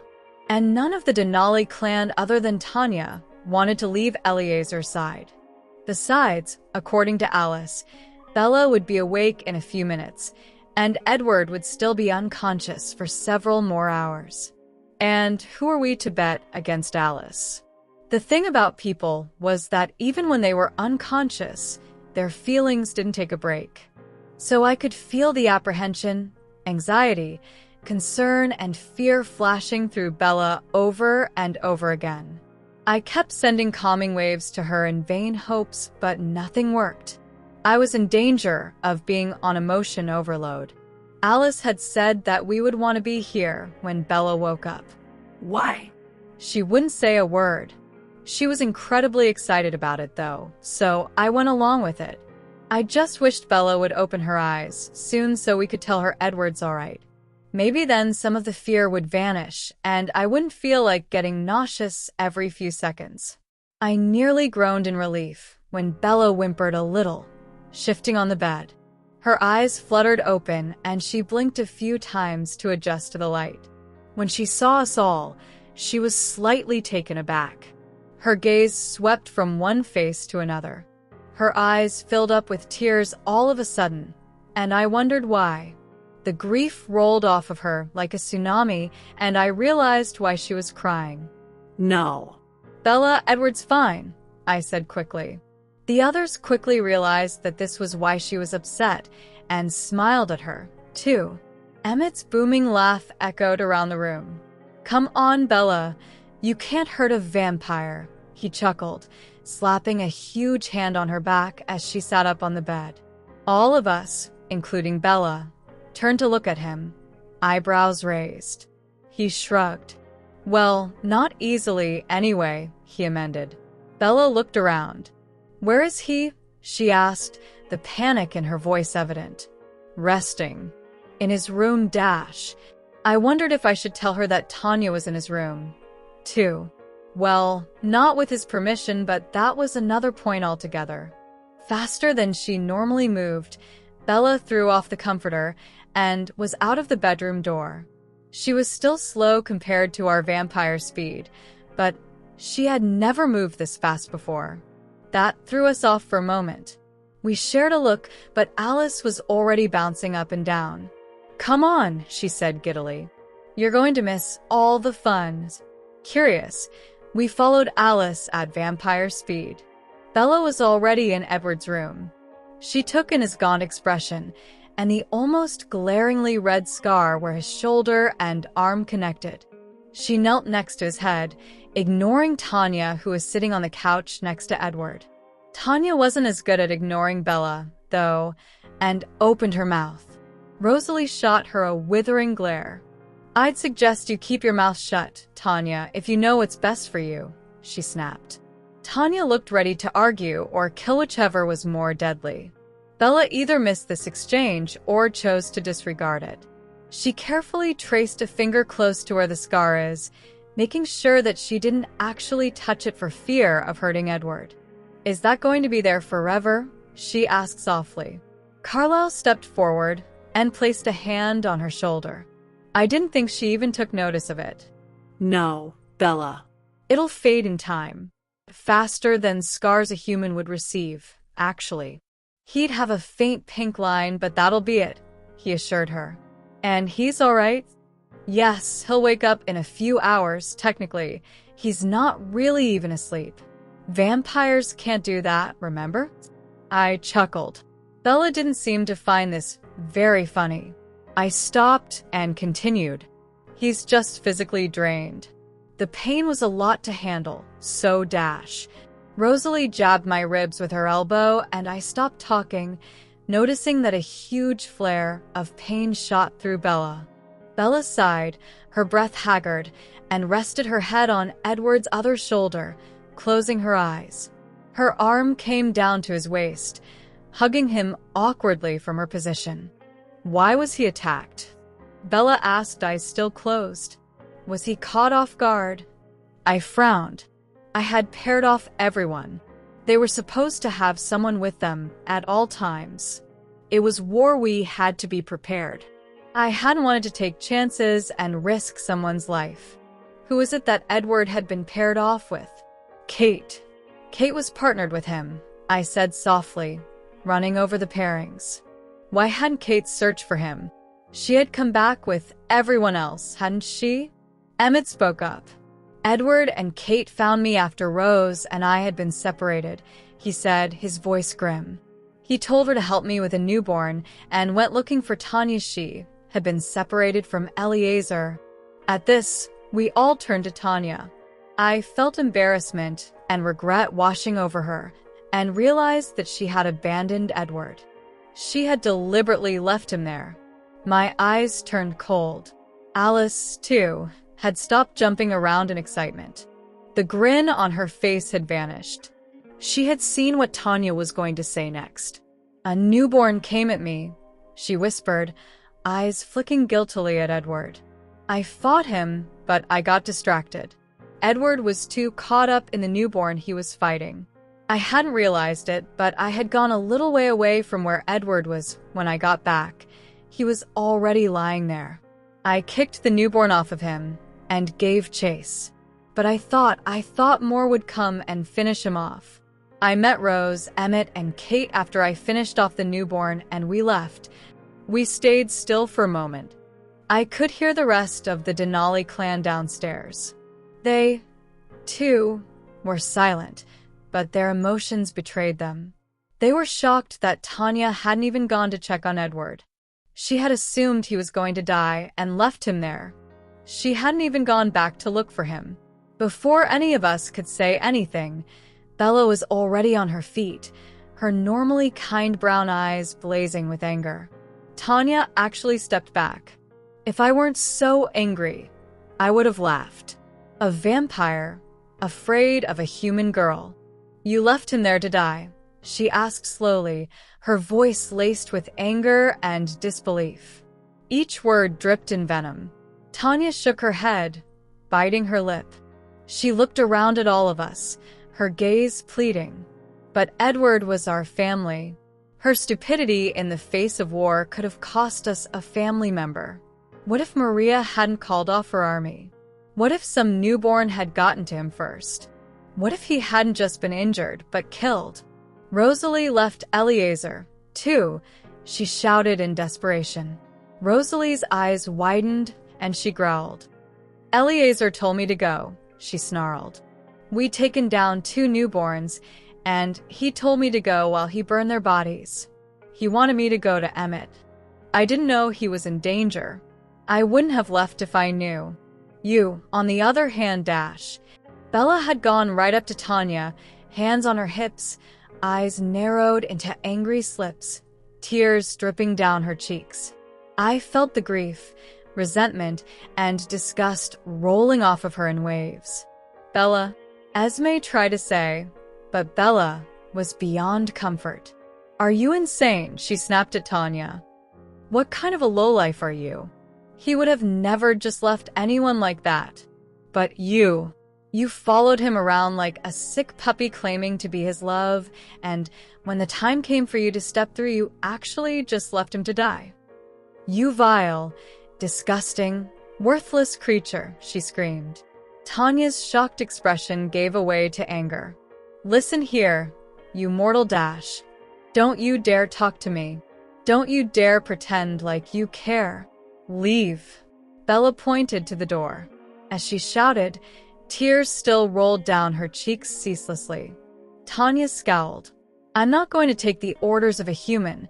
She spat out the word, crossing her arms across her chest. Bella pursed her lips and spoke in a low, cool voice. Her words had an undertone of anger to it, and I knew she was going to snap very soon. Even I, the military-trained vampire, had chills running down my spine when she spoke. Your stupidity has left much to be desired, Tanya. Because you couldn't use your brain to function, Edward could have died. Something else could have happened to him. The fact is, you left him to die. Do you honestly think there is one single person in this house that wants you here? Leave and don't come back. And don't even think of coming anywhere near him. I might not be able to cause you physical harm yet, Tanya, but they can. That's a promise, Emmett boomed, backing up Bella. Tanya looked around her dejectedly. She had been defeated, and she knew it. I'm going to say it one last time. Leave, Bella said, her cold eyes daring Tanya to argue with her. I dash. Esme stepped forward, her voice equally hard. Tanya, the family has gone through a very difficult time. We appreciate what help you have given us. But Bella's right. Your mistake could have been fatal to one of our own. And you're upsetting my daughter. Please leave. If you insist on staying behind to be with your family, I won't object. But please refrain from coming into this room or anywhere near my son and daughter. She waved at Bella and Edward. Tanya bit her lip and nodded her head curtly once. She left the room so fast I barely saw it. Her scent grew fainter by the second, and I knew she had left the house. For a moment, everything was quiet. Then Emmett broke the silence, clapping a hand on Bella's back. Bella, he said in awe, you just dissed a vampire. He looked around at the rest of us, who looked equally amazed and proud. That was just cool. Yeah, about time someone told her off, Rosalie muttered, though she had a big grin on her face. Good going, Angel, Alice squealed, jumping around to hug Bella. Bella broke out of Alice's embrace after a moment and went back to her original position on the floor, hugging Edward by the waist with an arm, her head on his shoulder.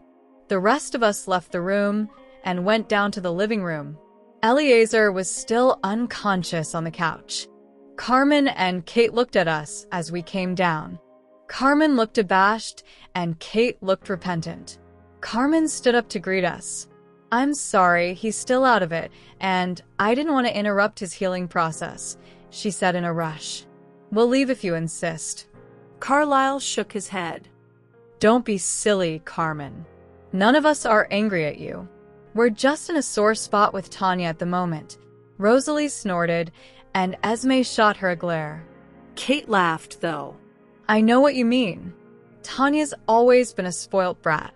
I just can't believe she would do that. She shook her head in disbelief. Then she shot us a grin. But kudos to Bella, huh? We laughed and sat around. Eleazar soon stirred and woke. We knew Edward was going to do the same soon. But Bella would want some time with him alone first. We'd just stay in the living room for a while. I looked at Carmen in the eyes. I'm sorry, Carmen. I nodded in Eleazar's direction. This wouldn't have happened if it weren't for me.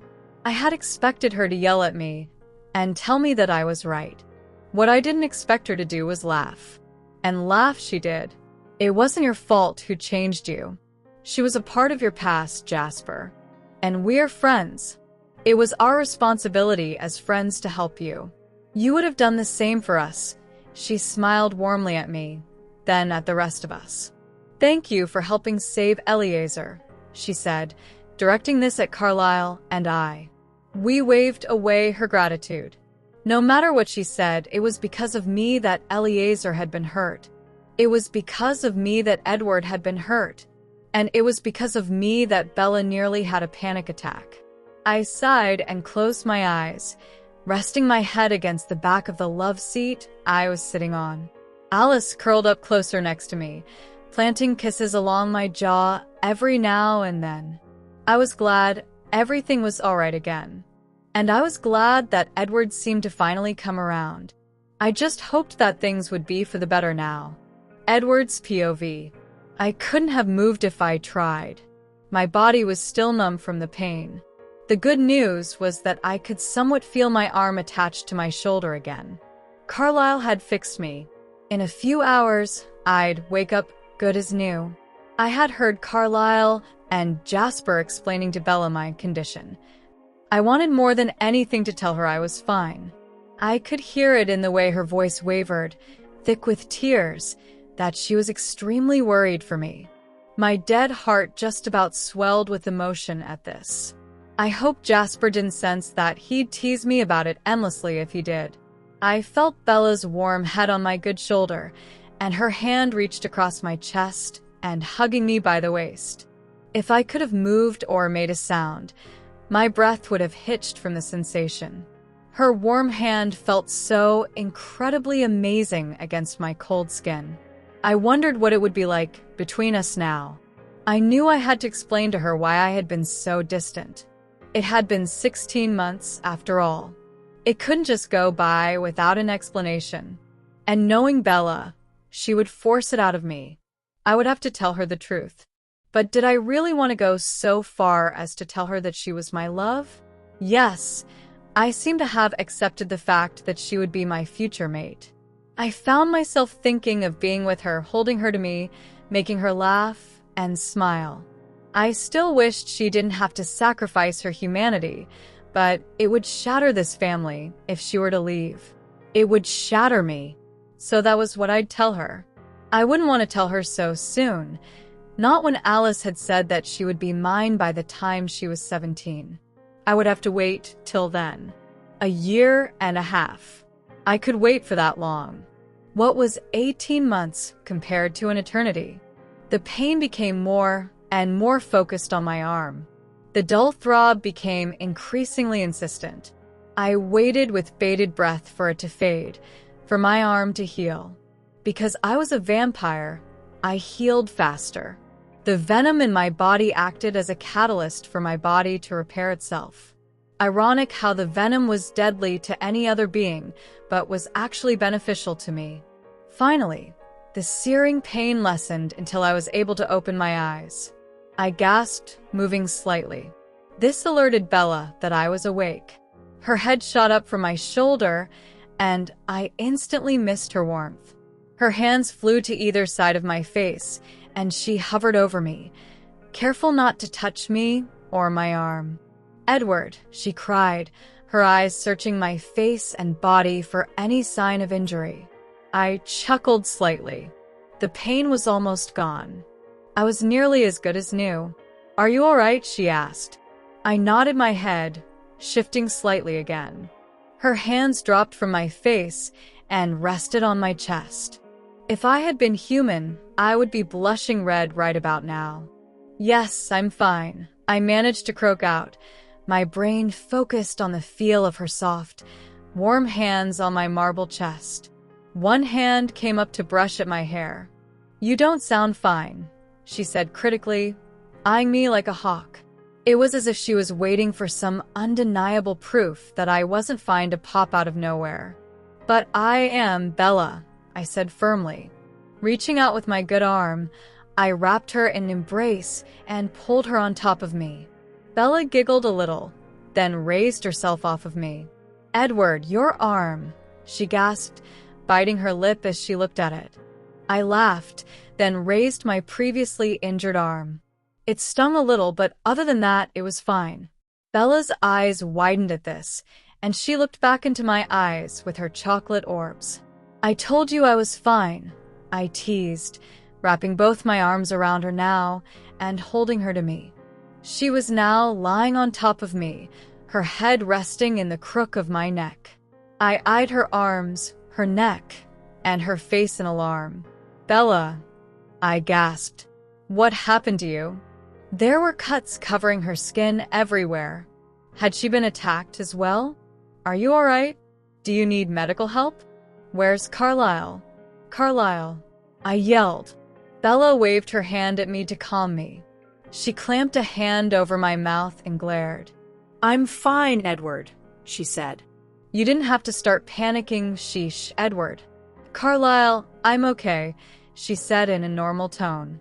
When she finally took her hand away from my mouth, I glared right back and gestured to the cuts.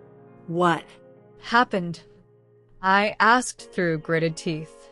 Bella blushed and bit her lip. She looked hesitant to tell me. I rolled my eyes.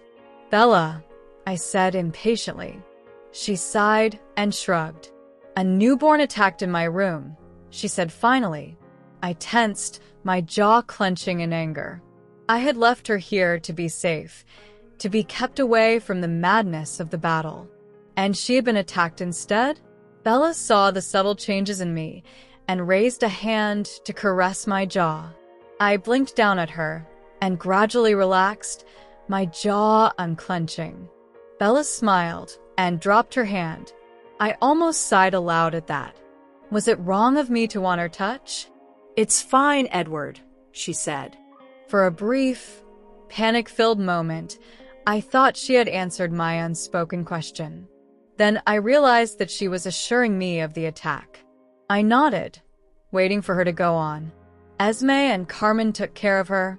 I gently brushed my cold fingers along her bare arms, lightly grazing her cuts. She winced slightly, and I retracted. "Then why the cuts?" I asked quietly. "She broke through the window, and I got hit by glass," she said nonchalantly. I stared in horror. She was making it sound like it was something casual that had happened. Had being with us jeopardized her life so much that she had started getting used to it? Bella laughed at my expression. "Really, Edward, Lily's worse than me. Her tail's all crooked now." I rolled my eyes. Leave it to Bella to care more about the cat than her own safety. Bella sighed again and wrapped an arm around my neck.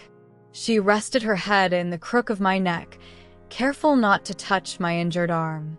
It didn't even hurt anymore, but she didn't know that. It felt nice to be cared for like that. I had been indestructible for so long that I had forgotten what it was like to be treated like a breakable doll. If it had been anyone else, I would have felt insulted. With Bella, I just felt loved. I knew I should say something about how I had been acting around her and how I was sorry, but I couldn't do it. I was too ashamed and too afraid that she wouldn't forgive me and take me back. I remembered us hugging and making plans before I had to leave for the ambush, but that was in the face of danger. Bella might have been influenced by it all. So I took the cowardly way out. "So Tanya's a worthless, disgusting creature, huh?" I asked, shifting us so that I was sitting instead of lying down, and Bella was seated on my lap. She pulled back and looked at me, blushing. "You heard that, huh?" she whispered, her gaze dropping to her lap, her free hand picking at the fabric of her clothes. I chuckled, nodding my head. Just like my emotions, my thoughts, my hearing, my senses all didn't halt either. Only my body was too numb to move. Bella was still averting her gaze, and I frowned. Why was this? "I'm sorry I went off on her," she said, a gentle finger tracing intricate patterns on her thigh. I imagined taking that gentle hand in mine and caressing her soft skin. "I'm not," I said sincerely. Tanya really did deserve it. Not only for turning her back on me during the battle, but also for being so insolent to Bella. I had only been pleasant to her in the past year to give Bella a misinterpretation. Now that I had realized my mistake, I shuddered to even think of her anywhere near me. Bella looked up at me, her beautiful brown eyes wide in shock. "You don't?" she asked, puzzled. I laughed again at the incredulous tone she had said that and leaned forward, burying my face in her strawberry-scented hair. I had missed that. I had missed being with her. The pain, the fear, the dread I had felt during the brief battle, it had been enough to set my priorities straight. Yes, I was terrified of what was to come. I was terrified that Bella would wake up to her new life having forgotten me, or if she'd remember, but hate me for what I would do to her. I would be taking away her life, her humanity. I was afraid, but I was in love with her. Already. Love didn't have some sort of timeline. I realized she was only 15, but Romeo and Juliet had an age difference too, didn't they? I winced internally. All right, the star-crossed lovers might not be such a good example. All I meant was that I loved her. I couldn't survive without her. If she were to leave me, or if I were torn from her somehow, I'd never recover. I'd go straight to the Volturi and ask for my death. I was terrified, but I wasn't going to run anymore. I would be right here, waiting until the time was right for us to be together. I would be right here waiting for my Bella, my love. I didn't answer her question. It was obvious that I wasn't upset by her outburst. I felt strangely happy that she had stood up for me. I had to admit, even her little kitten temper was impressive when she had lashed out like that. "I've missed you," I mumbled into her hair, my arms wrapping tightly around her. Bella gasped as she was pressed further into me. I pulled back ever so slightly, not allowing her to escape my embrace. I searched her face. Was she reluctant to be with me? Did she want to be away from me? Her face only registered surprise and a little hint of bashfulness. I smiled, reaching up to stroke her cheek with the back of a gentle finger. She stopped breathing for a moment, her eyelids fluttering close. "I'm so sorry, Bella," I whispered. At this, her eyes snapped open again. She stared at me, head tilted to the side, a curious look on her face. I realized that she had no idea what I was referring to. I sighed. It was time to tell her the truth half of it anyway. I was just obsessed with finding a way to change the outcome of the deal with Arrow. I begun. "I didn't want you to be damned to an existence like mine. I thought you'd hate me once it happened," I admitted. Bella stared at me as if I had grown another head. "How could you even think that, Edward?" she asked. I could detect the anger behind her words. "You mean to tell me you spent a year avoiding me because of this?" I nodded my head slowly, biting my bottom lip. It was a habit I had picked up from Bella. She did this whenever she was anxious or worried about something. Exactly how I felt at the moment. "Edward," she exclaimed, shaking her head. "This was my choice. Even if Arrow hadn't decided to show up, I would have pestered you until you gave in," she told me matter-of-factly. "I wouldn't have given in if you had pestered me for millennia," I retorted back. She gazed at me with such intensity, her brown eyes seemed almost black to me for a second. I stayed still, captivated. "Are you saying you'd rather have me die?" she asked bluntly. then have to spend eternity with me around? My hold on her tightened. Bella, I gasped, shocked that she would even say such a thing. How could you even think that? I repeated her earlier question. She shrugged. It's one or the other, Edward. You either want me around, or you don't. You can't have both, she told me. And she was right. I couldn't have it both ways. But how was I supposed to choose? Was I supposed to give in to my more selfish side? Or was I supposed to put her first? I sighed, closing my eyes momentarily. Immediately, I ached to see her, so my eyes fluttered open to gaze into her brown orbs. Bella, I sighed her name. I don't know what to say, which to choose. If I were to be selfish, I'd say I want you around for forever. I never want you to leave. I never want to see the day when we'd have to say our goodbyes. This family would crumble if you were gone. I would lose my reason for living for years, Bella. You have been the one to keep all of us together. You may not realize it, but you're the reason. How could you even say that I don't want you around? Of course I do. The selfish side of me can't wait until you become one of us finally, I said. Then I pulled her closer again and buried my face in her neck, breathing in her scent freesia and strawberries deeply. But I mumbled, speaking with my lips against her neck. I have to put you first. I have to think of your wants and your needs. I can't just give in like that. You deserve every happiness in the world, Bella. My voice cracked. Every happiness in the world. Would that include a different man? Would that include a different life? Would she really want that? Did she? Bella pulled back so she could look into my eyes. Edward, she said, wrapping both her arms around my neck now.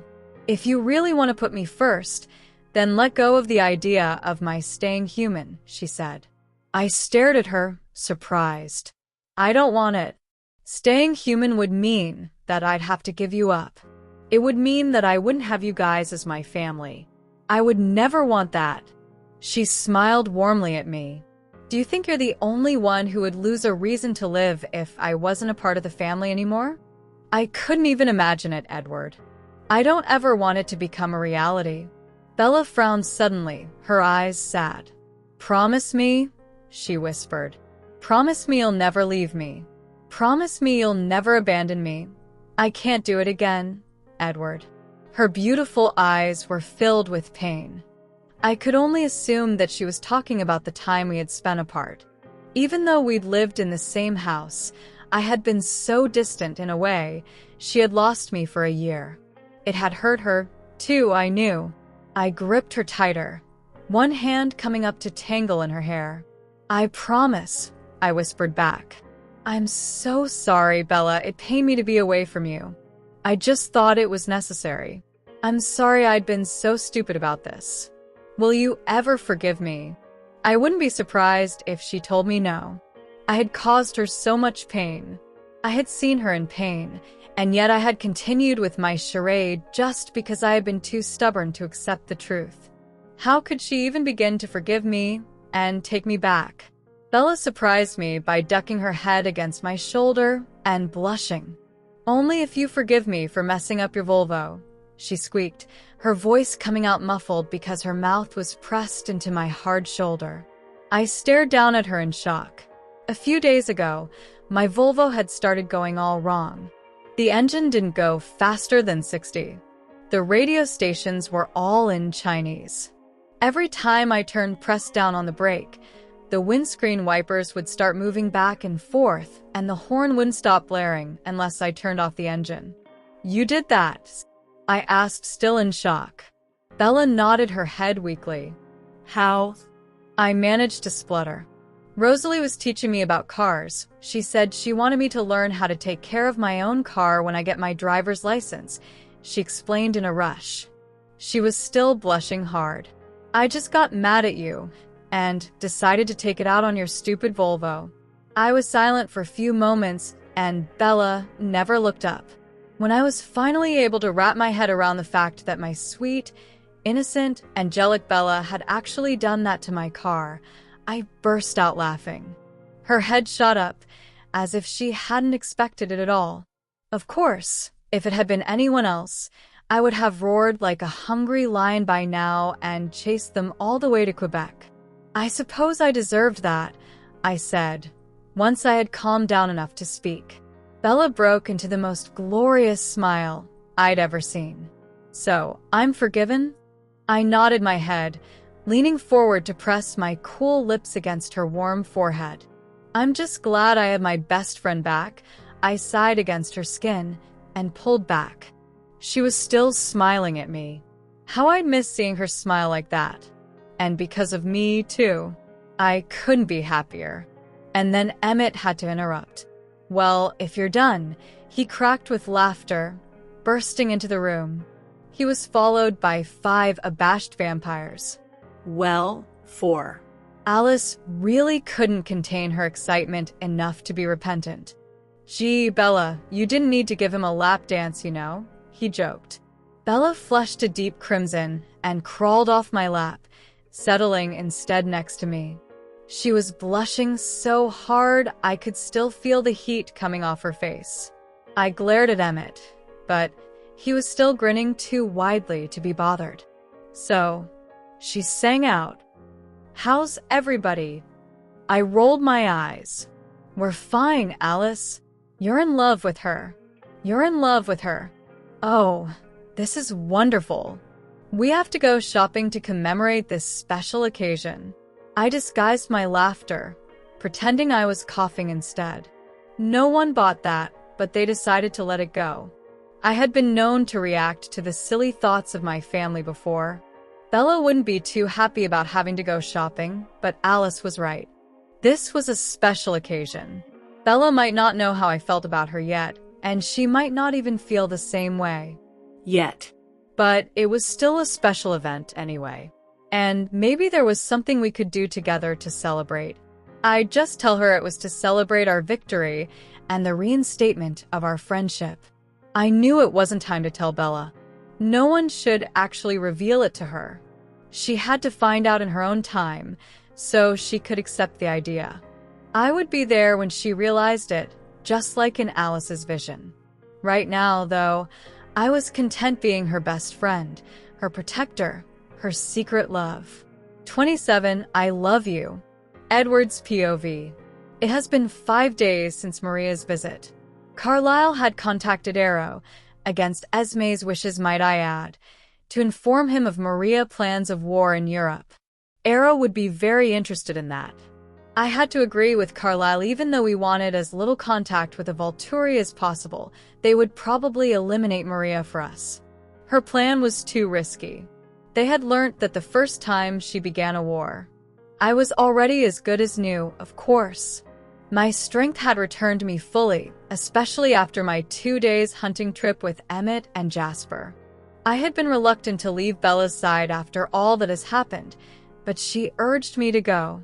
She had told me that she wanted me to get better soon. It was strange, really being fussed about by someone other than my mother, human or otherwise.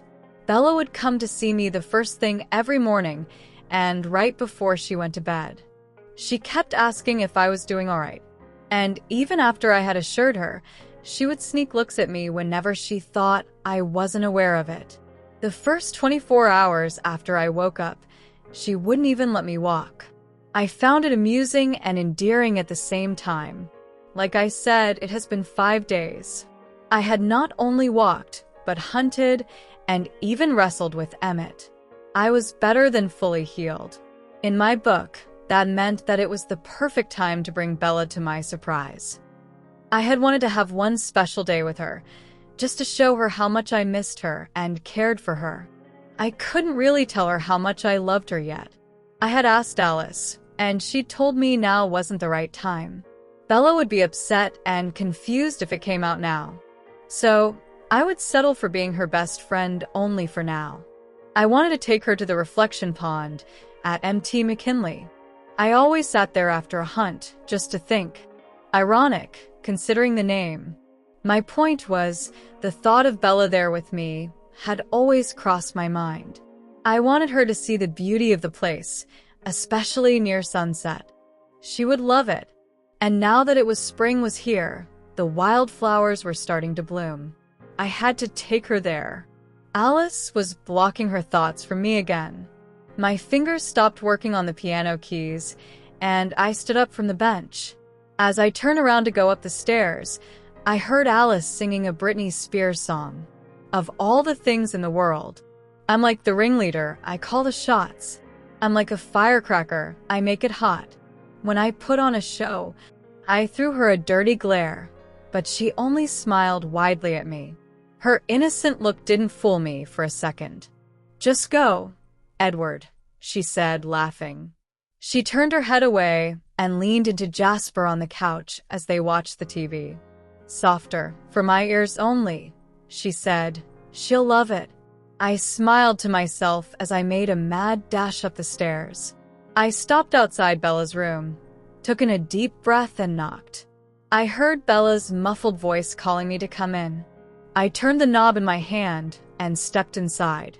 Bella was on her bed, her hand flying across the pages of the papers in front of her. I could only assume that she was doing her homework. She had been extremely busy lately with her schoolwork. It was nearing March, and the school semester was going to be over in a few months. That meant that examinations were on the horizon. While that didn't bother me nor my siblings since we had gone through school a million times, it was different for Bella. This would, also, be the first time she would sit for finals in high school. I smiled at her as I went to sit by the bed. She looked up at me, her eyes wide and concerned. I knew what she was going to ask before she even opened her mouth. Bella, I'm fine, I laughed. You don't have to worry about me anymore. I wished she would worry about me. I liked it that she cared for me like that. I loved that she wanted to take care of me. Bella smiled slightly and closed her book, pushing it away. It fell off the bed and landed on the floor with a loud thud, but Bella didn't even flinch. She stretched and flipped over so that she was lying on her back. She looked at me upside down and I grinned. Would you like to go for a walk with me? I asked. Bella's eyebrows drew together in confusion. A walk, she asked. I nodded my head. Where? She had flipped over again and was cradling her face in her hands as she looked at me curiously. I shook my head. I had fallen for her angelic looks one too many times. I think Alice taught her how to use it to her advantage. That little pixie. But this was going to be a surprise. I wanted her to be amazed by the panoramic view, and I wasn't going to ruin it for her now. It's a surprise, I teased, saying the very words Bella detested. As predicted, she groaned and dropped her head. I laughed. Edward, she said, her voice muffled because she was speaking directly into the mattress. You know you can't say that to me. Now I have to know. She looked up and gave me a pleading look with her beautiful eyes. The depth of her brown eyes shocked me even after all these years. I wanted nothing more than to just look at them all night and figure out everything there was to know about her. She might be my best friend, but sometimes I felt like she was such a mystery to me. I shook myself out of my stupor and smiled wickedly, leaning forward. Then you'll just have to come with me, I whispered. For a moment, Bella looked strange. Her eyes glazed over, her mouth hung open, and her breathing quickened. She blinked a few times, blushed, and looked away. Then she looked back at me, cheeks still painted red, bit her lip and nodded. I smiled, standing up and taking her hand in mine. Let's go, Bella. She didn't hesitate for even a single second as she stood up. I swung her on my back and she gasped, her arms tightening around my neck. We hadn't done this in a very long time, a year and a half to be exact. I rushed to the window, flung it open, and was racing towards Mount McKinley before she could even blink or catch her breath. Bella pressed her cheek to mine. I felt her smile and saw that her eyes were wide open in my peripheral vision. I chuckled to myself. Bella used to squeeze her eyes shut and wished for the ride to be over when she was younger. Over time, She had gotten used to riding on my back as I ran. If I didn't know any better, I would say that she enjoyed it now. I had to admit that running like this made me feel free.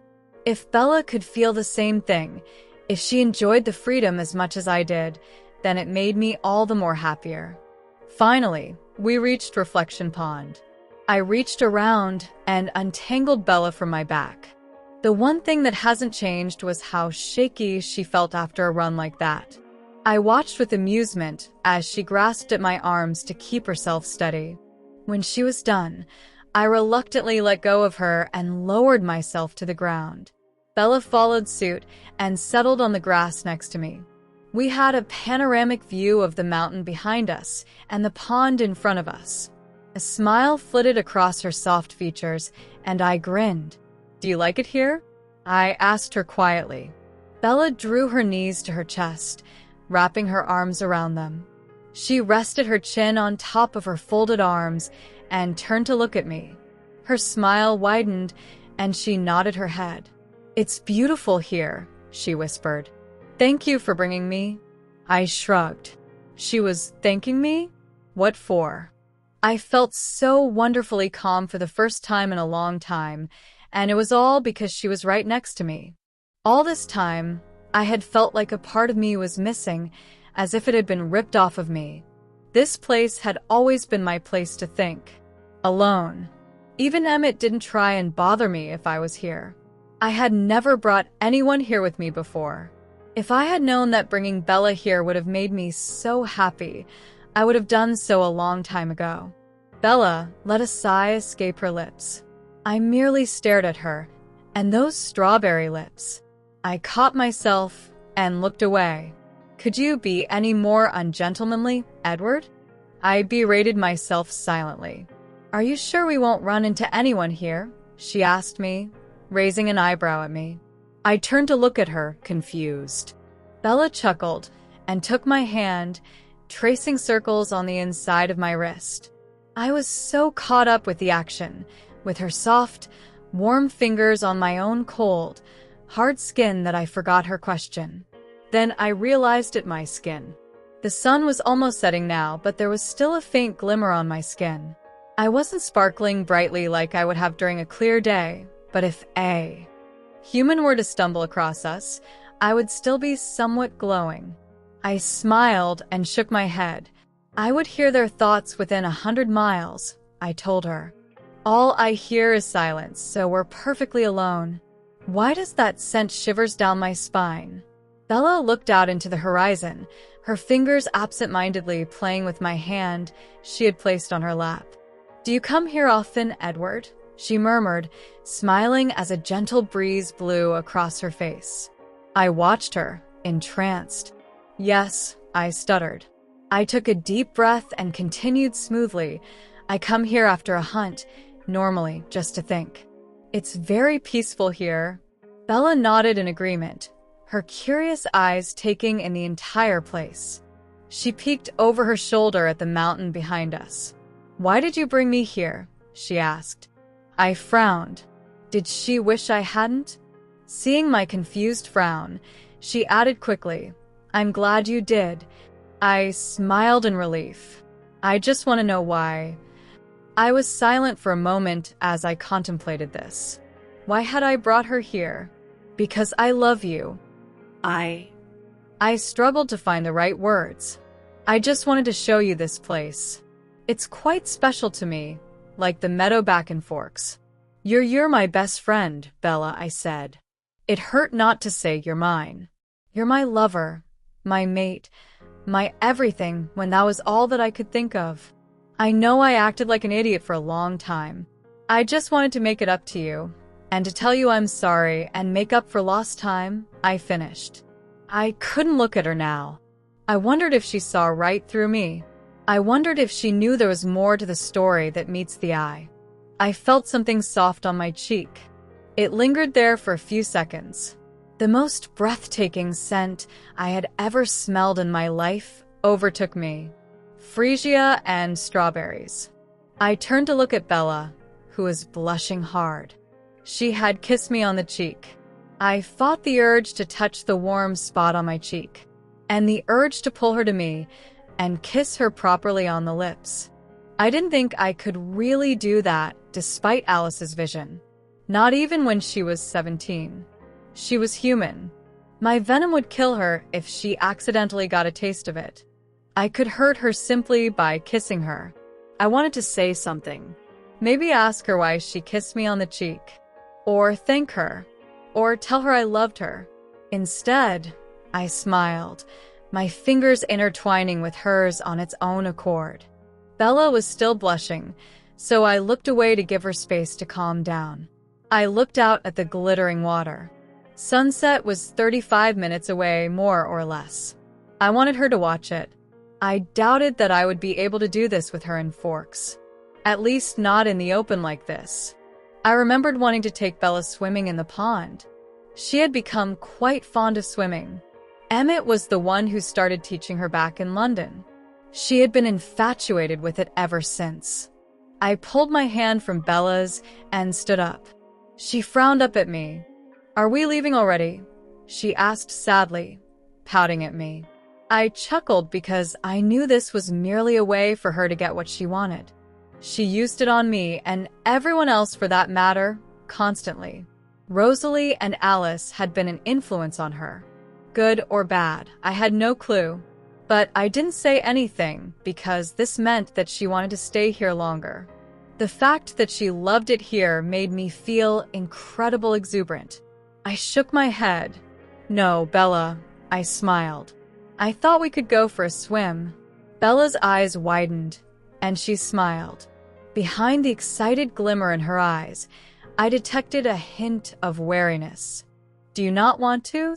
I asked, concerned that I might be forcing her to do something she didn't want to do. She nodded her head and stood up as well. "No, I want to," she said quickly. I don't have a bathing suit with me," she mumbled, blushing again. I laughed, shrugging off my jacket. "It's all right. You could change into my shirt and jacket once we're done. I won't get cold, and the house is only a few minutes from here with our transportation," I winked. Bella laughed, relaxing. I reached for the buttons of my shirt and shrugged it off as well. When I looked up, Bella's eyes were fixed on my pale chest. She blinked rapidly, her mouth hanging open. I felt a smirk pulling at the corners of my lips. "Did you see something you liked?" I couldn't help but tease. Bella's head shot up and her eyes met mine. She turned so red, it was almost purple. I laughed and tilted my head towards the water. "Let's dive in." Bella's POV. Edward pulled me towards the glittering water. I tried my best to keep my eyes on the water, the grass, the mountain behind us, anything but on him. Had it always been this weird to see him shirtless? Well, I'd only seen it a few times, and that was a long time ago. I saw it the first time Emmett took me swimming.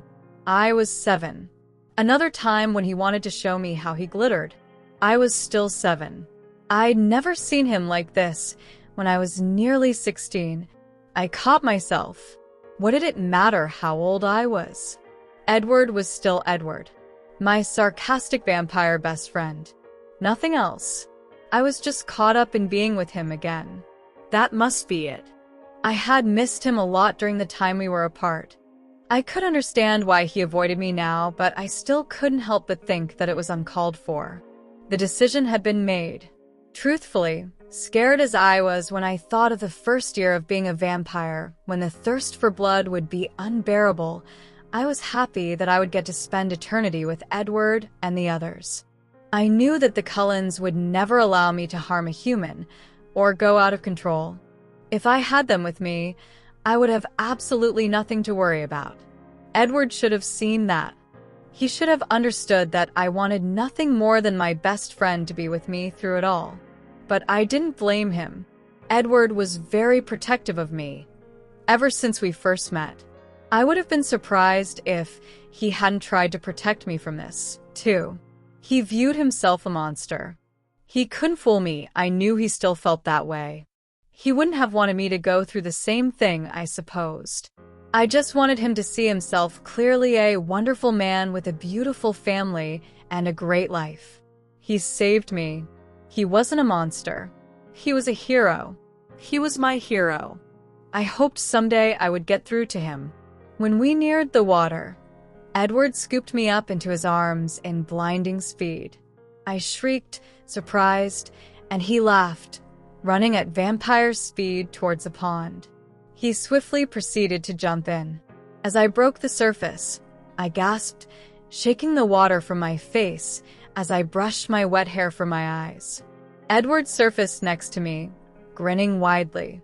I smacked him on the arm. "Edward!" I yelled. He only chuckled at me before ducking back under the water. I followed suit, giving chase to him in the water. Sometimes he used vampire speed, frustrating me when he would suddenly appear in front of me only to materialize behind me a second later. Sometimes he used human speed and allowed me to catch him. Finally, exhausted, I swam back to dry land. Edward followed me, and I collapsed on the grass. I closed my eyes for a moment, feeling the evening breeze on my face. I opened my eyes to find Edward standing over me, his mouth hanging open. I lifted myself slightly, resting my weight on my elbows. "Edward," I called out worriedly. "Are you all right?" He cleared his throat and dropped down next to me. He handed me his jacket. "Do you want to put this on?" he asked, not looking in my direction. I frowned, taking his jacket confusedly. Was there something wrong? I looked down at myself and blushed. My clothes were completely soaked through. My jeans were a darker color now, and I could see grass in certain places. My shirt, however, was another matter. It clung to my body wetly, though it certainly didn't look alluring in any way. It just looked messy and rumpled. I slipped on his jacket and wrapped it tightly around myself, noticing a sudden chill. I sat up and wriggled into a more comfortable position. "Bella," Edward called out. I turned to look at him, to find that he was still shirtless. I blushed and looked down at my lap. "Are you sure you don't want to change into my shirt?" he asked. "Yours must be too cold for comfort." I nodded my head. It was fine like this. I didn't mind it that much. We lived in Alaska, for God's sake. I could stand the cold just fine. When I looked back up, Edward had already put on his shirt and buttoned it up. He turned to me and smiled. "Another reason I brought you here was to watch the sunset," he said, nodding towards the horizon. I turned my head and watched in silence, as did Edward. Sunset over the reflection pond was beautiful. It glowed the softest orange, and for a moment I thought a rainbow had come out. The sky darkened further until the sun completely disappeared. I wasn't bothered, though. I loved the night sky in Alaska. "Do you want to go home?" Edward asked. He, too, was comfortable where he was. I could tell. So I shook my head and continued to gaze out at the landscape. I turned to look at Edward and smiled at him. "This was really nice," I told him. "I'm glad we spent a day together." He smiled widely at me, and for a moment, my heart stopped beating. Was this a natural reaction? I'd seen him dazzle women before: flight attendants, hotel managers, hostesses at the restaurants we went to. It seemed like dazzling people was a family trait in the Cullen household. So was being dazzled by Edward something that came naturally to someone over the age of 15? I shook my head imperceptibly. Dazzling? What on earth was wrong with me? This was Edward. "Get a grip, Bella." He leaned forward and bumped into my shoulder with his own. "Me, too," he whispered. I blinked, breathing in the sweet scent of him. I would never get enough of that. Again, there I go. I felt like screaming at myself. I really was going insane, wasn't I? I sighed, moving closer to Edward and laying my head on his shoulder. I felt him stiffen momentarily before his arm encircled my waist. Why did my heart started fluttering around like crazy? I saw the faded pink scar on his other shoulder, running along the entire joint where his shoulder met his arm. I winced internally as I thought of how he had been hurt. I hated that he had been injured in the first place, that he's had to suffer through the pain. I reached forward and ran a light finger along the faint pink line. It contrasted against his pale marble skin. I felt him shudder at my touch and looked up to gaze at him right in the eyes. "Are you sure it doesn't hurt anymore?" I asked, biting my lower lip. I was so worried that he might not be fully healed. According to Carlisle and Jasper and Edward and Esme, he shouldn't feel a single thing from it. He couldn't even rip the stitches because his venom had not only healed him completely, it had also dissolved the thread. I still couldn't help being concerned over him. Edward smiled right back at me, but I saw the mischievous glint in his eyes. "Of course it doesn't, Bella," he said innocently. Too innocently. I narrowed my eyes at him. What was he up to? If it still hurt, how could I do this? He yelled out the last word and reached forward to tickle my side. I gasped with laughter, falling behind to lie flat on the grass, wriggling as his fingers moved up and down my sides and along my stomach. I really shouldn't have told him I was ticklish. Who knew he would still use it against me after all this time? "Edward," I gasped out, grasping at the front of his shirt. He ignored me and chuckled as he continued his torment. "Edward, stop." I giggled, rolling around on the grass, my eyes snapping close. My stomach ached from laughing too hard. I opened my eyes when he finally stopped tickling me. He was directly over me, holding himself up by the elbows as he smiled down at me. He was 2 inches away from me, water from his marble chest dripping onto the jacket he had given me, water from his hair falling onto my forehead and my hair. "Do you believe me now?" he teased. His cool, sweet breath hit me like a ton of breath. I sucked in a huge breath, taking in a scent like an addict. My eyes fell on his scar one last time. I didn't know what possessed me to do it. I didn't know if it was merely because I had missed him so much. I didn't know if it was because of all the horrible things that had happened recently. I didn't know if I was just plain crazy. I reached up slightly and brushed my lips against the pink scar. His chest stopped heaving as he ceased to breathe. His eyes had darkened considerably. At first I thought it was because he was thirsty or it was the trick of my eyes. My head fell back to the soft ground. Edward lifted a finger and wiped off a droplet of water that had fallen onto my cheek. His fingers left a burning trail. I closed my eyes at his touch, sighing slightly. My body reacted before my mind did, and I blushed in embarrassment. When my eyes fluttered open once more, Edward was much closer than he had been before. His eyes were barely an inch from mine. I gazed into the deep pools of topaz, piercing me so strongly I felt shivers running down my body. "Edward," I whispered, shaking fingers gripping the front of his shirt tighter. I might actually rip it from the sheer strength I held onto it. Our lips were too close. If he or I moved, our lips would collide.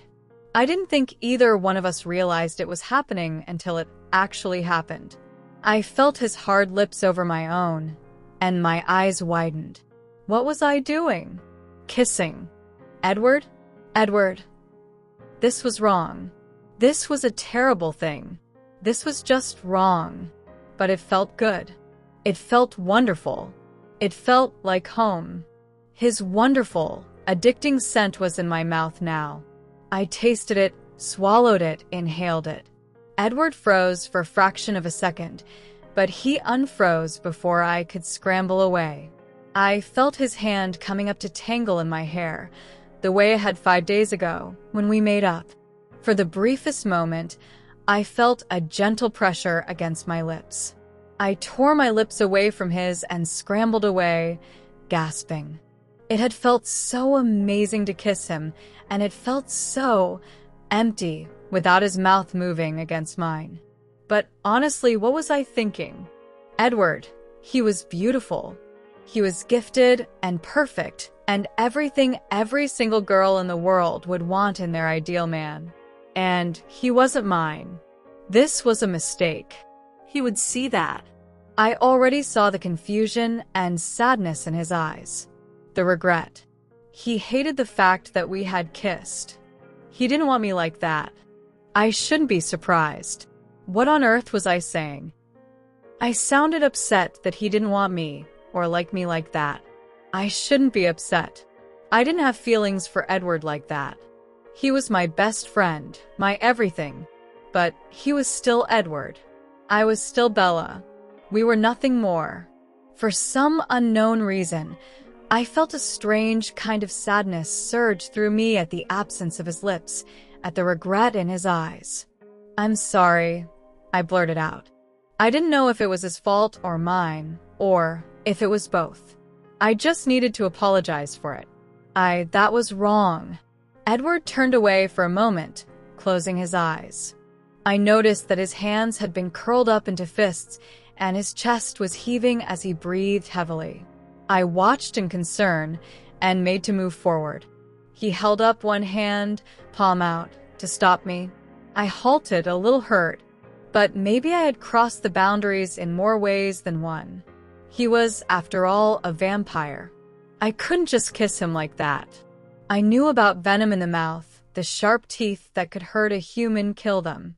Maybe I had gone too far? I bit my lip anxiously and waited. Finally, his chest stopped moving so much and his fingers relaxed. He turned back to look at me, his face a composed mask. "Yes," he agreed. "It was my fault. I opened my mouth to argue, but he was already on his feet. "Come on, let's go," he said, swinging me over his shoulder and setting off. I tried to contain the tears welling up in my eyes. I couldn't let him see them. I had to be strong. I had done a terrible thing. I had done something wrong. All this was so confusing. I barely even knew where to begin or how to wrap my head around it. I didn't even know what it was. He scaled the side of the house, and I closed my eyes. That was one part of his vampire nature I would never get used to. When he stopped moving, I opened my eyes and realized that we were back in my room. Edward didn't help me get off his back this time, so I slowly slid down to the ground. The moment my feet touched the ground, Edward moved towards the door. I bit my trembling lower lip, willing my tears to disappear. At least until Edward was out of the room. I hated that he was angry at me so soon after we had made up. I wanted to be with him like before all this happened. I wanted everything to be all right again. Edward must have smelled the salt of my tears, though, because he froze at the door. His shoulders slumped and he sighed, turning back to me. He walked towards me and enveloped me in a hug. I swallowed the lump in my throat and hugged him back tightly. If he had been human, he would have been choking from my grip. He pulled back and gently wiped at the corners of my eyes with his thumbs.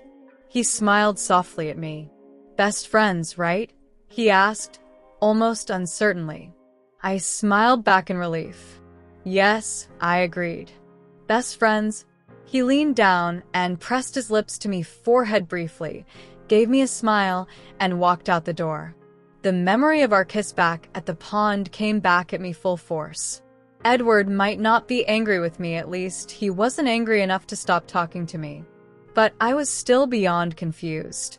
The emotions in me were too strong and they frustrated me, puzzled me. I couldn't understand anything. I shrugged out of Edward's semi-wet jacket and draped it over the rocking chair by the window to let it dry. I changed out of my wet clothes and into my pajamas. Climbing into bed, I wrapped the blankets around me and bit into a pillow to muffle my sobs. I succumbed to the irrational tears that had been threatening to fall ever since he agreed our kiss was a mistake. Edward's POV. Once I had left Bella's room, I stormed into my own room and changed into some dry clothes. Alice's thoughts screamed at me to come down to the living room. I ignored her, not intending on following her orders, when she threatened to come up and start yelling at me in my room. Bella would definitely hear us because she was right next door. I sighed, raising myself off the couch, and went downstairs. Emmett and Jasper were playing video games. Esme and Carlisle were curled up on the love seat. Only Alice was bouncing around excitedly, a grin plastered on her face. I scowled at her. It was obvious she hadn't told anyone, but didn't she see the outcome of the kiss I shared with Bella? Why on earth was she so blatantly happy about it? "Oh, don't be like that, Edward," Alice teased. "You have to admit it was wonderful," she started squealing. Rosalie, draped around Emmett like a vine, raised an eyebrow at us. "What is she talking about?" she asked suspiciously. I guess she had reason to be. Bella and I were the only ones not in the room. I groaned. Not only had Bella dubbed our kiss a mistake, I was going to have to tell her father and both her mothers about it. How wonderful. Alice smiled wider. "Edward and Bella sitting in a tree," she sang out. "Alice," I growled. By this time, she had captured everyone's attention. "KSSING," she half sang, half squealed. The family stared at me, open-mouthed. "Are you serious?" Emmett asked, shocked. Alice was bouncing around the room in a blur of black and white. "Yes," she shrieked. I shushed her, afraid that she'd wake Bella. Well, they were lying on the grass, not sitting in a tree, but it's the general idea. Rosalie growled. "She's 15, she gasped, glaring at me. I threw my hands up in the air. "Look, I didn't plan on it." I snapped back. "It just happened." Emmett laughed, throwing the video game controller on the ground as he grinned at me. "Congratulations, man," he boomed. "Do you mind?" I snarled at him. "Bella's upstairs. She might hear us." Emmett frowned at my sour mood, and Jasper raised an eyebrow. "Why on earth are you so glum?" he asked me, surprised. "I would think you would be happy this happened." Before I had a chance to reply, Alice came to sit beside Jasper, shrugging.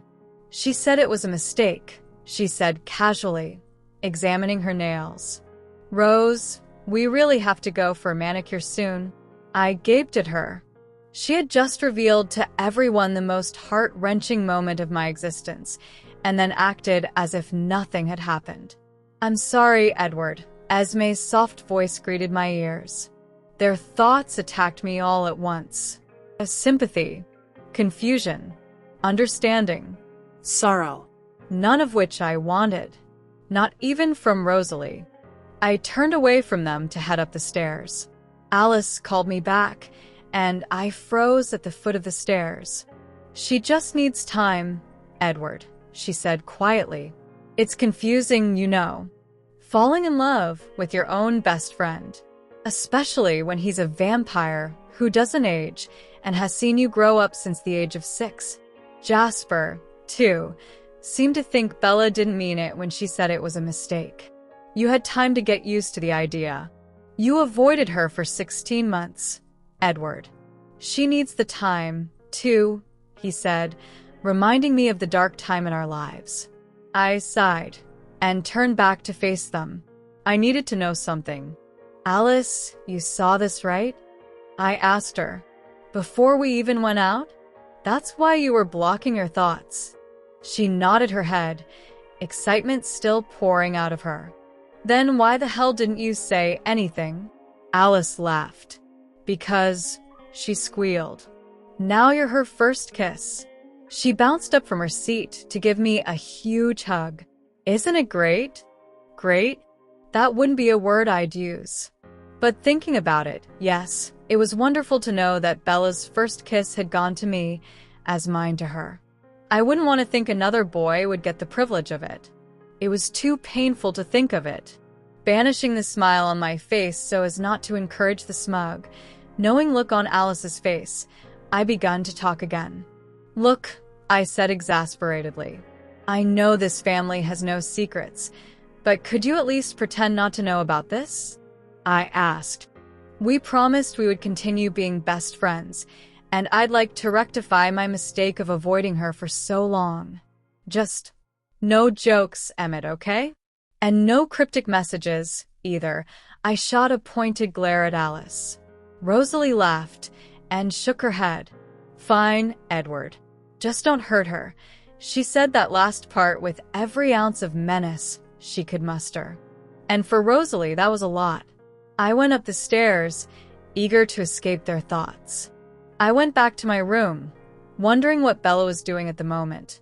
I'd have to go back to her room when she was soundly asleep to catch the few words she would mumble in her sleep. In the meanwhile, I laid down on my black couch, slipping my hands under my head, and closed my eyes.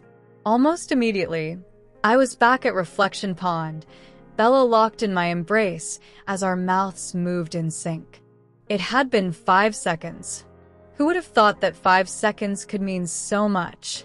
I imagined her wide brown eyes gazing at me, her soft strawberry lips grazing my scar. She had shocked me when she did that. Her lips were so soft against mine, her scent intoxicating. I had barely been sane when our lips met. I kept reliving our kiss over and over again, imagining a different ending than the one that had transpired just minutes before. Instead of her backing away, saying it was a mistake, and my agreement to it, I had kissed her longer. I hadn't hurt her. I held her in my embrace and brushed away her hair, so I could look into her perfect, dark eyes. And every time my fantasy ended, it always ended with her saying, "I love you." 28 Forks. Edward's POV. Summer was already here. Bella had said her goodbyes to Danielle and her other friends from school. We were going to Forks in a week or so. Carlisle wanted us to settle back in while he started his job at the hospital. I still didn't know where things stand with Bella and I. For the first few days after the kiss, things were a little odd. Bella was hardly at home, but Alice merely said that it was because she was too busy studying for finals and spending her last days with her friends. It probably didn't help that I kept thinking of our kiss. She might not be able to read my mind, but if Emmett could have noticed it, Bella certainly would have. I couldn't possibly know for sure if Bella thought of our kiss at all, but I knew she dreamed of it. Every night since then, I had heard her sleep talking about it. Words like kiss, cold, perfect, and love accompanied my name. Sometimes they gave me hope, sometimes they confused me. Even with her sweet ramblings, I couldn't be sure what exactly was happening in her dreams. I wanted nothing more to finally get to the point of her life where I would be able to kiss her whenever I liked, hold her in my arms, whisper sweet nothings in her ear. She needed time, though, just like Alice and Jasper had told me. I could understand that. I had to. After all, I had taken to avoiding her like the plague when I first found out. I had needed time to comprehend my feelings for her. She might not have heard about the visions, but I had kissed her. She needed time for that. Thankfully, though, we had slowly gotten back to our usual dynamic. After her finals were over, Bella started asking for piano lessons again. She had become a little rusty at it considering she hadn't played for over a year. I had been more than happy to oblige. Right now, Bella was outside swimming with Rosalie, Alice, and Emmett.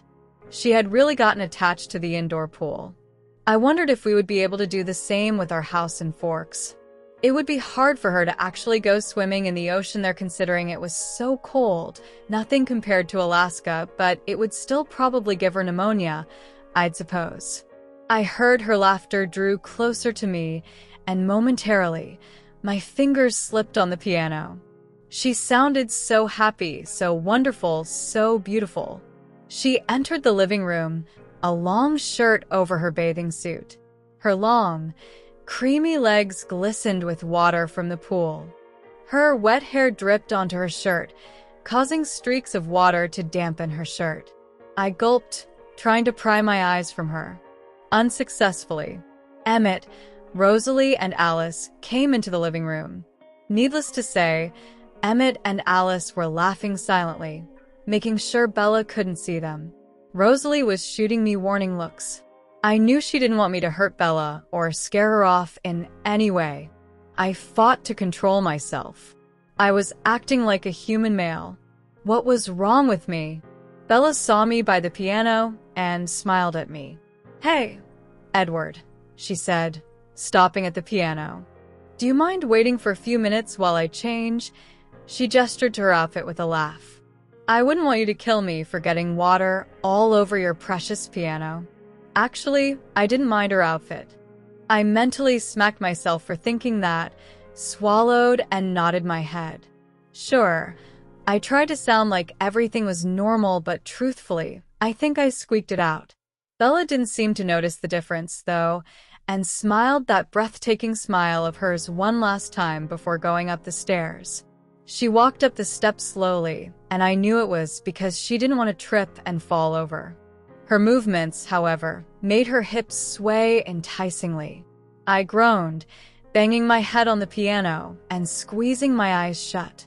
Where were all these thoughts coming from? Had I been poisoned with Emmett's and Rosalie's thoughts for too long?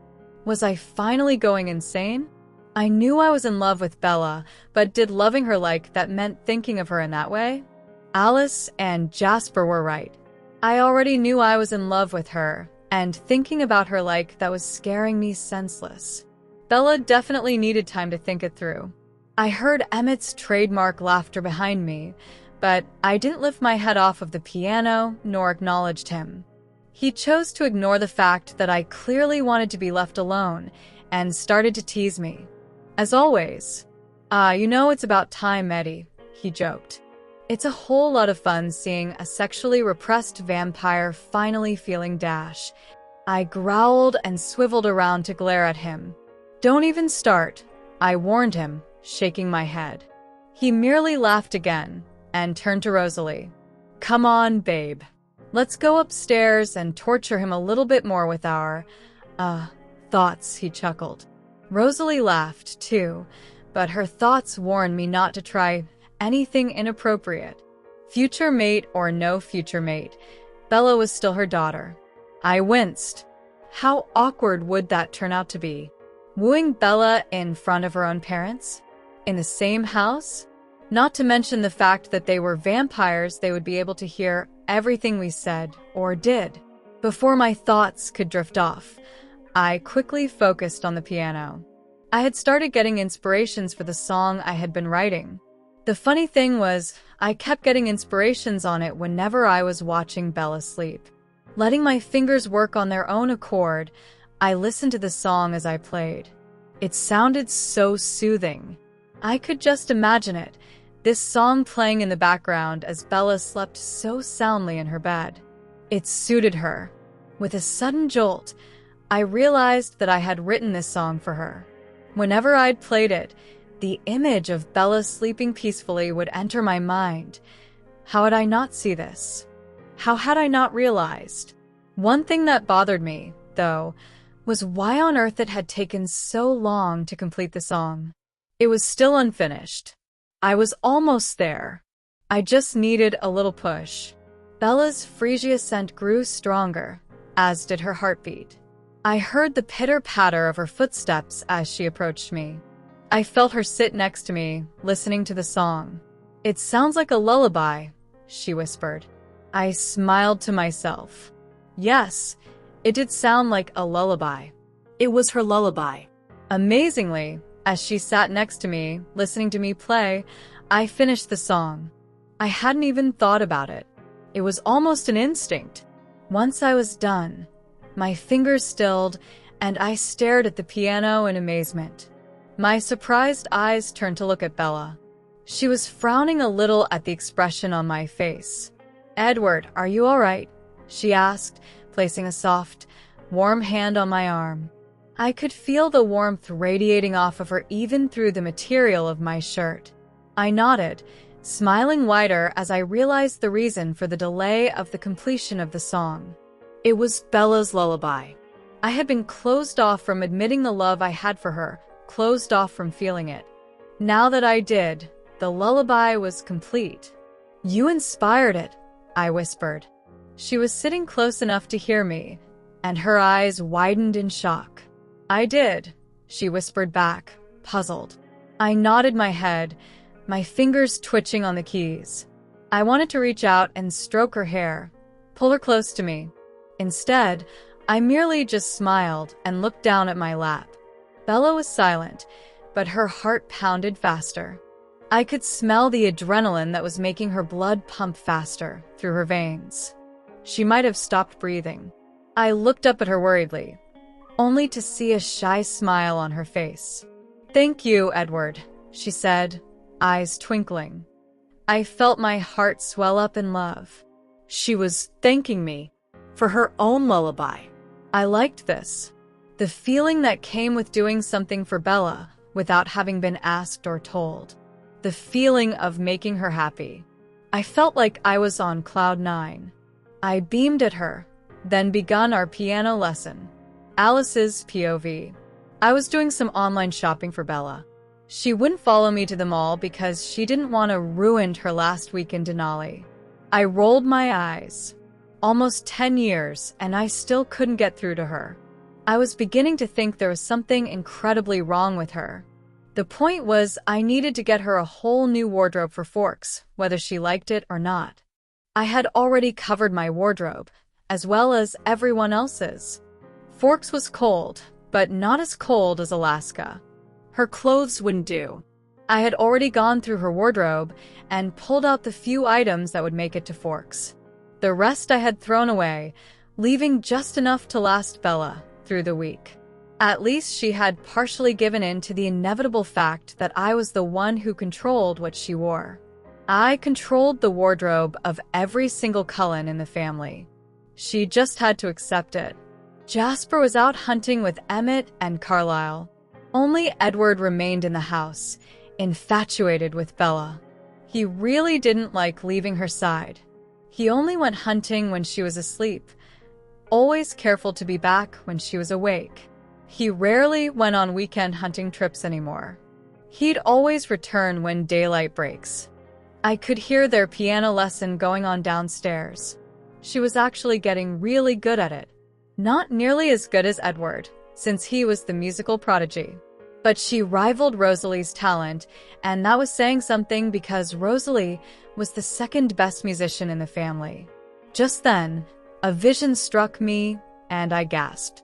A huge smile spread across my face, and I let out an ear-splitting squeal I knew even Bella could hear from downstairs. I couldn't help it. It was just too exciting. I dashed downstairs, abandoning the laptop. Shopping could be done later. This was more important. And you know it's big when Alice Cullen, was the one to say that. I stopped at the piano, jumping up and down excitedly. "Bella," I shouted. She flinched at my volume, and I grinned sheepishly. I forgot for a moment how loud I could be to a human. "Bella," I said again, softer. "I have the greatest news in the world." She raised her eyes and grinned a little devious smile at me.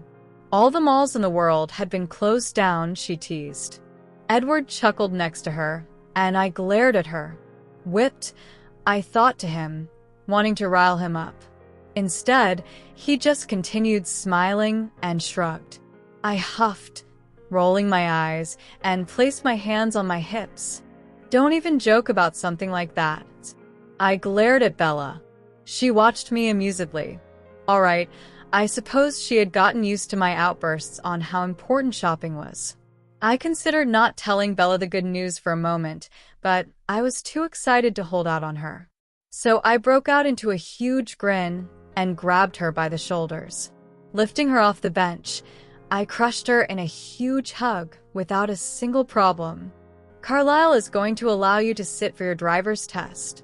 I squealed, putting her down on her feet. Bella's eyes widened, and I heard her heart started to beat faster. "Are you sure?" she asked in a whisper. I nodded my head. I knew why she was skeptical.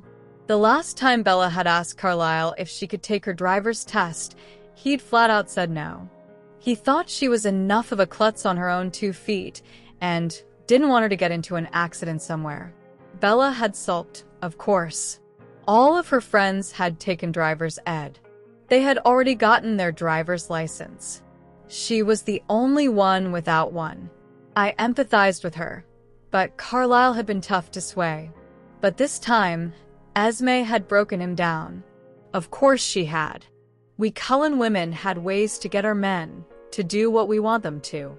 I couldn't wait to see Bella do the same thing with Edward. Not that she hadn't already done so since we'd first met her. Are you sure that's wise? Edward asked, frowning. Bella and I both turned to him and glared. Don't ruin the moment, Edward. I chided him, but he ignored me, that frown ever present. Bella sighed and sat down next to him on the bench. Edward, she called out to him. When he didn't answer her, too caught up in his own thoughts, Bella pouted. She grabbed a fistful of his shirt and tugged, gaining his attention. Would you please stop worrying about this? She asked softly. I promise I'll learn everything there is to know. I'll be careful on the road. I can't be driven around forever, you know, she reminded him. I'm a grown woman. I snickered in my head, as if he didn't already know that. Edward growled low in his throat, shooting me death glares, but I merely leaned on the piano and looked at him coolly. His anger didn't faze me one bit. Finally, he sighed at the puppy dog look Bella was giving him and gave in. With one condition, he said quickly.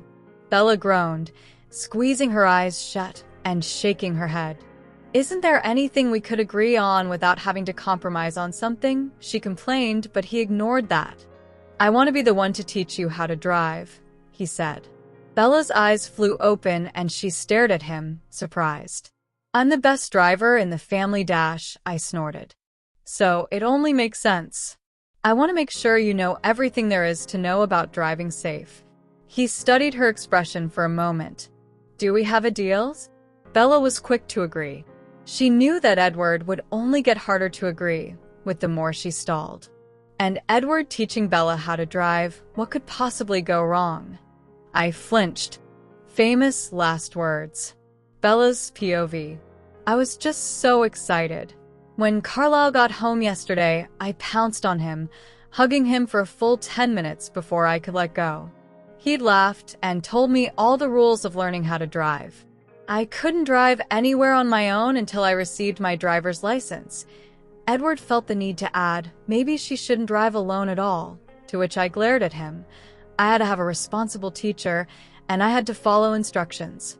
I was going to start my first ever driving lesson today.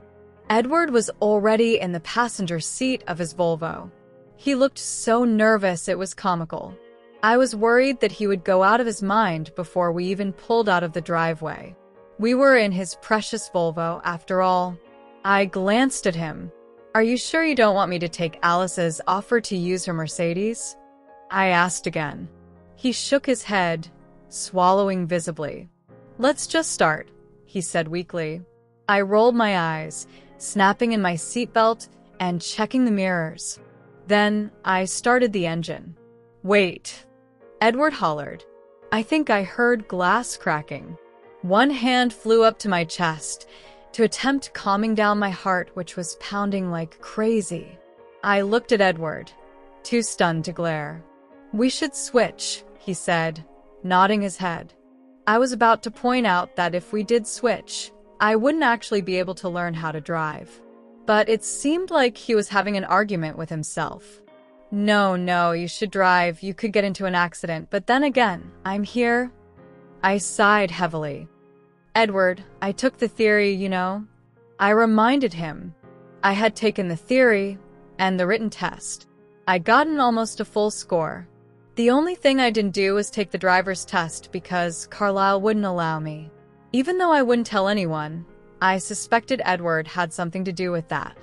He hung his head, pinching the bridge of his nose. Yes, I remember, he muttered.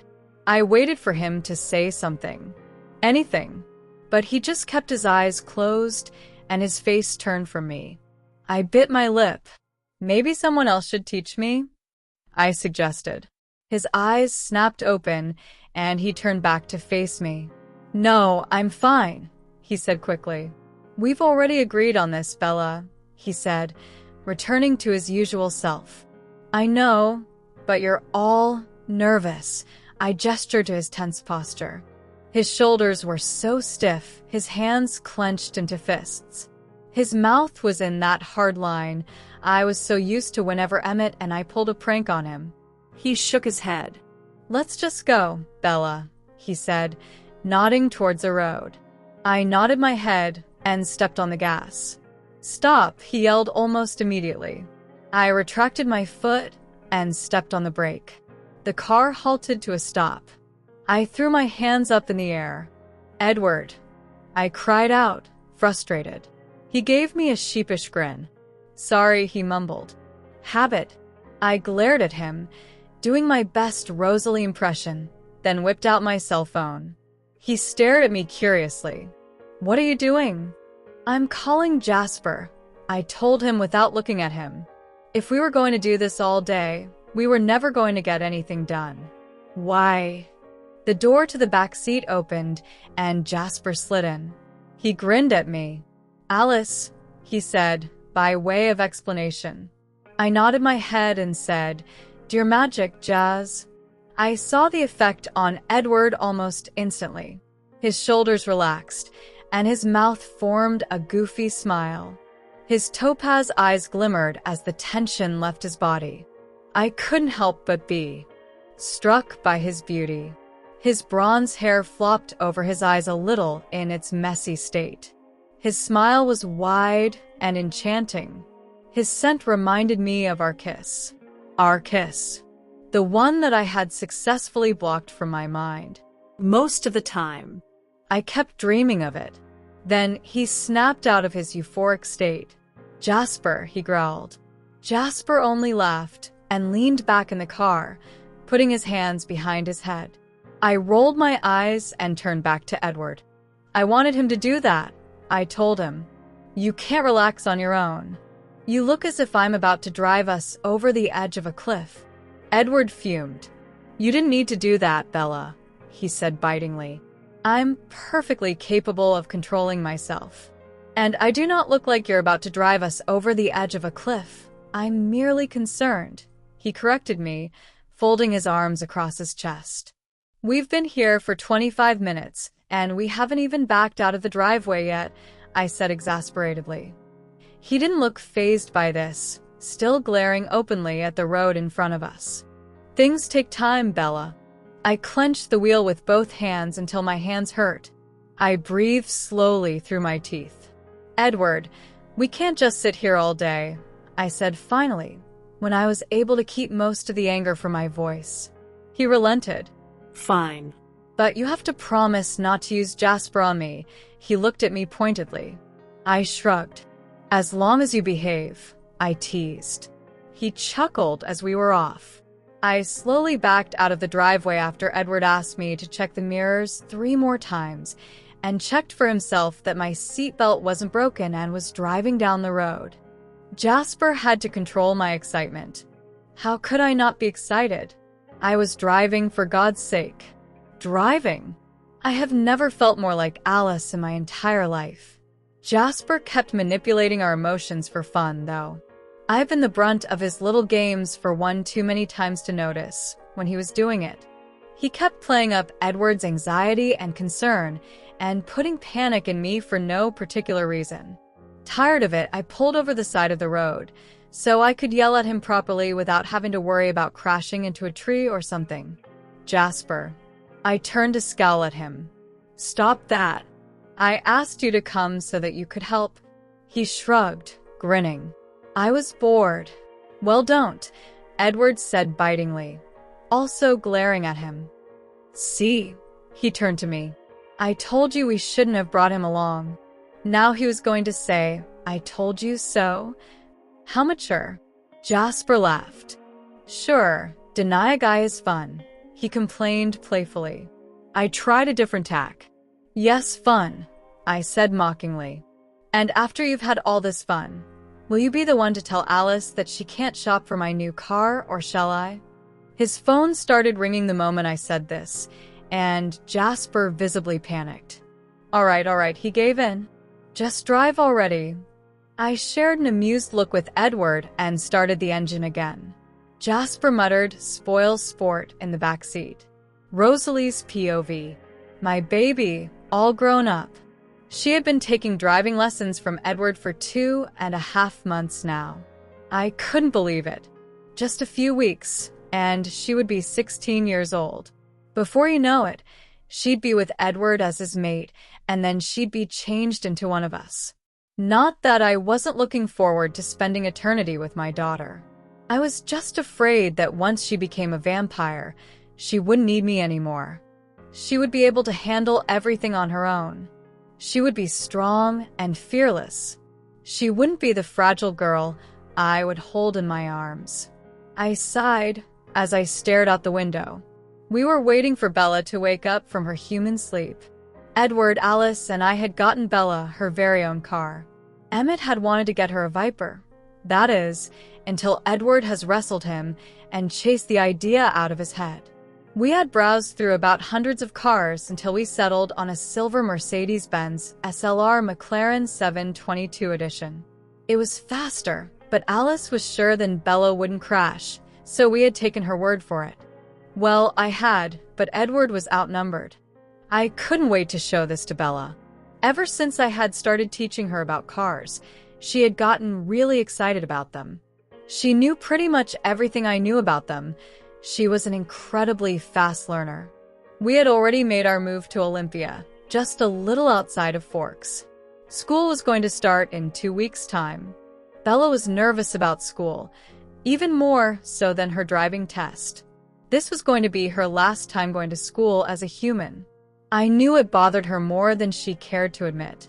I just didn't want to pester her into telling me what was wrong. I didn't even know if she would confide in me. She normally went to Edward to talk heart to heart. I didn't blame him. He held a very important, very large piece of her heart.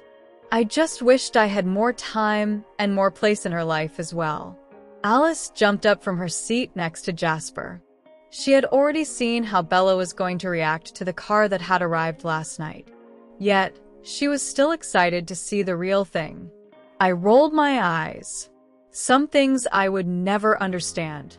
She's going to wake up in 4.2 seconds, she said giddily. I'm going to get her into an appropriate meet your first car ever outfit. She dashed up the stairs. Of course, only Alice would have ever thought of something like that. I turned to look at Carlisle. Do you have it?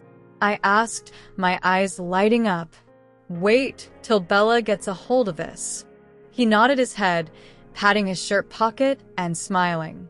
I heard Bella groaning and protesting as Alice insisted that she dressed her up today. I chuckled to myself. Same old Bella. Alice had high hopes that she would grow to love shopping, clothes, and Bella Barbie time, but that had never happened.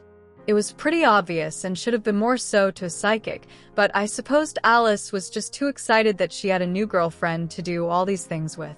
Finally, Alice and Bella came down the stairs. Alice was practically glowing as she bounced over to her place next to Jasper. Bella came down the stairs, biting her lip as she watched her step before she moved very carefully. She tripped on the last step anyway, but Edward was there to catch her before she could do any damage. As expected, Bella blushed as Edward placed her on her feet. Thanks, she mumbled, looking shyly at her feet. She moved towards the kitchen, but I rushed forward and grabbed her hand. Breakfast later, I said firmly. I have something to show you. Bella looked at me, confused. Did you, of all people, tell me to skip breakfast? She asked incredulously, looking at me like I'd grown another head. Is this some sort of joke? Do you have a vampire fever? I rolled my eyes at her. It was entertaining, sometimes, the naivety of her simple comments. No, silly Bella, I laughed. I'm just real excited to show you something. And I'm not telling you to skip breakfast. You can eat in a few minutes. I tugged at her hand and pulled her easily out the door. The rest of the family followed close by. Bella kept shooting me questions the whole way. Why are we going to the garage? What do you mean, something? Why is everyone coming with us? Sometimes the girl was just too inquisitive. We went into the garage, past my new M3, past Alice's Mercedes, past Emmett's Jeep. And there, right next to Edward's newest Volvo, really the guy was obsessed, was Bella's new McLaren. Alice had insisted on putting a blue bow on the front. I swore Bella's heart stopped beating for about a second. Her mouth hung open at the sight of the car. What is that? She asked slowly, turning to me, her face flushed. You don't even know what car that is. I teased her, bumping into her side intentionally. I'm disappointed, Bella. I thought you'd memorized every issue of Car and Driver. She placed her hands on her hips. Now's not the time for jokes, Mom, she said, eyes flashing with annoyance and excitement. I pretended to pout. All right. You're so bossy. Happy early birthday, sweetie. I leaned forward and kissed her cheek. Bella started hyperventilating. I looked at her in concern. Before I had a chance to voice my worries, though, she had launched herself at my neck and hugged me tighter than she had ever done. It's mine, she shrieked in a very Alice-like manner. I laughed, hugging her back as fiercely as I could without breaking her bones. I really doubted she wanted her first day in a new school stuck with a neck brace. Yes, Bella. Do you like it? I already knew the answer, of course, but it didn't hurt to want to hear it, nonetheless. Yes, she screamed. Are you kidding? Of course I love it. I could see the amusement in my family's eyes as she hugged the car from the front, practically laying down face first on the hood. I laughed. The truth was, we loved spoiling her and making her happy. She didn't always appreciate having money spent on her, so I was glad that she was accepting the gift so openly and without a fuss. I handed her the keys to the car while Alice said, Now you can drive us to the mall, Bella. Bella couldn't even find it in herself to frown at that. She was too excited at the prospect of driving somewhere. Then she said, Thanks, guys. I really love it. She hugged me one more time. Edward cleared his throat and stepped forward. Do you want to go for a ride? He asked, grinning at her. I heard Bella's heart did a stutter, then beat wildly as she gazed at Edward. I raised an eyebrow. Was she already feeling what a lover would feel with Edward? One thing I had noticed throughout the years was that no matter how old she was, her heart had always stuttered for a quick second every time she was with Edward. Even when she was 6. Even when he wasn't talking to her. But her heart had never beat so crazily like that before. It was as if it was trying to claw itself out of her chest. I listened to it beat in fascination, as did the rest of us. Bella blushed but frowned, blinking at Edward innocently. I don't have my license, she pointed out. Carlyle stepped forward as well. That's not exactly true, he smiled. Bella raised an eyebrow questioningly at him. Carlyle whipped out the driver's license from his shirt pocket and handed it to her. She took it, and her jaw dropped open in surprise. I never took my test, she stuttered. Alice laughed her tinkling laugh. Yes, silly Bella, and I'm not really 16 years old, nor was I born in Seattle. We have ways to get legal documents such as driver's license, you know, she said, dancing over to Bella and giving her a huge hug and a kiss on the cheek. Isn't that illegal? She frowned. Edward laughed, placing an arm around her shoulders. Again, her heart beat wildly. Don't worry. You won't get sent to jail, he joked. Bella slapped him lightly on the shoulder, though she smiled widely. So how about that ride? He asked, smiling because he knew her answer would be a yes. But I stepped forward. No way was I going to let my baby drive her car on an empty stomach. What if she felt faint later on? She could easily crash and get herself killed.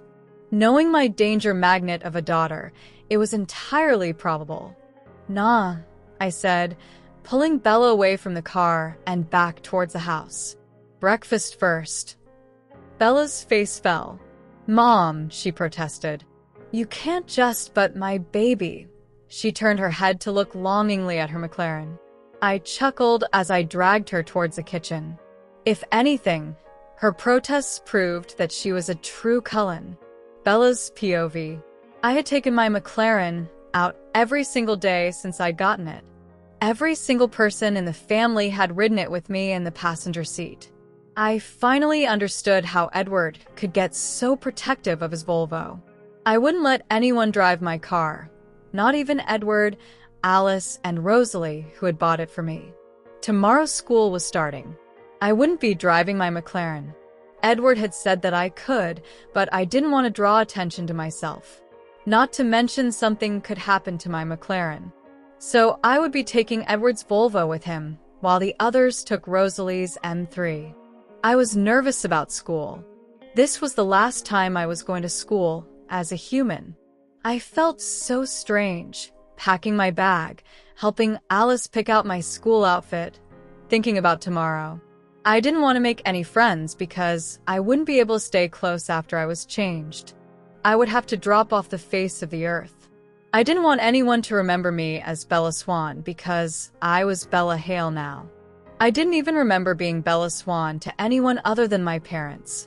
Even then, my memories weren't so strong. I remembered a girl I used to play with at preschool and kindergarten. She had dark hair and a kind face. I couldn't quite remember her name. Maybe if I tried hard enough. If she still lived there, she would be at the high school.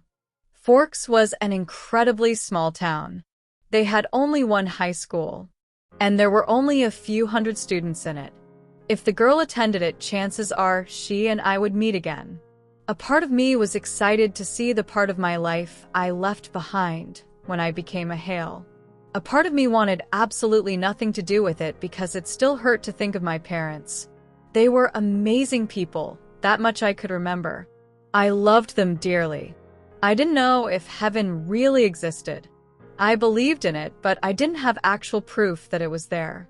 But if it did exist and my parents were really watching over me, I owed it to them. To make them proud of my last years as a human. I sighed as I stared at Wuthering Heights in front of me. I had been staring at the same page for the past 40 minutes, lost in thought, not taking in a single word. I wanted to talk to someone, but who? I couldn't talk to Edward about this. Even though he had more or less accepted the fact that I was going to be just like him one day soon, he was still a little edgy when it came to the sore topic. I could talk to Jasper, but he'd panic as the protective big brother. Emmett would just joke around. Alice would tell me she had already seen everything, and I had nothing to worry about. Esme would worry too much, and so would Carlisle. Rosalie, that was who I could talk to. My other mother. I loved her, too, and sometimes she gave the best advice. I smacked myself mentally for not thinking of her sooner. She had just the right amount of sarcasm to keep me from panicking too much, and she would always be there for me. I thank God that Edward and the boys had gone hunting tonight. I did not want to have this conversation when he could easily hear me. I swung my legs off the edge of the bed and stood up, walking to Rose's room. I stumbled a little in the hallway, but otherwise nothing major happened. I knocked on her bedroom door tentatively. She called me in. I was greeted with the smell of nail polish as soon as I stepped inside. Rosalie was sitting on her bed, painting her toenails red, the same color as her nails, and the same color as her M3. I smiled to myself. Leave it to Rose to be ostentatious. "Hey, Mom, do you mind if we talk?" I asked. Rosalie looked up at me and smiled. "Not at all, sweetie," she said, patting the bed next to her. I climbed in and weaved an arm with hers, resting my head on her shoulder. "What's up?" I sighed. "I don't know," I admitted. "I just feel nervous, I guess, about tomorrow." Rose put away her nail polish and brushed at my hair. "Baby, you don't have to be nervous," she said, looking at me in the eyes. "We're all going to be there for you." I nodded my head. "I know that. It's just that Forks, I used to live there. What if people remember me?" I asked. What if they did remember me? Had they seen Edward and the others? What if they remembered them as teenagers? What if they suspected something since the Cullen kids didn't age? What if something horrible happened? Rosalie sensed that I was going into a panic attack and shushed me, hugging me to her. I breathed in her familiar scent and closed my eyes. "What if people remember you?" I mumbled into her hair. Rose shook her head. "The last time we were in Olympia, we never went to high school in Forks. We were just waiting it out until our London home was finished," she told me, running her hands through my hair the way she always did every time she calmed me. I snuggled deeper into her, hugging her tighter. I loved the mother-daughter moments we shared. It was different with Esme, and it was different with her. I loved them both the same, but it was nice just the same to be with Rosalie. We hadn't had enough time together recently. I vowed to myself to change that. I had missed her deeply. "And is it so bad if people remember you?" Rosalie asked, pulling back to look me in the eyes. "Wouldn't you want a connection to your past?" I shrugged, not meeting her eyes. But Rosalie wouldn't have that. She nudged me gently to get me to talk to her. I don't want to remember them," I whispered. She looked confused for a moment, so I continued. "It still hurts, you know? I mean, I love you and Esme as my mothers. And Carlisle's a great father. But they were my parents, too. I just don't want anyone reminding me of them." I sighed. I must have sounded like a total maniac. But Rose only hugged me and said, "I know it hurts. But baby, trying to forget them won't take away the pain. You have to deal with it. You were too young to grieve properly. Look at it this way. This is an opportunity to get to know your parents and your life before us. Remember, because it's not right to forget." She kissed the top of my head. I smiled slightly at her. "When did you get so wise?" I teased slightly. She laughed and pulled her to me. We just sat there for a long while until Alice burst into the room, demanding to let her do my nails for tomorrow. I sighed. Some things never changed. I was sleeping very peacefully when Alice bounced into my room. She jumped on the bed and shook me by the shoulders. I could hear her calling out to me, telling me to wake up. I groaned. "Go away, Alice," I mumbled into my pillow, rolling over to catch more shut-eye. I gave a slight scream as I tumbled from my bed and ended up on the floor. My eyes flew open and landed on Alice as she grinned at me from the bed. I glared at her, my eyes searching for my radio alarm. I had set it to wake me up. Why had it been so silent? Had I slept through it? Was it broken? My eyes bulged out as I found the time. It was 2 hours before we had to leave for school. It wasn't even light out. "Alice," I yelled. "Why on earth did you wake me up so early?" She shrugged. "It's the first day of school," she chirped, jumping off the bed excitedly. "We have to get you ready." I thought we had already picked out my outfit. When I voiced this, Alice snorted. "If I were to pick out your outfit today, Bella, you would have been awake hours ago." The scary thing was, she wasn't exaggerating. Alice shoved me into the shower and then dragged me all the way to her own bathroom where she could do my hair and makeup properly.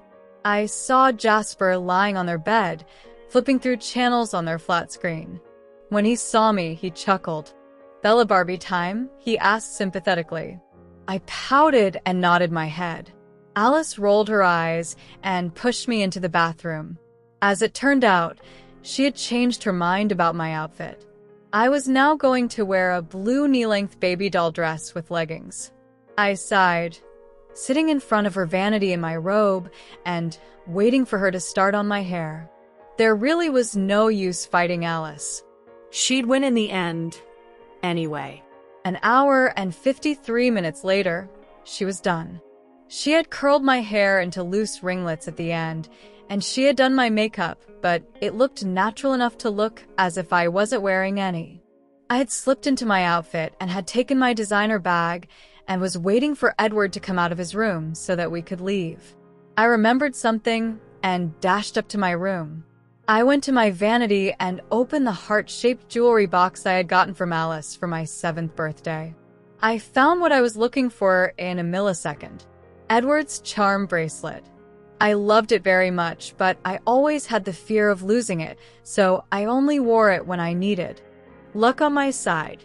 I wore it the first time I went for ballet class, the time we moved to London, every time the Denali clan came to visit, when Edward stopped talking to me. Today warranted a burst of luck as well. I slipped on the bracelet and fastened it around my wrist. I held it up in front of my eyes and studied the charms.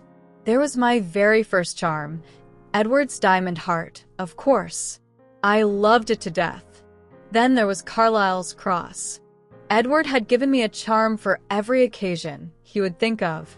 There was a candy cane for the very first time I spent Christmas as a Hale. There was a little silver purse he'd given me as a joke because he knew I hated shopping sprees with Alice. There was a cupcake with emeralds as the topping for the first time I baked something with Esme, a gold baseball glove because he taught me how to play, a tropical postcard for the time we went to the Bahamas, a golden heart with a lucky shamrock because I told him I only wore the bracelet for luck, a silver.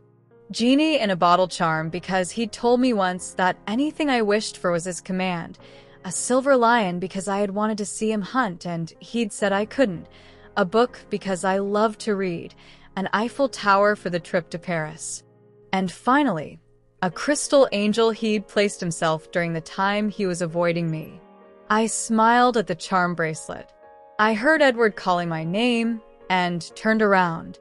He was leaning against the doorway, arms crossed over his chest. He smiled at me as I blushed, realizing he had been there the whole time I was admiring my bracelet.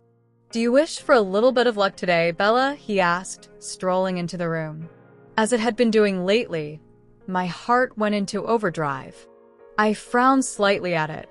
I couldn't understand why I reacted that way. My only guess was because we had kissed several months ago, but that couldn't be it. We had both agreed that it was a mistake. We'd never talked about it or mentioned it, and neither had anyone else. We'd continued being best friends without any problems. I couldn't be thinking of our kiss. This was probably just a hallucination. Maybe I was just startled. He did have a tendency to sneak up on me. I grinned sheepishly at him. Yes, I bit my lip. I'm nervous, I suppose. He touched the bracelet briefly, and when he pulled away, I noticed a new charm hanging next to the angel. It was a diamond four-leaf clover. I smiled at him warmly. "Thank you."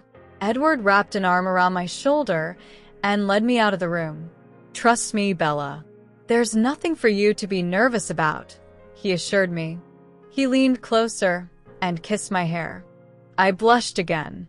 Esme and Carlisle wished me good luck for school because they, too, could see that I was anxious. Rosalie, Emmett, Alice, and Jasper were already in her M3, the engine running. They weren't pulling out of the garage, though, and I knew it was because Edward and I weren't in the Volvo yet. We tended to move together. Edward let go of me as soon as he pulled open the passenger door.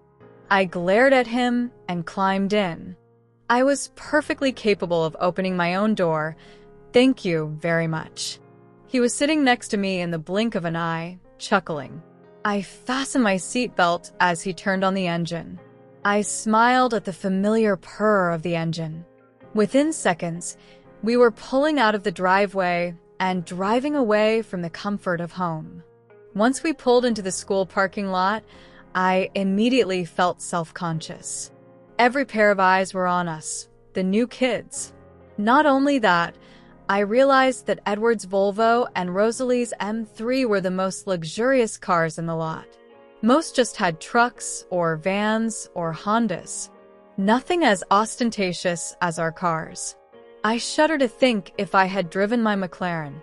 Edward sensed my discomfort and wrapped his arm around my shoulder again. I sunk into his side, relieved that I had my best friend to hold on to, and followed the others into the office. "Hi," Alice chirped sweetly to the woman behind the desk. She raised her head and looked at all of us, her eyes widening instantly. I smiled slightly. It must be slightly disconcerting to see 5 vampires all at once. She might not know what they were, but their beauty was blinding. I looked incredibly plain next to them, but I didn't resent it at all. After all, I knew for a fact that I would someday look just like them. I would someday look like I belonged standing amongst them. There was no point in being upset about it so soon to the supposed date. The woman, Mrs. Cope, according to her name tag, cleared her throat as she raked her eyes over us. "Hello?" she squeaked, as her eyes found Edward. I turned my head slightly and pressed my mouth into his shoulder. She looked to be in her 40s, and she was crushing on him. Poor Edward looked pained. He could, after all, read her mind. I fought the urge to laugh at his discomfort. Instead, I grabbed his hand and squeezed reassuringly. Rosalie leaned forward to get her attention. "We're the new students," she announced unnecessarily. Mrs. Cope regained herself and gave us our schedules, slips of papers to have each teacher sign, and maps of the school ground. When we got out of the office, Edward breathed out in relief. I giggled at his behavior, and he scowled playfully at me. "You didn't have a 40-year-old woman arguing with herself about how attractive you were in her mind," he said defensively. I smirked. "It would be incredibly strange if I did, Edward." I laughed. Edward, Alice, and I compared schedules. I would have English and biology with Edward, homeroom with Alice, and Spanish with both Edward and Jasper. Thank God none of them had gym with me. It would be humiliating enough on my own. I got to spend lunch with them all, though, so I was content. Alice and I waved goodbye to Edward as we headed off to homeroom. I sat next to her and pulled out the newest journal Jasper had given me. I started doodling on the side of a fresh page while I waited for the announcements to begin. "Hi," someone said. I looked up to see an overeager boy. He had blonde hair and blue eyes, and his face was very boyish. "Hello," I said warily, sharing a look with Alice. She smiled brightly at me, and I rolled my eyes slightly. "I'm Mike Newton," he said proudly. I furrowed my brows in confusion. Why did he sound so proud of his own name? I shrugged it off and shook his extended hand. "Bella Hale." He held onto my hand a little too long for my liking, so I yanked it away, blushing furiously. I ducked my head and continued to doodle. Apparently, Mike Newton had different plans. "So, you're new here," he said, nodding his head at his own question. I held back my laughter. Wasn't it obvious? Everyone knew everyone in this school. Of course, I was new. "Yes," I said politely. "As is my sister," I added quickly, trying to divert his attention. Mike's eyes flashed to Alice, who shook his hand as well and introduced herself. And then he went right back to look at me. I sighed inwardly. This was going to be the longest class of my life. "Do you need any help around the schools?" Mike asked eagerly. "I could always show you around, help you with homework and stuff." I noticed that his eyes showed the lust that I had seen plenty of men shown whenever they looked at Rosalie. I shuddered involuntarily. I shook my head. "Thanks for the offer, Mike, but I dash." The teacher started calling out names to check for attendance, saving me from actually turning him down. God only knew I was terrible at it. Not that I had all that much of a practice before. I gave Mike a "what can you do" look and shrugged. I focused on the teacher, pretending like I was really intrigued with what he had to say. Eventually, Mike turned back to face the front and left me alone. I breathed a sigh of relief. I might not be able to read his mind, but I still had a smidgen of an idea how Edward felt in the office. By the end of the period, I had learnt more about Mike than I had ever wanted to know. I knew why he was so proud of his name. His family owned a sporting goods store, the names of his brothers, why he had a scrape on his knee, and the funny incident that happened to him as a child in preschool. Mike wouldn't let go of me, sticking to my side throughout the entire homeroom class. After homeroom, Alice went for French class, so I was left alone to look for history class. As it turned out, Mike had the same class as well. It wasn't all that surprising since the student population was so small. I had to have some classes with the same people. Mike, however, became overly excited over that. I waved Alice goodbye sadly, and she gave me a reassuring smile. Kissing me on the cheek, she whispered, "Good luck. You're going to need it." As soon as we stepped into history class, I knew what she meant. Every single person in the room looked at me as I walked in. Mike simply looked smug about something. I sighed and went over to the teacher's desk. She signed the slip of paper and sent me to my seat. Class hadn't officially begun yet, so Mike followed me. To my extreme irritation, he sat on the edge of my desk and kept talking nonstop about God knows what. I stopped listening when he started talking about the gossip mill. I didn't know guys liked to talk about that. A tall guy came over to my desk. He smiled widely at me. "Hi," he said. "I'm Tyler Crowley. You're Isabella Hale, right?" "Bella," I corrected instantly. Eric opened his mouth to say something when a nasal voice interrupted him. "Weren't you Bella Swan?" I flinched slightly and turned to find a silver-blonde girl striding over to me. She draped an arm over one of Tyler's shoulder, her fishy eyes studying me critically. I swallowed back the bile at being recognized as Bella Swan already. I shrugged, trying to be nonchalant. "Not anymore," I said as politely as I could. "I'm Lauren Mallory," she said, her voice hard. I didn't understand this. She looked and acted as if she hated me. How could she when she had seen me for all of 20 seconds? I didn't bother giving her my name since she already knew it. "So what, like you're adopted?" She wrinkled her nose at me. She made it sound offensive that I was adopted. Yes," I said. Why on earth did that just come out like a question? I heard another female voice and prayed to God that this wasn't some sort of mean girls moment. "Oh, back off, Lauren." A girl with curly brown hair came up to my table and smiled at me.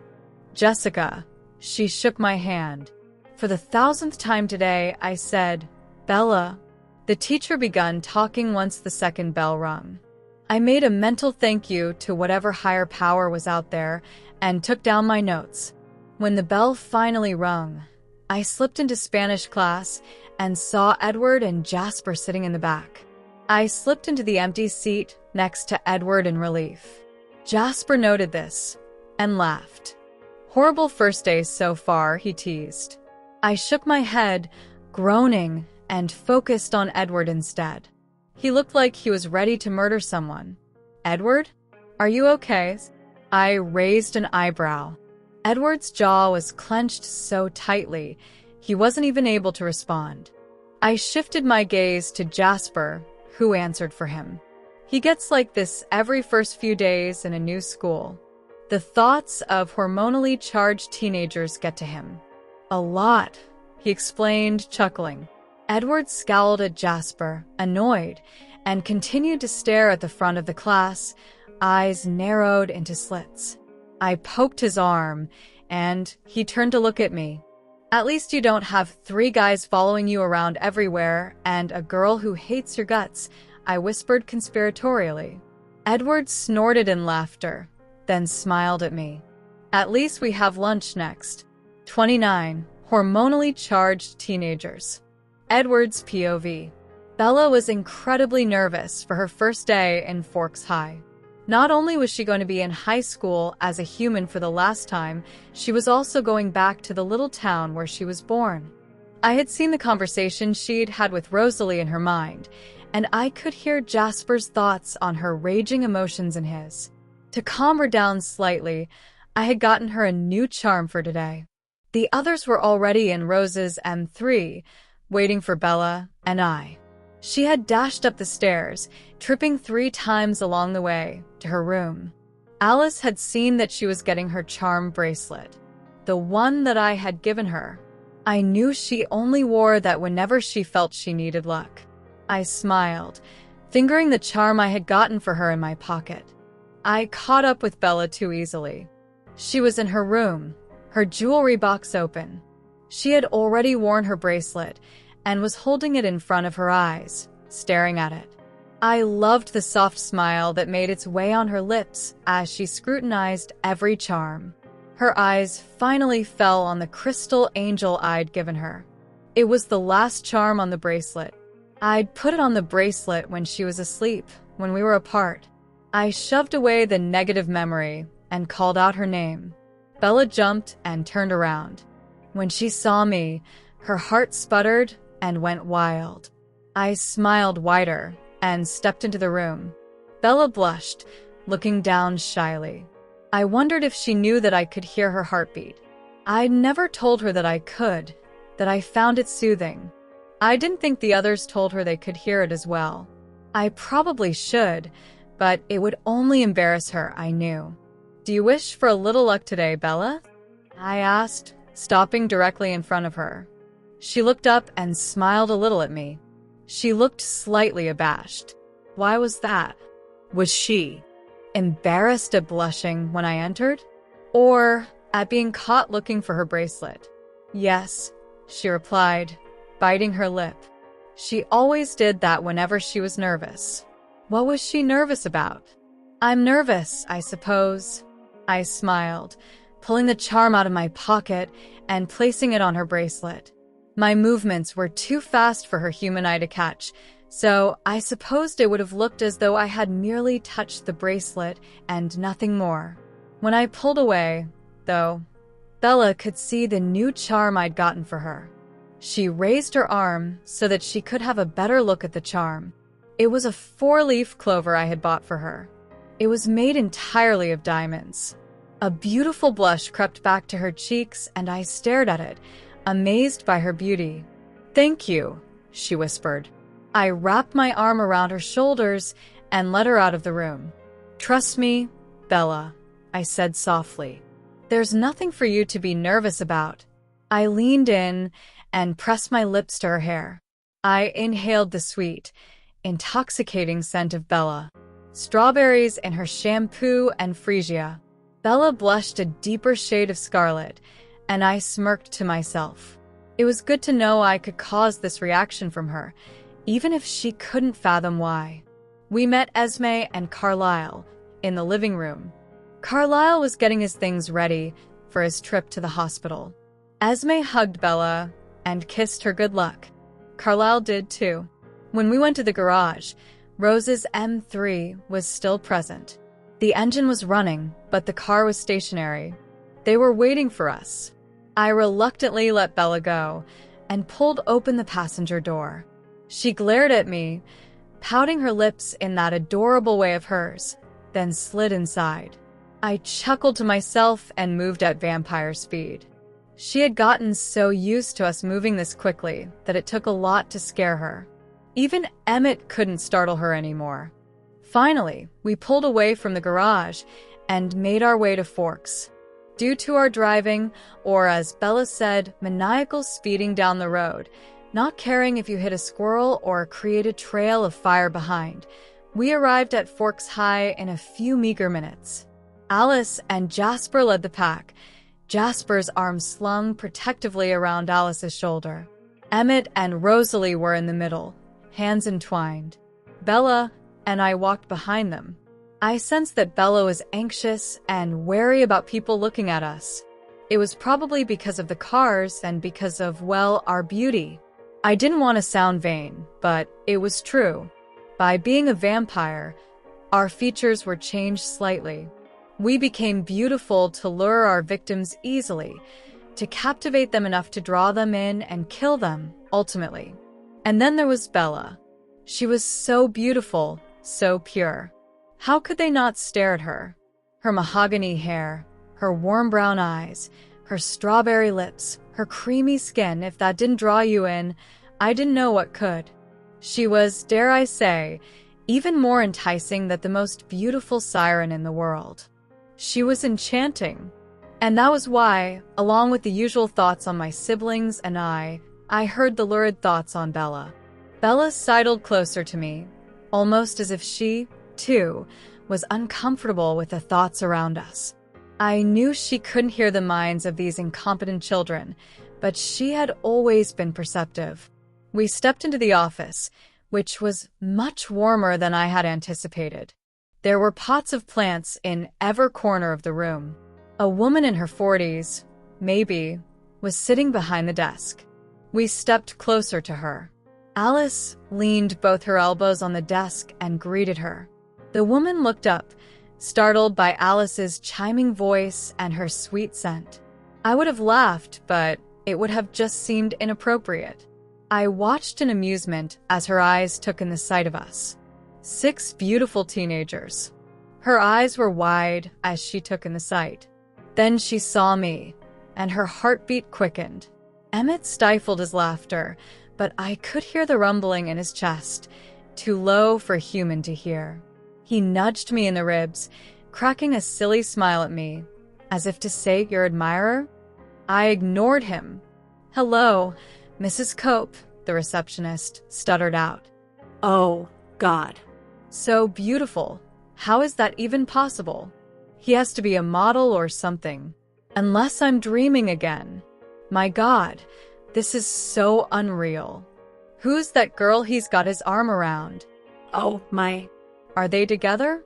Dear. Take a hold of yourself. He's 17 years old, for crying out loud. Your own son is older than him. But he's so... I grimaced, tuning out her thoughts. It wasn't so easy considering she was practically screaming them in her head. Bella didn't need to be a mind reader to know what was going on in Mrs. Cope's mind. She turned her head and pressed her full lips to my shoulder. I held back a gasp, looking down at her. She was so beautiful, so warm, her lips were pressed against my shoulder. I hadn't felt that since that night at the pond. I knew she was only doing it now to keep herself from laughing out loud, but I couldn't help but want to lift her up and kiss her soundly. I took in shallow breaths, focusing on the wall in front of me. I should think of things that weren't alluring in any way. How about mud wrestling with Jasper and Emmett? One of Alice's crazy shopping sprees during Christmas time when she would drag us all out to the mall so we could be a part of the madness? Or Emmett's endless teasing about my being a sexually repressed male? No.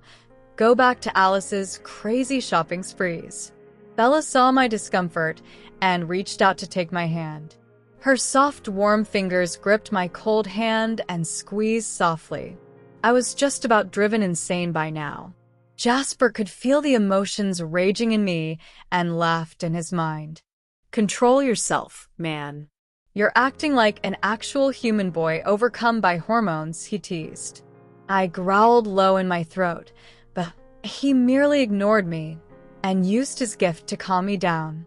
I tipped my head slightly in his direction to thank him. You're welcome.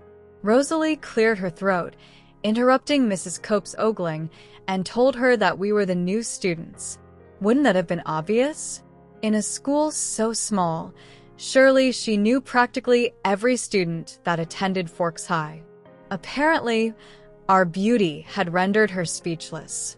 Out loud and in her own mind. So much so that she had forgotten the new students were arriving today. She handed us our schedules, maps of the school ground, and slips of papers for the teachers to sign. Honestly, he's too young, Bella Hale? I wonder. Wasn't there an Bella Swan who was adopted? I'd have to check with Daisy and see if she remembers. Oh, poor thing. I wonder if he's her brother. Then maybe too young. We finally stepped out of the office, and I sighed in relief. Bella noticed and giggled, an amused expression on her face. My annoyance at Mrs. Cope immediately vanished, only to be replaced by the desire to make Bella as happy as humanly, and inhumanly, in my case, as possible. So I scowled at her playfully. You didn't have a 40-year-old woman arguing with herself about how attractive you were in her mind, I said, crossing my arms across my chest, as if I were being defensive. Bella smiled mischievously at me. It would be incredibly strange if I did, Edward, she said sweetly and laughed. I rolled my eyes and shot Emmett a look. I hope you know that you're to blame for that smart mouth of hers, I said to him, in a voice too low and in a pace too fast for Bella's human ears to catch. He smirked at me. I'll take it as a compliment. Bella and Alice were sophomores like me. Rosalie, Emmett, and Jasper were juniors. I compared my schedules to Bella to see if I had any classes with her. I had English, biology, and Spanish with her. I would have to try and get Mrs. Cope to change my schedule so that it was identical to Bella's. I could always get what I want, of course, simply by charming my way through lies. It was a part of being what I was. But the thought of flirting with Mrs. Cope was incredibly disconcerting. I had first period calculus and Bella had homeroom with Alice, so I waved them off sadly. I decided to keep an eye on Bella throughout the day. Who knew what sort of dangerous thoughts would come out of the human males in the school? It was bad enough with Rosalie and Alice, but I knew those two could handle themselves. Emmett and Jasper always scared odd the children anyway. But Bella was so fragile, so weakly human. I needed to ensure that she was safe. I followed her with Alice's mind as I made my way to calculus, not really seeing where I was going. I walked quickly and slid into my seat 5 minutes before class. I saw the lustful looks the boys were giving Bella and clenched my jaw angrily. How dare they look at her like that? I could only imagine what it was like in their heads. "Hi, I heard someone greet Bella." Alice looked up and saw the stranger. He had blonde hair and blue eyes. He looked like a little boy to me. His features were too boyish. "Hello," Bella replied hesitantly. I saw her exchange a look with Alice, worried. I quickly peeked into the boy's head, growling quietly as I did so. Luckily, no one around me noticed. Wow, she's just so pretty. I bet I could get her to go out with me. Yeah, I've got looks. I'm Newton, for God's sake. Just step up to the game, man. I can do this. I am a hunky dude. I'm a badass hunky dude. I rolled my eyes at his inane thoughts, but my fists clenched involuntarily at the idea of someone else asking out my Bella. Would she accept? What if this was the kind of boy she'd prefer? What if she liked his blonde hair and his blue eyes and the way his eyes were looking at her? I really needed to stop myself from jumping out of my seat, barging to Bella's homeroom class, and snapping the boy's neck. How dare Newton think of her that way?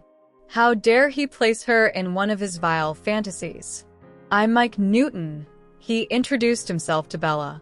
My brows furrowed in confusion. Was that a hint of pride in his voice as he said his name? A moment later, his thoughts informed me of why he felt so prideful. His parents owned a sporting goods store in town. Apparently, that was a big thing in Forks. He was also quite popular in school. I supposed he thought his popularity would gain some attention from Bella. I noticed from the way Bella looked that she, too, didn't understand why he was so proud of his name. But she didn't question it. Instead, she shook his outstretched hand and said her name. Mike Newton held on to her hand longer than a casual handshake would require, and Bella pulled her hand back, blushing. Someone I hadn't noticed walked up to me and leaned forward. I blinked up at her. It was a blonde girl, smiling at me in what I supposed was a coy manner. I fought the urge to run out of the classroom and duck for cover. "Hi," she said, her voice low. I raised an eyebrow. "My name is Laura Mallory." "Oh my God. He's so totally hot." "Edward Cullen," I said curtly, not bothering to show any politeness, nor hide the annoyance that she had interrupted my spying time on Bella and this Newton kid. She smiled wider, as if getting my name in return was some sort of accomplishment for her. "Do you play sports?" she asked, her beady eyes running up and down my upper body. "You look like you play sports. If I snag him first, Jess would be totally, mad." Ha! As if she stands a chance when I'm here. "He wants me." I shrugged. "I don't," I answered, to her question and to her unspoken thought. Not that she could know that, of course. She started asking me something else, but I tuned her out. I didn't want to listen to her voice, nor did I want to listen to her thoughts. They were too disturbing for me. I started the connection again, and saw that Bella had hid her face with her curtain of hair and had begun doodling. Even through this child's mind, I could see her red forehead. She must have felt extremely grateful that Alice had let her wear her hair down to school today. Newton wasn't done talking to her, though. "So, you're new here?" I rolled my eyes. Of course she was new here. Had he ever seen her before? In a school this small, surely even a nitwit like him would have noticed that she was new.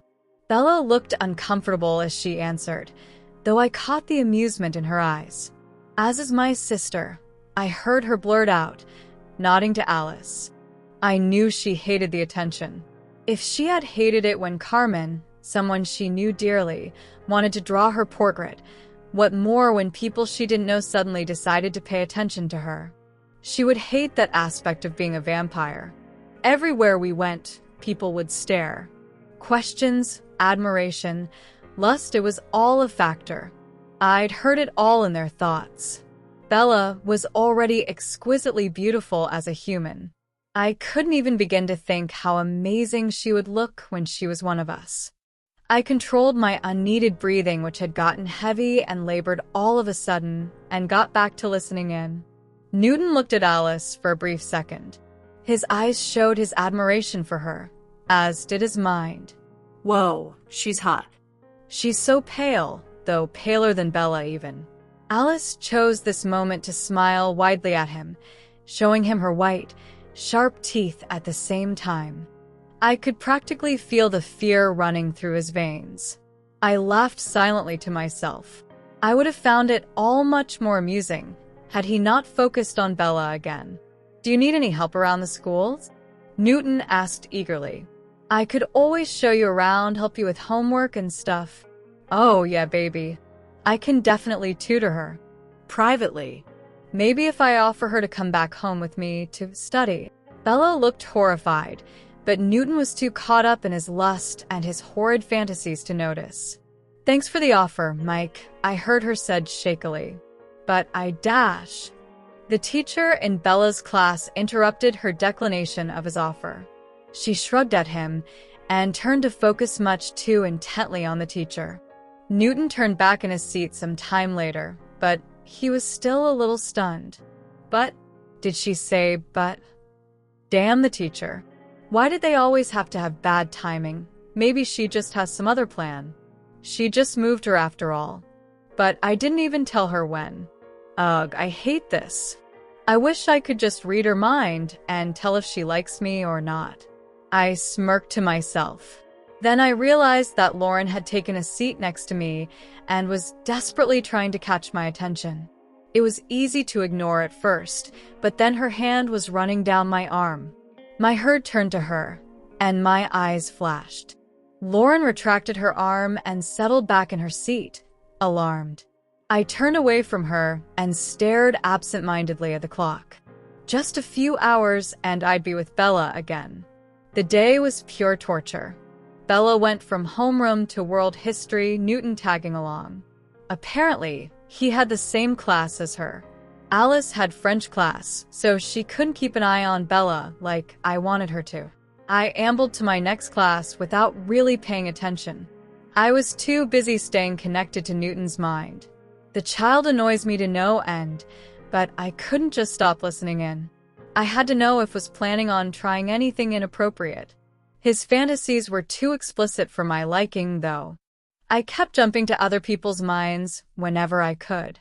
It was hard enough to keep up with the thoughts surrounding Bella, but the teenage girls around me were making it harder still.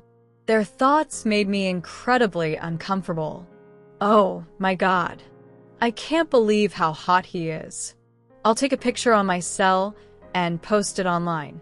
I can't wait to talk to Lauren about him. I know she has the inside scoop. Maybe if I ask him out. Bella had sat herself down in world history, but class hadn't started yet. To my extreme irritation, Mike Newton was still with her.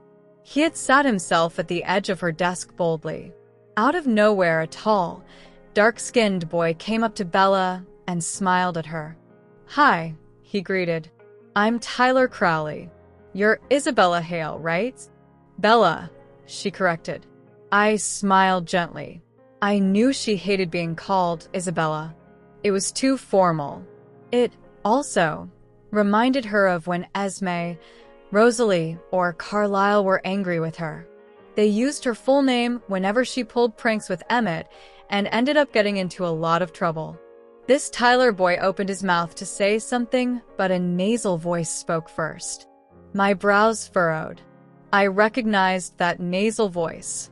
Weren't you Bella Swan? Bella flinched visibly and turned to see a blonde girl. I gritted my teeth. Lauren Mallory. Why did I have to be so mean to her? She was probably doing this because she hated that I hadn't paid attention to her. I quickly jumped into her thoughts to sneak a peek. She's ordinary compared to Edward Cullen. Well, they're not related, but talking to my Tyler? Unacceptable. I sighed, frustrated. Her Tyler? Wasn't it her who had been more than willing to go out with me just less than an hour ago? Lauren stopped at Bella's desk and draped an arm possessively around Tyler's shoulder. She looked Bella over as if she were some disgusting piece of meat. I growled low in my throat, and the guy next to me shot me a wary look. Tyler, on the other hand, wasn't so appreciative of Lauren all over him. He shrugged her off gently, which only angered Lauren more. God, I hope Bella doesn't think Lauren and I are together. That'll just ruin my chances with her. Not anymore, Bella said. Her voice might have sounded polite to anyone, but I knew the anger and sadness behind them. I gripped the edge of my desk tightly. I wanted to go to Bella and wrap my arms around her, comfort her, and just be there for her. Lauren introduced herself, her voice cold. Bella looked confused as to why Lauren was acting so angry towards her. Look at her. She's so ordinary. But all everyone's talking about is her and her siblings. They're taking my spotlight. So vain. She would hate Rosalie, too, no doubt. So, what, like you're adopted? Lauren asked Bella, her voice dismissive. Yes. Bella looked as if she wanted to be anywhere but where Lauren was. I heard another voice, also familiar, and realized that it was that Jessica girl. Oh, back off, Lauren, Jessica said, standing next to Mike Newton. I didn't miss how she leaned in closer to him and how he leaned slightly back. Jessica, she introduced herself. She's only been here for a few hours, but all everyone's talk about is her siblings, and the Cullens. I wonder if she'll become friends with me. I'll outrun Lauren in the spotlight for sure if she does. I huffed. Was there anyone in the entire school who wasn't out to get something from Bella? The second bell rung, and Newton, Jessica, Tyler, and Lauren all went back to their seats. Once second period was over, a girl with curly brown hair came up to me. She had an excited look on her face, but it was nothing compared to Alice's whenever there was a shoe sale at the mall. Shoe sale? I mentally smacked myself. I really should start hanging around my brothers instead of my sisters. But Bella's all right. I wanted to be with her all the time if I could, which brought me back to my schedule and how I wanted to change it to match Bella's identically. Hi, she greeted me. I looked down at her and forced myself to smile politely. I'm Jessica. I wondered for a brief, uninterested moment if this was the Jess Lauren Mallory had talked about. Edward Cullen. So you're like totally new here, right? Well, I could see the similarities between her and Lauren. Yes. I was kind of wondering if Oh, Edward? I turned towards this new voice in relief. It was Jasper standing by the door, looking amused. From his thoughts, I saw that Alice had sent him. Apparently, Jessica would have stuck to my side chattering incessantly until I would most likely kill her if Jasper hadn't shown up. I made a face but pulled it back into my composed mask before Jessica or any other human could see. I mentally thanked Jasper, knowing he could feel my gratitude. Hey, Jasper, I said coolly. Well, it was nice meeting you, Jessica, I said politely, and made my way out of the classroom with him as quickly as I humanly could. You all right, man? Jasper laughed, clapping me on the back. There's a lot more disgust coming from you today than any other first day of high school. Fine, I snapped. Bella was now currently being introduced to yet another boy, Eric Yorkie, by Jessica. He was a tall, lanky boy with greasy black hair and an unhealthy complexion. His thoughts were only on how incredibly pretty Bella was and how he wanted to date her and do things that boys did to girls on dates. I groaned, shaking my head. Seriously, are you okay? I opened my eyes just as I was about to crash into a freshman. She looked stunned and absolutely love-struck. I gave her a small, apologetic smile and continued walking, ignoring her thoughts altogether. Bella's got boys surrounding her, I said through gritted teeth. Jasper was still confused. So what? Boys who wanted to? I thought of a more appropriate way to say it. Date her, I finished. It was a very huge understatement to say that all they wanted to do was take her out someplace nice. Jasper laughed. Edward, relax. You know she won't fall for their human tricks. She's too smart for that, he said. When his words didn't work, he started to use his gift on me. I snarled at him low enough only for him to hear, and shook off the calming waves he was sending at me. Jasper shrugged, and we went into the Spanish classroom. We sat down at the back. The thoughts of the students, and dare I even say the teacher, hit me like a ton of bricks. I was sure Jasper wasn't doing all that well with all the lust and admiration coming off of them. Man, I wish Alice is here. I rolled my eyes and slapped him on the head to shake him out of his fantasies. He grinned sheepishly at me, apologetic. Not long after, Bella rushed into the classroom. The thoughts coming from the students were even worse when they saw us. There was envy from the girls and lust from the boys. Bella slipped into the empty seat next to me. I was too busy trying to control my temper so I wouldn't kill anyone, but Jasper noticed her expression. Horrible first day so far, he teased her. I had already seen her first days so far, so I knew it hadn't gone smoothly at all. Bella shook her head, refusing to answer. She raised an eyebrow at the look on my face. Edward, her soft, melodic voice brought me back. Are you okay? I was still too angry to answer. If I unclenched my jaw, the only thing that would come out of my mouth was an outraged roar. The thoughts of the boys in the room were filled with sexual fantasies about Bella. Jasper, too, was irked that people were thinking like that about his baby sister. He was hiding his anger much better than me, though. He gets like this every first day in a new school, I heard Jasper said. I realized that Bella must have asked him why I was acting so strangely. The thoughts of hormonally charged teenagers get to him. A lot. Jasper was chuckling by now. Well, that wasn't a complete lie. They did get to me, and I normally was uptight in a new school. But this was different. This was magnified about 1,000,000 times. I scowled at Jasper, annoyed. I tried to focus my breathing and control my temper. My eyes were narrowed into angry slits.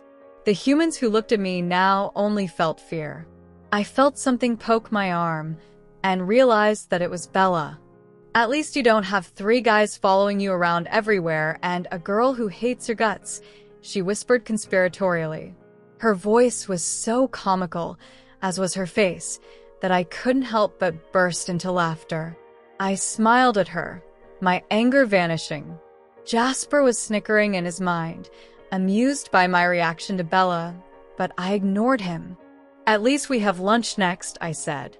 When we stepped out into the hallway for lunch, Alice appeared at Jasper's side. Their fingers entwined with each other's and they smiled at one another, leading the way to the cafeteria. I grinned a little at the love between my siblings. I used to hate being the odd one out in a family full of lovebirds, but knowing that Bella and I would be together so soon made me feel a lot happier about it. Bella wanted to put some things into her locker, and Alice insisted I went along with her and Jasper to the cafeteria. I couldn't understand why, and Jasper didn't know either. Alice was translating her French textbook into Korean in her mind, so I had no idea what vision she had had. Alice, if she's in trouble, I growled. Alice rolled her eyes and glared at me. Do you really think I'd let my own sister deal with trouble on her own? She snapped at me. Just relax, Edward. You're killing my happy mood. We waited for Bella outside the cafeteria, while I anxiously checked the minds of whomever was near Bella. Jessica was right next to her, chatting away about some girl neither Bella nor I knew or were interested in knowing. I saw Eric Yorkie going up to her and leaning against the locker next to her as she slipped some books out of her backpack and into her locker. He completely ignored Jessica. So, I was thinking if you wanted to go out with me sometime, Dash. Hey, Bella. Hey, Eric. Hey, Jess, Mike Newton said as he approached the three. Yorkie's making his move on Bella? No way. This is my girl, my opportunity, not his. Eric stood up a little straighter and grinned at Newton. Hey, Mikey. You met my homegirl, Bella, he asked smugly.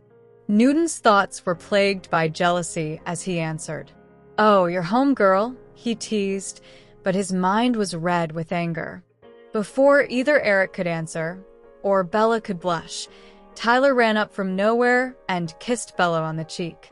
My girl, he said, grinning. He leaned away from a shocked Bella and pushed Newton into Eric before running past them into the cafeteria. Jessica recovered from her shock first and said, Oh my God. It's like the first grade all over again, and you're the shiny new toy. It took both Emmett and Jasper to restrain me from going after them, especially Tyler. They didn't understand why I was so angry, of course, until Alice told them. By then, all three of us were angry, as was Rosalie. Bella came around the corner and saw us. Jessica's eyes widened at the sight of the five of us, and she giggled as she passed me. Emmett and Jasper shot me amused looks, but my eyes were only fixed on Bella. She was still blushing red from the encounter with Tyler. Jessica waved goodbye to Bella and went inside the cafeteria. Once she was out of earshot, Rosalie shot to Bella. She cradled Bella's face in her hands. Oh, my baby, she cried. If possible, Bella's face reddened even more. Alice saw, she mumbled. I cleared my throat, deciding not to give myself away. I highly doubted Bella would appreciate the fact that I had been spying on her the whole morning. Yes, I answered quickly. Are you all right? Rosalie asked, concern evident in her voice and her actions as she smoothed back Bella's hair.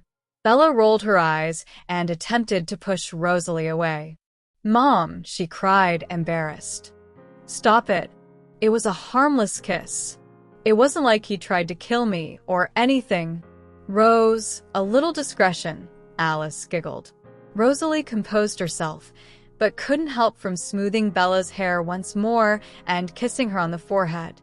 Emmett and Rosalie held onto each other's hands as they led us into the cafeteria. Alice and Jasper went next. I went up to Bella and wrapped my arm around her. She sighed and rested her head on my shoulder. Are you all right? I asked her, worried. Bella nodded and smiled tiredly. Yeah, it's just weird. I've never been to Forks High before, obviously, but just being back in Forks, I can't remember all that much, but it still feels weird, she said, biting her lip. I rubbed my hand up and down her shoulder soothingly. It'll be all right, Bella, I said gently. It'll get easier. She nodded, walking with me in silence. I saw Emmett and Rosalie making a beeline for the lunch line. Alice and Jasper followed suit. While walking, Jasper twirled Alice around once, making her giggle. I rolled my eyes, sharing a smile with Bella, and walked behind them. Isn't this a total waste of food? She asked, as all of us got trays of food. Emmett snickered as we headed to an empty table. Well, almost empty. There was a small boy who was reading a comic book at the end, but that wasn't a problem. He was wearing glasses and a tweed jacket. He looked even easier to scare than the rest of the humans, and I didn't think that was possible. "Well, now we've got you to finish it," he said, smiling at her. Bella rolled her eyes. "I don't eat that much, she reminded him. "Why not? When I was human, I ate a lot more than this." "Of course you did. What's that supposed to mean?" Emmett frowned. We reached the table, and the small boy looked up at us. He was clearly intimidated, pushing his glasses up his nose with shaking hands. Emmett bared his teeth at him, making him shake more. "Move," he growled. It was the fastest I had ever seen a human run. I snorted uncharacteristically, but Bella frowned at Emmett. Did you have to be so mean?" she chided. Emmett shrugged. "It's fun." We took out seats next to our respective mates. In my case, next to my future mate. She hadn't gotten a tray of her own since I'd gotten one. She hated wasting food. She reached over and took the lemonade from my tray, twisting the cap and sipping from the bottle. "So, how's today been?" Rosalie asked. From her thoughts, I saw that she was concerned Bella had been reminded of who she had been. I winced, knowing that it was true. Bella shrugged, not answering as she traced lines on the faux wood grain printed on the tabletop. "Okay," she answered softly. Rosalie didn't buy it for a second, and reached out to clasp Bella's small hand in hers. "Bella," she said seriously, "remember what we talked about?" Bella swallowed and nodded her head.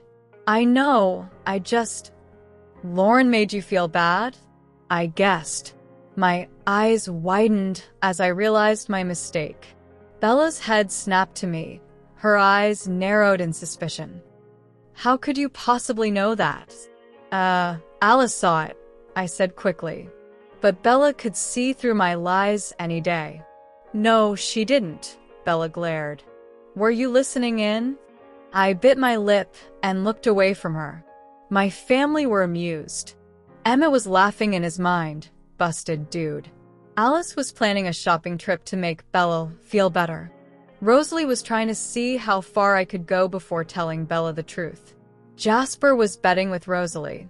"Edward," Bella called out angrily. I turned to look into her frustrated eyes and sighed. I suppose Jasper would win the bet. "Yes, all right," I said, defeated. I was listening in. Bella looked outraged. "Edward," she gasped. "How could you do something like that?" I shrugged. "I just wanted to make sure you had a good day," I said sheepishly. I smiled at her, knowing that her resolve would melt the moment that I did. She might have learned how to get me to do anything for her by pouting her lips, or giving me an innocent look, or just by being her. But I knew how to get my way, too. Bella covered her eyes. "Don't even try the smile, Edward. I'm not forgiving you that easily," she said, turning away from me. "You know, you might not know the meaning of privacy, but I like it. I can't believe you just went around today, Dash." I took her by the shoulders and spun her around slightly so that she was facing me again. Before she had the chance to cover her eyes, I held her hands and spoke lest she shut them on her own accord. "I'm sorry, all right?" I said quietly. "I really just wanted to make sure you were having a good day. I wanted to know if there was anything I could do to make it better if you weren't. I knew it was hard for you to come back here," I explained. Bella sighed, looking down. According to Jasper, her anger was ebbing, leaving nearly no trace of it whatsoever. Am I forgiven? Bella thought about it, her nose wrinkling in that way it did whenever she was seriously considering a question. "Yes," she said finally. "If you follow me to the mall for Alice's crazy shopping trips for a month," she finished, cracking an evil smile. "And you stop listening in, of course." I groaned, shaking my head. "You've spent too much time with Emmett," I told her, smiling back. It was too infectious not to. She shrugged, but narrowed her eyes at me while she smiled. "Do we have a deal?" she asked, raising her eyebrows. I considered. How about if I just follow you to the malls? I bargained. She glared at me, her bottom lip jutting out in a pout. Please? You know I can't help listening in, it's my nature. I grinned. Bella rolled her eyes at me. Fine. Mall. 2 months. She threw her hands up in the air. I nodded my head. It's fine by me, I said quickly. Rosalie was huffing impatiently. Now that that's all cleared up, she interrupted us. What exactly did this Lauren do? Bella shrank back into me, and I wrapped my arm around her shoulder. She turned to me and laid her head in the crook of my neck. Nothing, Mom, she whispered. Don't worry about it. Bella, really? I felt bad for about 2 seconds, then everything's fine. Really? She said again, one hand coming up to rest at my torso, gripping my shirt in her fist. Rose, just drop it, I said, meeting her angry glare coolly. She is fine about it, I assured her. Bella was much too mature to let things like that bother her. And even if they did bother her, she would talk to me about it later on when she was ready. I didn't want to push her to talk, especially not in a cafeteria full of students. Hey, Bella, I heard someone call. Bella's head moved about a fraction of an inch, but she didn't move away from my embrace. I smiled, wrapping my arms around her tighter, and kissed the top of her hair. 2 people approached our table. I recognized them as Mike Newton and Jessica Stanley.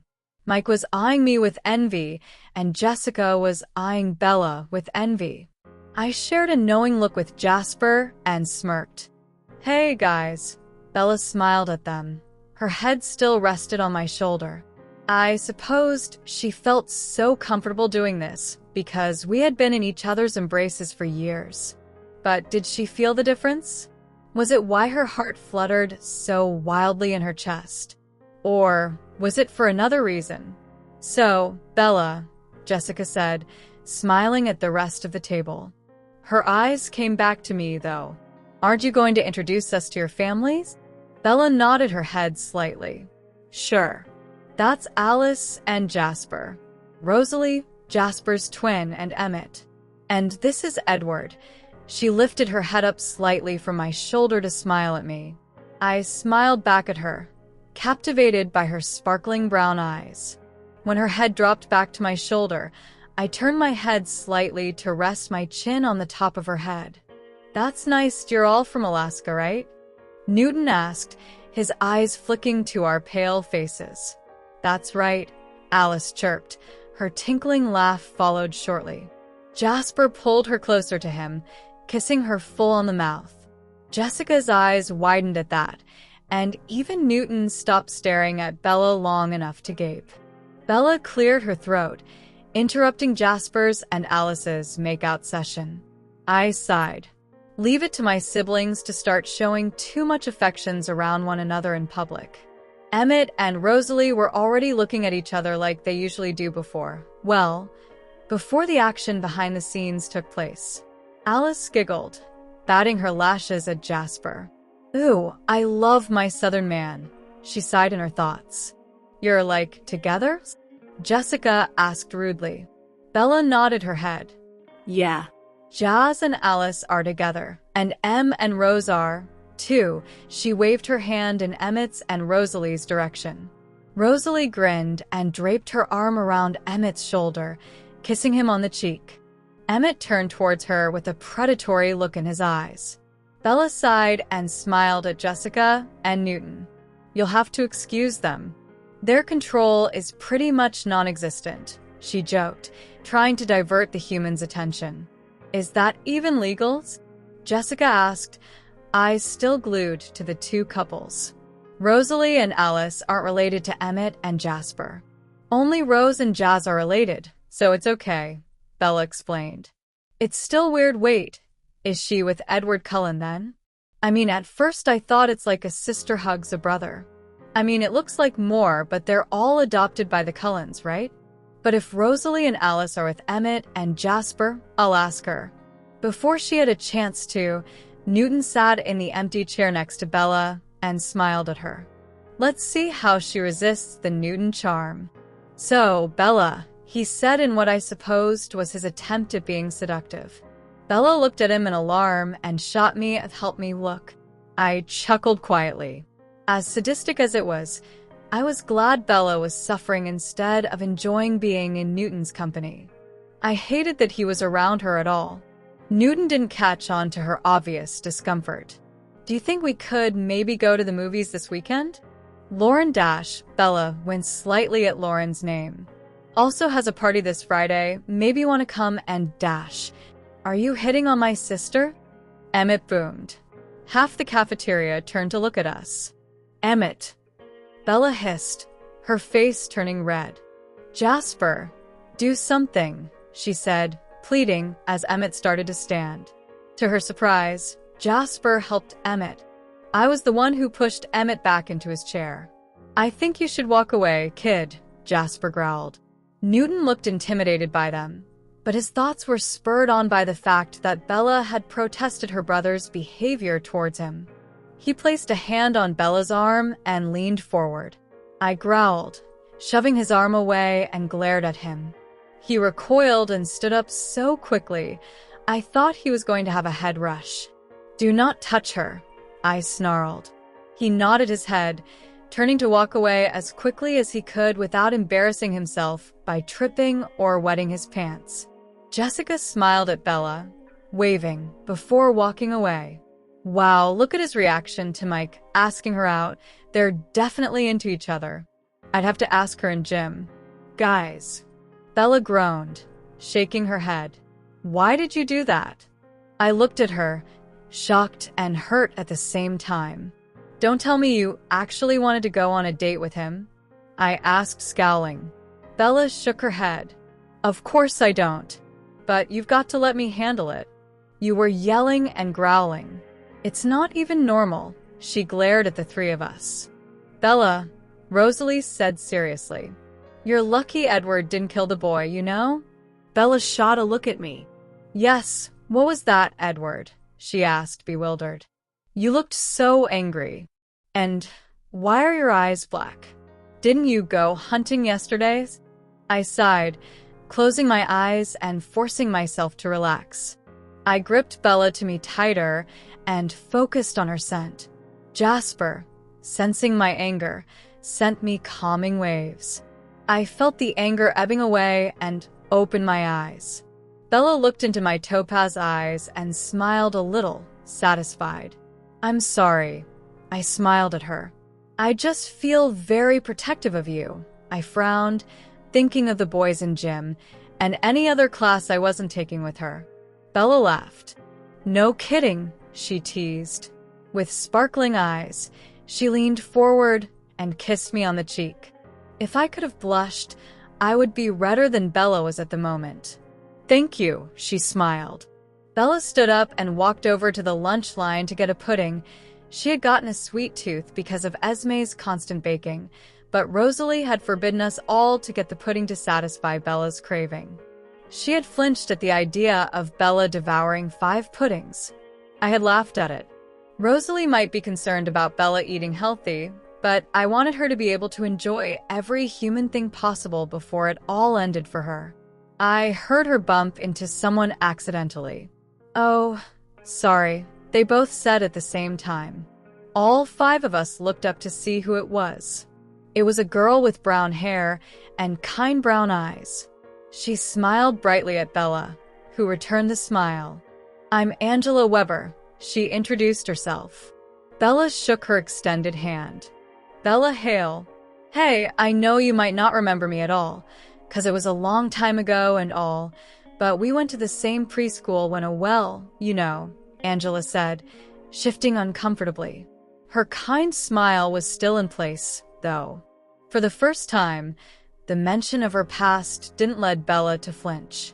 Instead, she looked curiously at Angela. Oh, well, I think I remember a little, but nothing significant, though. I'm sorry, Bella said. She really did sound sorry, too. I peeked inside Angela's mind to see what she was thinking. Poor Bella. But she looks happy, though. Her new family must be really nice. They all look really beautiful. Bella fits in with them. I hope we get to spend some time together. It has to be hard being back here after all that has happened. I should ask her if she needs any help or anything. I smiled at her kindness. She reminded me of Bella a little. It didn't surprise me if she and Bella had been friends before, even at a young age. It would only make sense that two people so alike would be friends with one another. Yeah, me neither. I just remembered your name. My mom remembered more, so she mentioned it at dinner. I guess your arrival was kind of the gossip of the week, Angela laughed. Bella grinned a little. How'd your mom know we were coming? She asked, tilting her head to one side. My mom works at the hospital. She's a nurse. Your dad works there, right? Dr. Cullen? Bella nodded her head. Yes. That's him, she confirmed. Someone called Angela's name, and she turned around to wave at them. Listen, if you need anything, you could always, ask me, Angela said awkwardly. Bella blushed and smiled at Angela. Thanks. It was nice seeing you, Angela, she said, waving as she came back to the table with a cup of pudding. Rosalie smiled at Bella as she sat down. Feel better? She asked. Bella nodded and peeled open her pudding cup. Yes, actually, I do, she smiled at me. Bella's POV.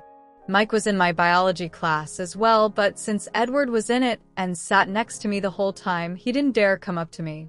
Angela, too, was in biology and walked together with Edward and I. I kept remembering bits and pieces of my time with her. I remembered playing with her, holding hands with her on a class field trip due to that buddy program, going to her house to play while our mothers chatted. She was the dark-haired girl I remembered. I was glad that she was a kind person. I remembered being friends with her a little, but people changed in time. I was glad Angela was still a friendly girl. I sat next to Edward, naturally. Mr. Banner didn't force us to stand up and recite our names and a mini introduction to ourselves, so it was fine. Because Carlisle was my father, I had learned a lot about biology growing up. Due to this, I had been in an advanced placement program back in Alaska. As I flipped through the textbook, I realized that I knew most of the things. What I didn't know, I could understand quite easily. I exhaled. This would be quite a boring year for biology. Edward noticed my expression and leaned closer towards me. What's wrong? He asked. I turned my head slightly to answer him and was immediately caught in the intensity of his topaz gaze. His sweet breath washed over me like a tidal wave. I stopped breathing, my heart pounding faster. I broke out in a cold sweat, and my eyes blurred. Bella? He asked, worried and confused. I gasped, breathing in and out again. I looked away for a moment, then looked back at him. Great. Now he would think that I was insane or demented, or both. I'm fine, I said quickly. Sorry, I was just thinking of something. He didn't seem to buy that, but he let it go. Thank God. I nodded towards my biology book. I was just thinking that I already know most of the stuff in there. It would be boring to do everything all over again. I sighed, leaning my elbow on the counter and cupping my hand around the side of my throat.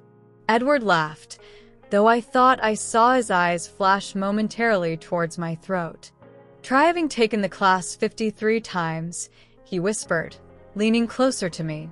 I grinned, still light-headed from his scent. I wondered why that was.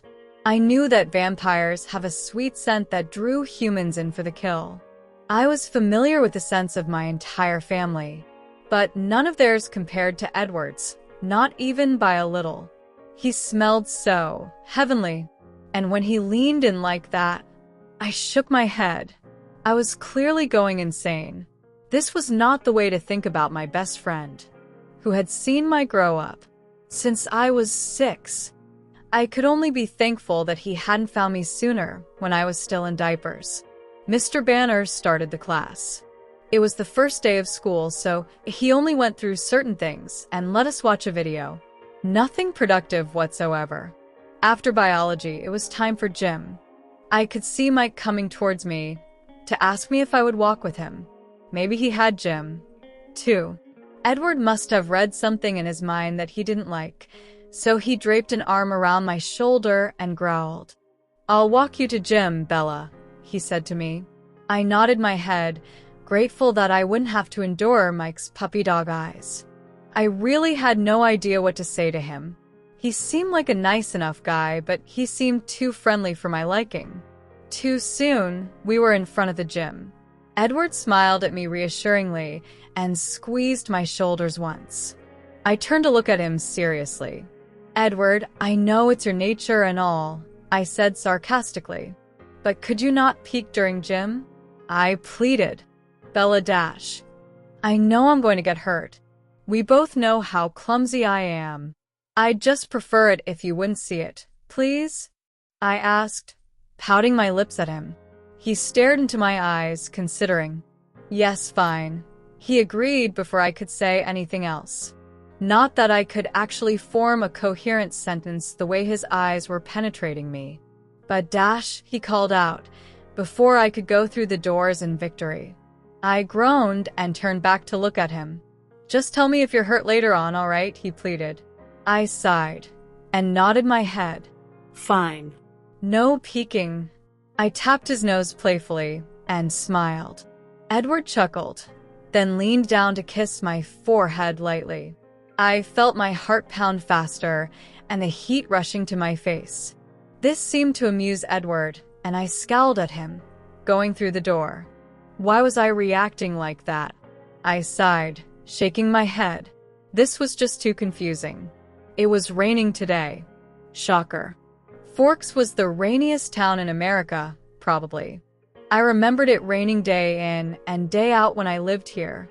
Coach Clapp wanted us to play volleyball in the court. I winced. Someone, excluding myself, would get seriously injured if they stood too close to me. I changed quickly and got out onto the court. "Hey, Bella." I heard Mike greeting me. I sighed and turned to look at him. He was already in his shirt and shorts. "You excited?" He nodded towards the volleyball net. I shook my head, laughing. "Most definitely not," I replied. He looked confused, so I explained, "I'm not very graceful. Just a warning, stay very far away from me during the game unless you want to get hit." Mike grinned. Come on. It can't be that bad." Of course, 20 minutes later, he found out that it was that bad. He still stuck by my side, though refusing to go anywhere. Not that I wasn't grateful for his friendship, I just wished he only had friendship on his mind. I went through gym like the klutz that I was. I managed to hit 3 people 4 times and myself 5 times. I was limping when Coach finally blew the whistle. I went into the changing room to change back into my clothes. I had mussed up my hair, and I knew Alice would freak out, but who cared? I wanted to go home and soak myself in the tub, filled to the brim with ice. "Hey, Bella," Jessica greeted me as she came in. I had just finished changing clothes and was getting a scrunchie out of my bag to tie my hair up. "Hey, Jess." She opened her locker and got out her bag and clothes. She turned to me, a curious look on her face. "Are you dating Edward?" I felt the familiar blush creeping on my face. "What?" I spluttered. "And no. What gave you that idea?" Jessica shrugged, a disbelieving look on her face. "Just the way you guys are with each other. I mean, I thought he was like your brother. He's not, right?" I considered this. "Edward? My brother? No, we never had a brother-sister relationship, not even when I was 6. I'd always considered him as my best friend. He was like my other half, to be honest. Nothing romantic about it, considering I was 6 years old. He just knew me better than I knew myself. And I understood him. I didn't go through any of the things he did, hunting, feeling like a monster, his past. But I understood his feelings, his reasons, his ways. It was just the way it was. And would a brother really have kissed his sister on the mouth? And would a sister have responded so eagerly before pulling back? I shook my head at Jessica to answer her question before I got too caught up trying to explain my relationship with Edward to myself. No. He's not my brother. Jasper and Emmett are, though. He's more my best friend, I finished. Jessica nodded her head. So, does he have a girlfriend? She asked slyly. A shot of jealousy went through me, and I was more than glad that Jasper wasn't here. Our little conversation had drew the attention of the other girls in the locker room. Whether they were discreet or crowded around us, it still made me uncomfortable. Did Edward always attract this much attention from girls? Not that it bothered me. No, not at all, retorted the sarcastic voice in my head. I pushed it back and stood up, slinging my bag over my shoulder. I really didn't want to be a part of the conversation. No, he doesn't, I answered. I have to go. Edward's waiting, I said, adding the last part as a small gratification.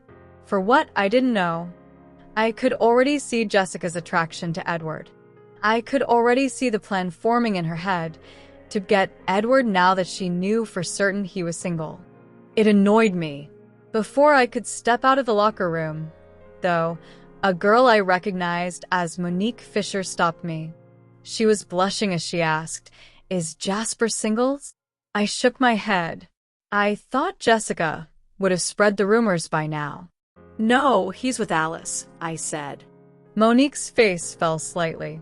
Well, could you just tell him I like him? I fought back my laughter. Sure. It must be hard to look at the Cullens in human beauty and not fall for them, I realized. But did they really have to fall for Edward of all people? I shook that thought out of my head and went out of the locker room.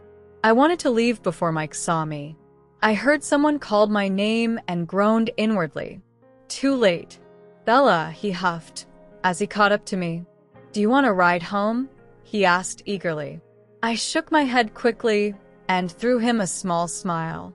That only spurred him on. I already have a ride, I said, hoping to dissuade his attempts.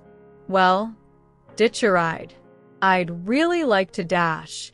We had reached the gym doors, and I burst through it. Edward was leaning against the wall, an annoyed look on his face. Emmett, Rosalie, Alice, and Jasper were also standing there, but they merely looked amused. Edward, I exclaimed, trying not to sound too enthusiastic. Maybe he could growl a little more and scare Mike off. He was really starting to get on my nerves with his insistence. How was maths? Edward cracked a smile at my obvious discomfort at Mike's flirting, and I scowled a little at him. Here I was hoping he would distract Mike, and he was laughing at me? Great. Just great. Edward reached forward and wrapped his arm around my shoulder. Boring, he replied smoothly, his velvet voice causing shivers to run down my spine. How was gym? Painful, I winced as I rubbed a tender spot on my forehead. Edward laughed, his eyes sparkling with amusement. I realized that he could probably read the events that transpired in Mike's head. Bye, Mike. See you tomorrow. I waved at him, tugging at Edward's hand to move faster. Edward was still chuckling.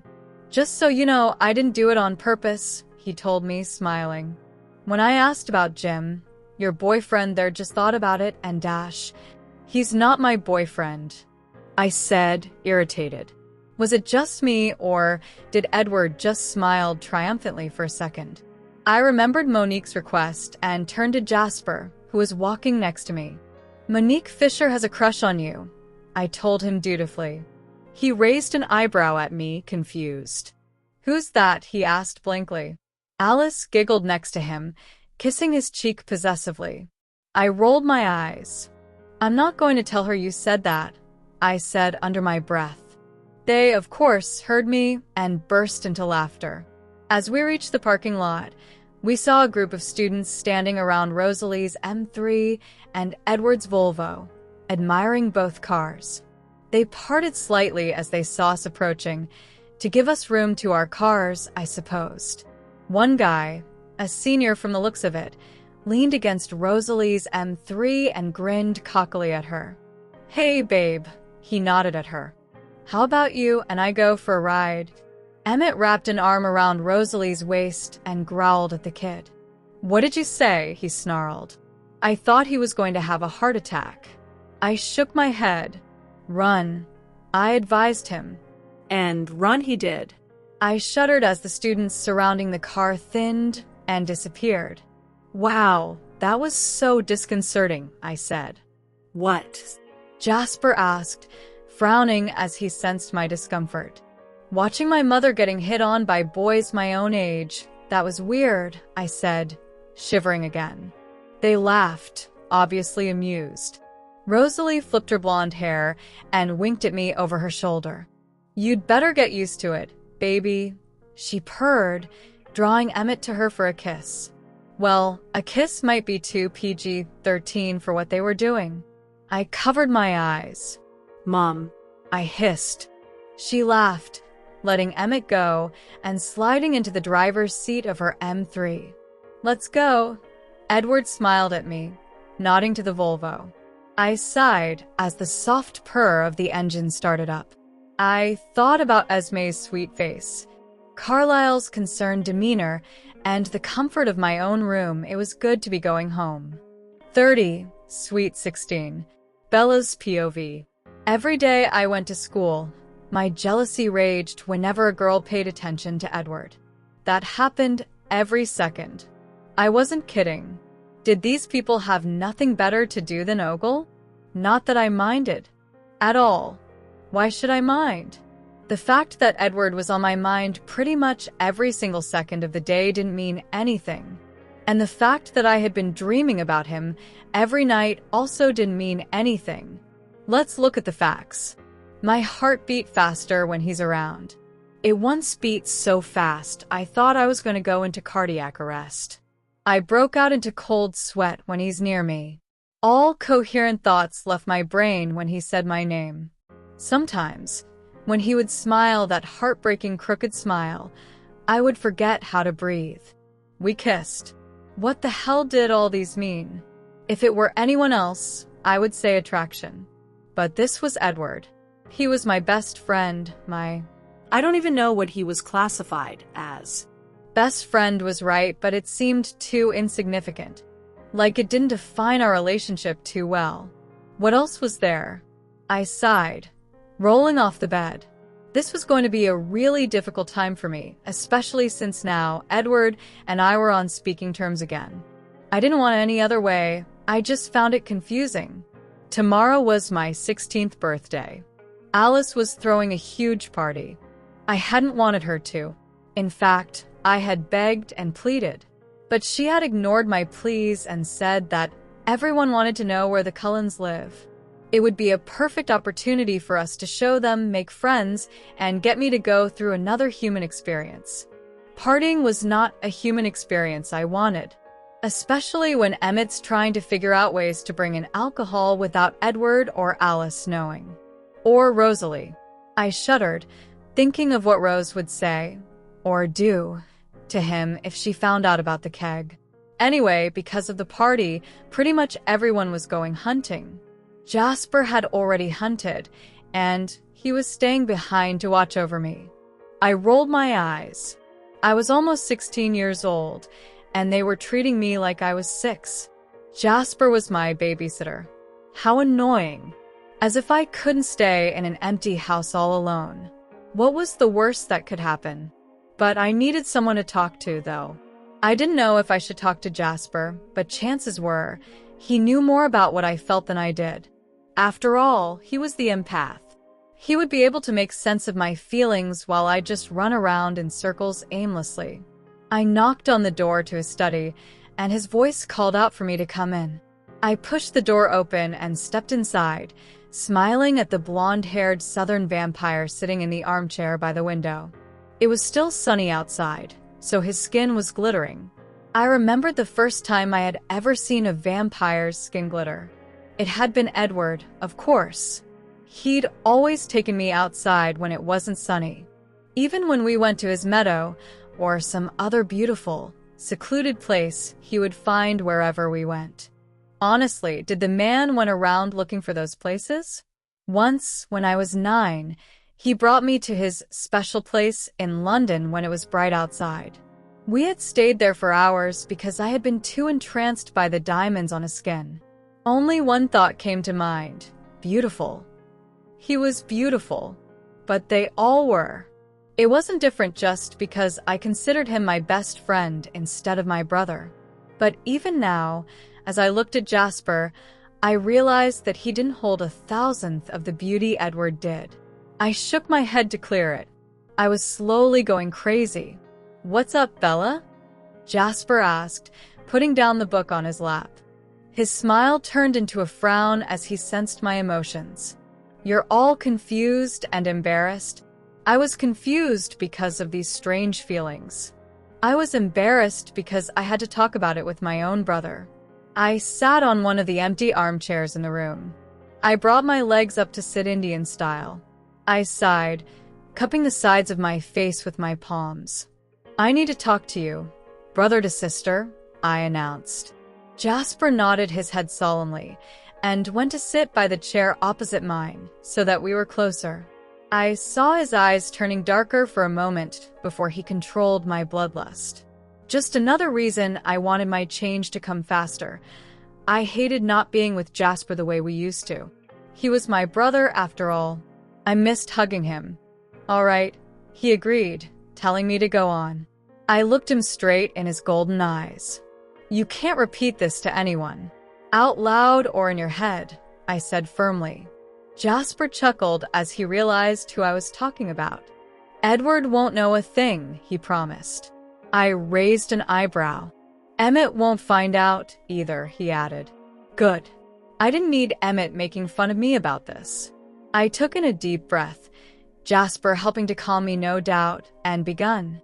"I've been feeling very strange," I said, unable to accurately define how I felt. Jasper nodded for me to continue. "I don't understand it one bit." "I was hoping you could tell me," I blushed. It felt stupid now that I thought about it. For all I knew, Jasper hadn't noticed a single thing. But he only smiled knowingly. "Does it have anything to do with a certain sulky, brooding vampire?" he teased, winking. I blushed a deeper shade of crimson, but I giggled nonetheless. Sulky, brooding vampire? That fit Edward perfectly. I snorted, thinking of how he would react if he knew Jasper called him that. I sighed, shaking my head. I don't understand it.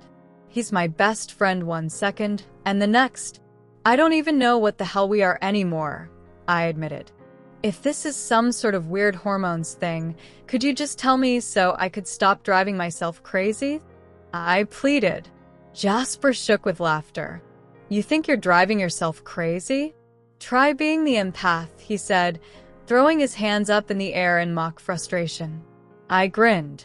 "So, do you know what I feel? Why I feel that why?" As I said this, Jasper bit his pale, marble lip and looked away from me. He always did that whenever he was hiding something from me, just like my surprise 11th birthday party. That didn't go so well.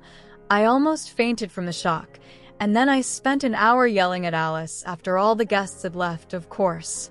I wouldn't stop screaming until Alice got bored and asked Jasper to use his gift and send me a shot of drowsiness, which was completely unfair, to say the least. "Jasper," I growled, "living with vampires really rubbed off on you. Just tell me already." He must have sensed the frustration coming off of me, because he sighed and looked back at me. "I'm going to try and explain it to my very best, but you're going to have to promise me to keep an open mind," he warned. I nodded my head eagerly. Anything that would help make this confusion stop. It was giving me migraines every day, and it wasn't pleasant. Jasper stared at me for a few seconds, as if he was deciding whether I would be able to handle it or not. Then he begun. "Do you anything about soulmates?" I froze. Soulmates? Why on earth were we on this topic now? Weren't we talking about Edward? Jasper laughed at the expression on my face, and I scowled.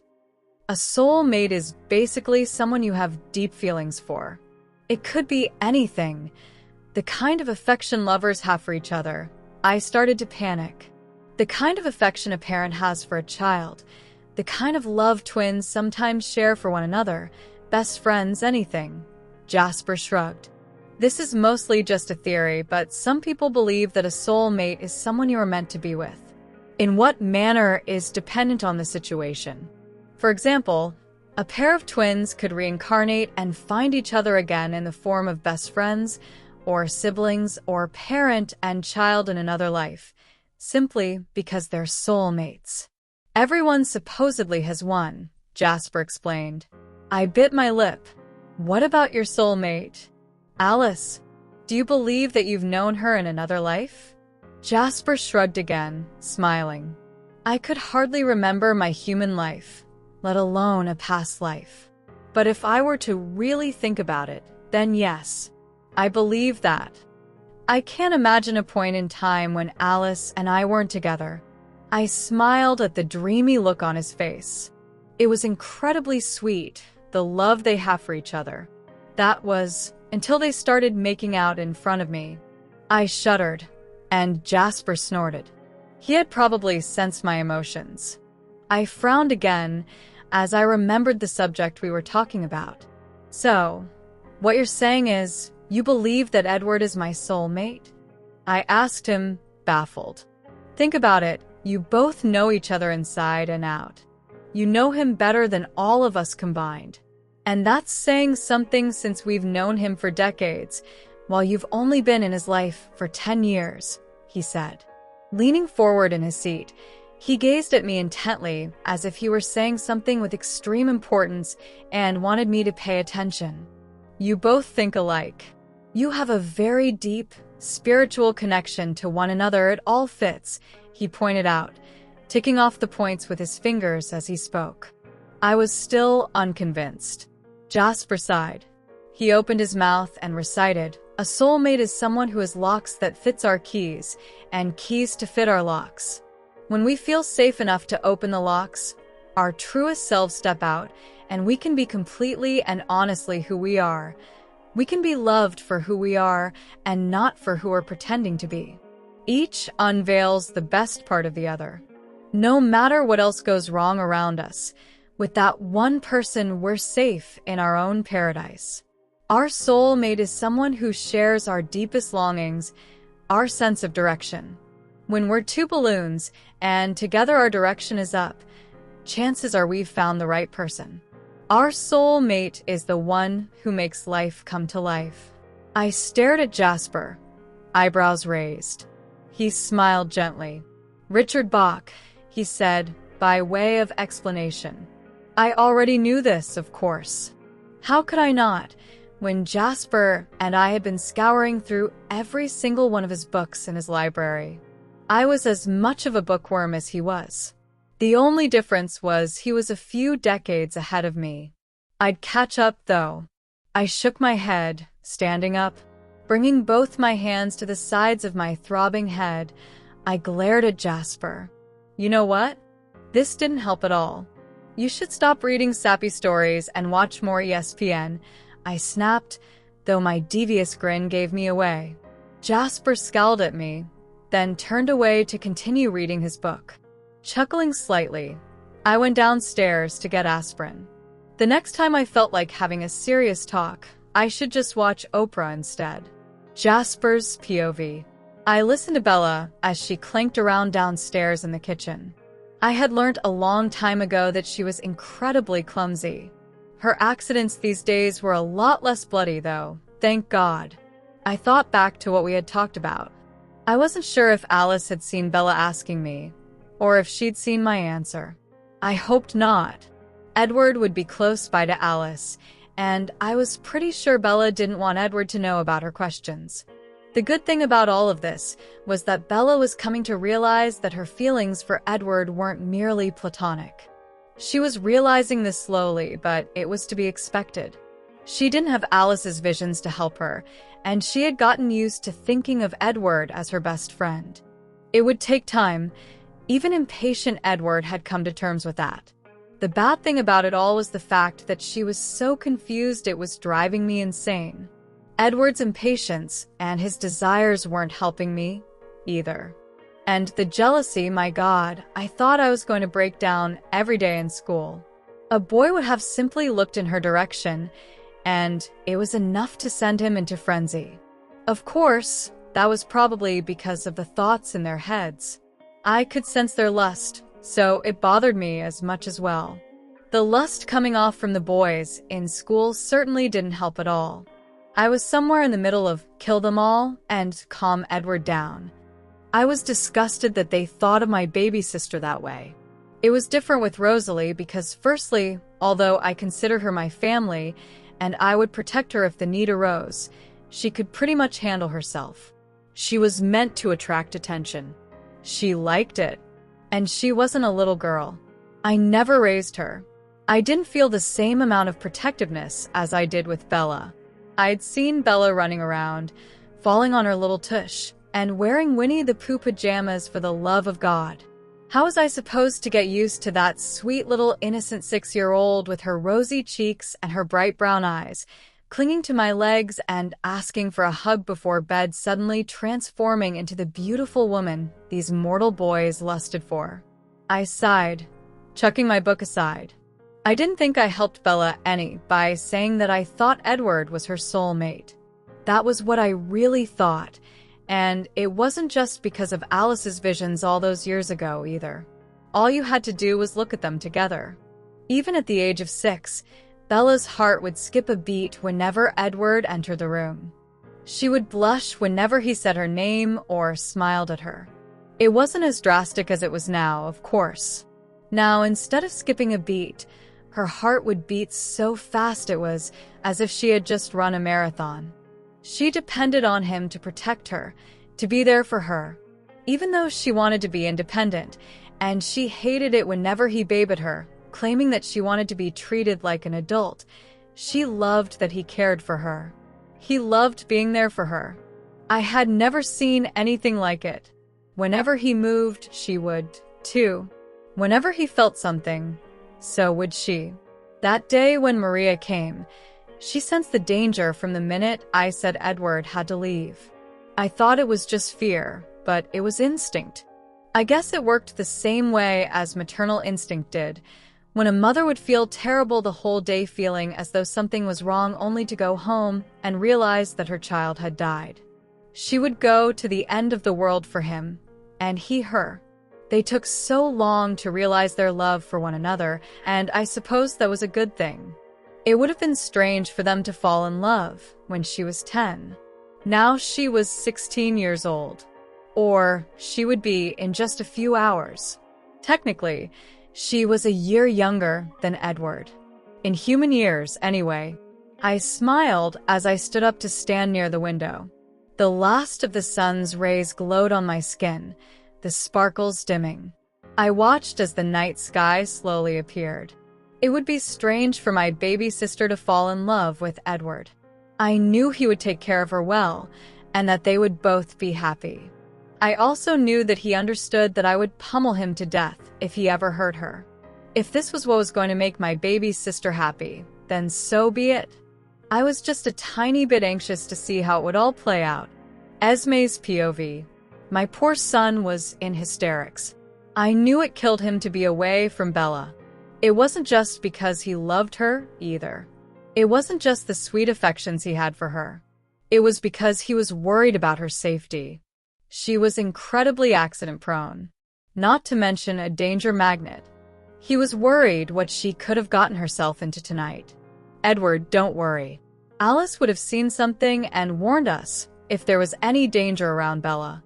Jasper's watching her. She's safe. I tried to soothe him. He merely nodded curtly at me, his lips pulled into a grimace. He ran off to the north, following the scent of a mountain lion nearby. Hell yeah, baby. Grizzly 0. Emmett 1. I heard my other son yell excitedly from nearby. Emmett. You're getting grizzly fur all over my outfit. Rosalie screeched. I smiled to myself as I swiftly took down an elk. My family, I sighed contentedly. As the elk's blood ran warmly down my throat, I thought about tomorrow. Bella would be 16 years old in just a few short hours. We had all made the most of our day today, wanting to return before night fell. I couldn't believe it. My baby, 16 years old. It seemed just like yesterday when I'd first laid eyes on her in the hospital. She was such a beautiful child. I could still remember how she had looked at me shyly with her big, inquisitive brown eyes. I had fallen in love with her at first sight. I think Carlyle saw that. It was why he hadn't objected much to my wanting to bring Bella home with us. He had fallen for her, too, I knew. She was our second chance at having a child. She was Rosalie's second chance. I was worried about Bella's change. She had less than 2 years to be mortal. I felt sad that she would have to leave it all behind. I wondered if she would regret her decision once it was too late. But, selfish as it was, I wanted my daughter with me for eternity. The fact that she was all grown up and that she would fall in love with Edward didn't change a thing. In my eyes, Bella would always be my little angel, my baby girl. I knew Carlyle, Rosalie, and Emmett felt the same way. Jasper would be thrilled that he would no longer have to hold back from Bella, and Alice would simply be happy that she would have a companion to shop with for all eternity. Now that I felt bad for Bella, I wondered how things would be like once Edward and Bella declared their love for one another. I knew it would be slightly uncomfortable for a while, considering that he would have to be with her under the same roof as her parents. She, too, would no doubt notice that. She was incredibly self-conscious. This would only make it harder. If Edward planned on asking her to marry him, I could always build them a house. Not far from us, obviously. Just enough space to give them privacy. Maybe, Esme, you're going ahead of yourself, Edward said, chuckling as he appeared next to me. I stood up, smiling as I brushed myself off. I can't help it, Edward. I'm just happy for you. But really, do you think you'll ask her? Once she's realized her feelings for you, of course. I would love it if you did. Alice would be so pleased to plan your wedding dash. Wedding? Rosalie yelled, outraged, as she stormed over to us.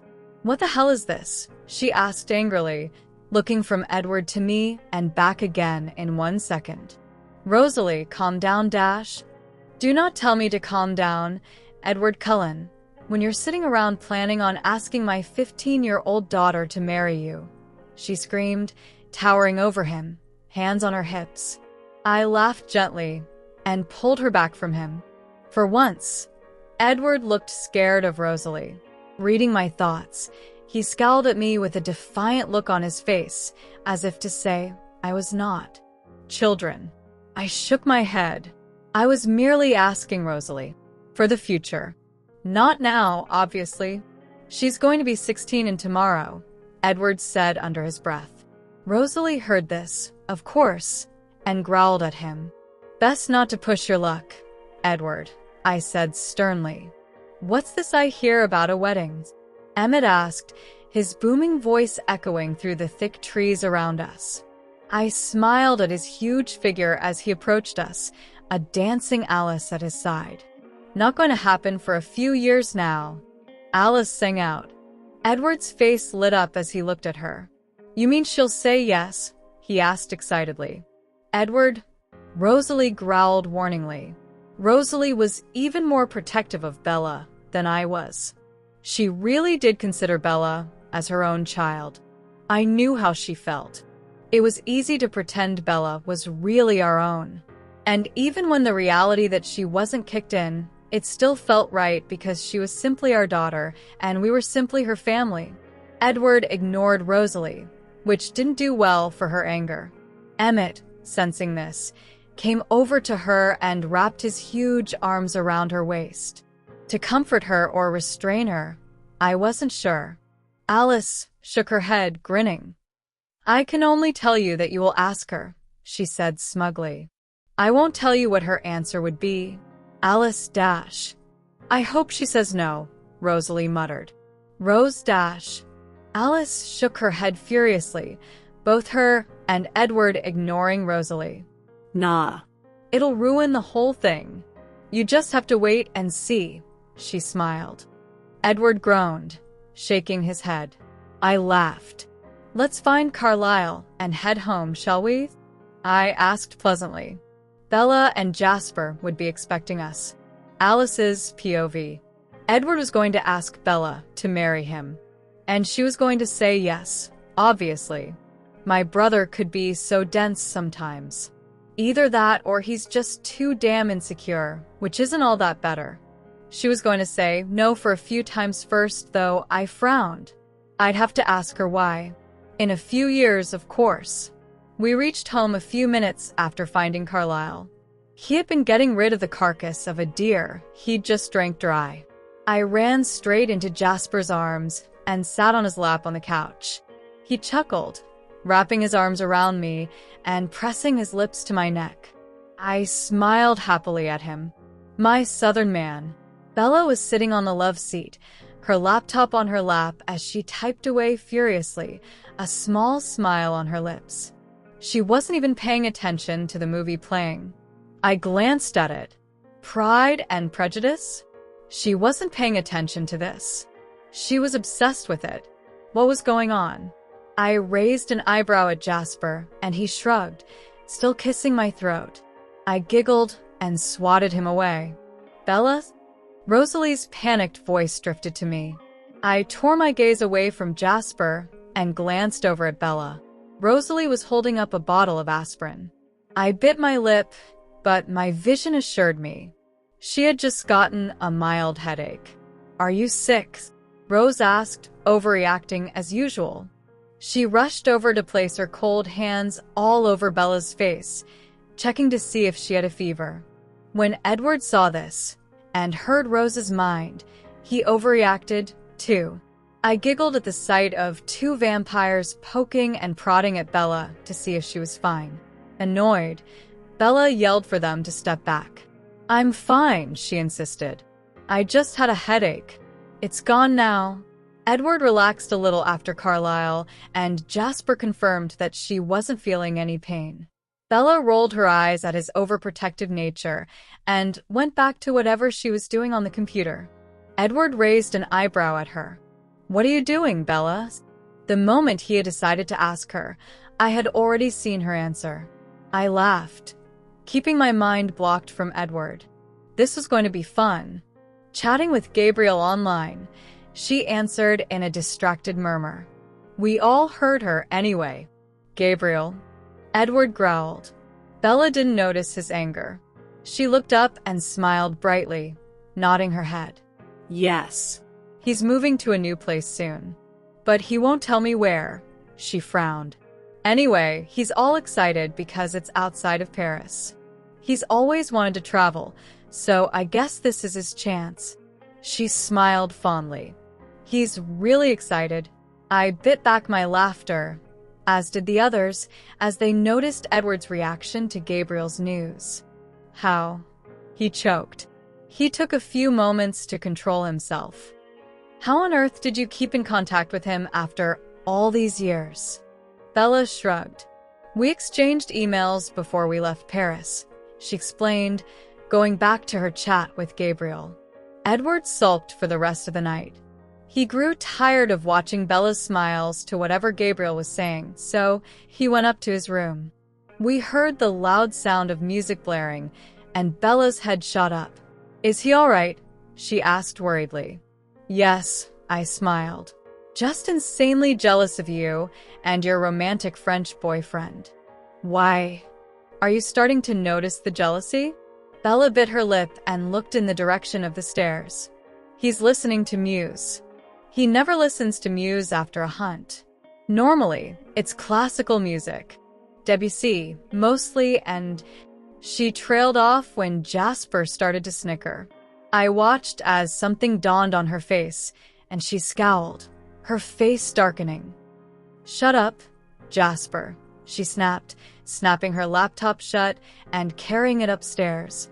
Being Bella, she stumbled 3 times before making it to her room. The others were looking at the empty spot where Bella had just vacated with a confused look on their faces. What the hell was that all about? Emmett asked, bewildered. Rosalie went up to him and sat on his lap, draping her arm over his shoulder. I traced a finger down Jasper's smooth cheek. Did it have anything to do with that little talk of yours with her, Jas? I asked knowingly. Jasper grinned at me sheepishly. You saw, huh? I nodded my head. Of course I did, Jas. I'm Alice, remember? I tapped my forehead with a pale finger. You're just lucky Edward wasn't anywhere near me to have seen it, too. Seen what? Rosalie asked, annoyed that she wasn't in the loop. Jasper regaled to them the story of his talk with Bella. He had to speak in hushed tones so that Edward's sensitive ears wouldn't pick it up. Whoa, Emmett chuckled. Esme looked half disapproving, half amused. You told her she and Edward were soulmates, she asked incredulously. Jasper shrugged. Well, it's true. I just didn't outright say that they're meant to be mates, he said indignantly. Carlisle laughed, shaking his head. No wonder she had a headache, he joked. I would have laughed, but another vision hit me so strongly, I didn't even have to look into Bella's future. I shrieked, excited, and jumped off of Jasper's lap. Esme, Carlisle, Rose, and Emmett looked concerned, but Jasper, sensing my excitement, merely looked curious. Happy vision, I yelled out, blocking my thoughts so Edward wouldn't see. I kissed Jasper swiftly before running up the stairs.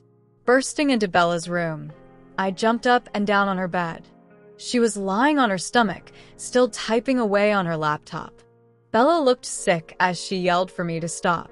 I giggled, plopping down next to her and wrapping my arms around her shoulders. After tomorrow, Bella, I said happily. You and I and Rose will have to go shopping. Bella groaned, dropping her head on the laptop in front of her. Isn't it enough that you're torturing me with the parties? I heard her groan. Edward's POV. This was it. Her 16th birthday. The sun had been up for 2 seconds, and all of us were already crowding outside Bella's room. Should we knock or burst in unannounced? Jasper asked. What if she sleeps in her birthday suit? Emmett asked, worried. A resounding thwack was heard, and I rolled my eyes. Ow. Rosie. Emmett, I watch her sleep every night, I reminded him, annoyed. I know. There's got to be a perk, isn't there? Another thwack. Alice laughed. She's going to wake up in 3 seconds, she whispered. With that, all 7 of us hurried in and took our place around her bed. Bella's eyes fluttered open. She blinked once, twice, before her eyes focused on all of us. A wide smile spread across her face as she gazed at us. Hello, she said pleasantly. Emmett's face fell considerably. What? No screaming, he asked, disappointed.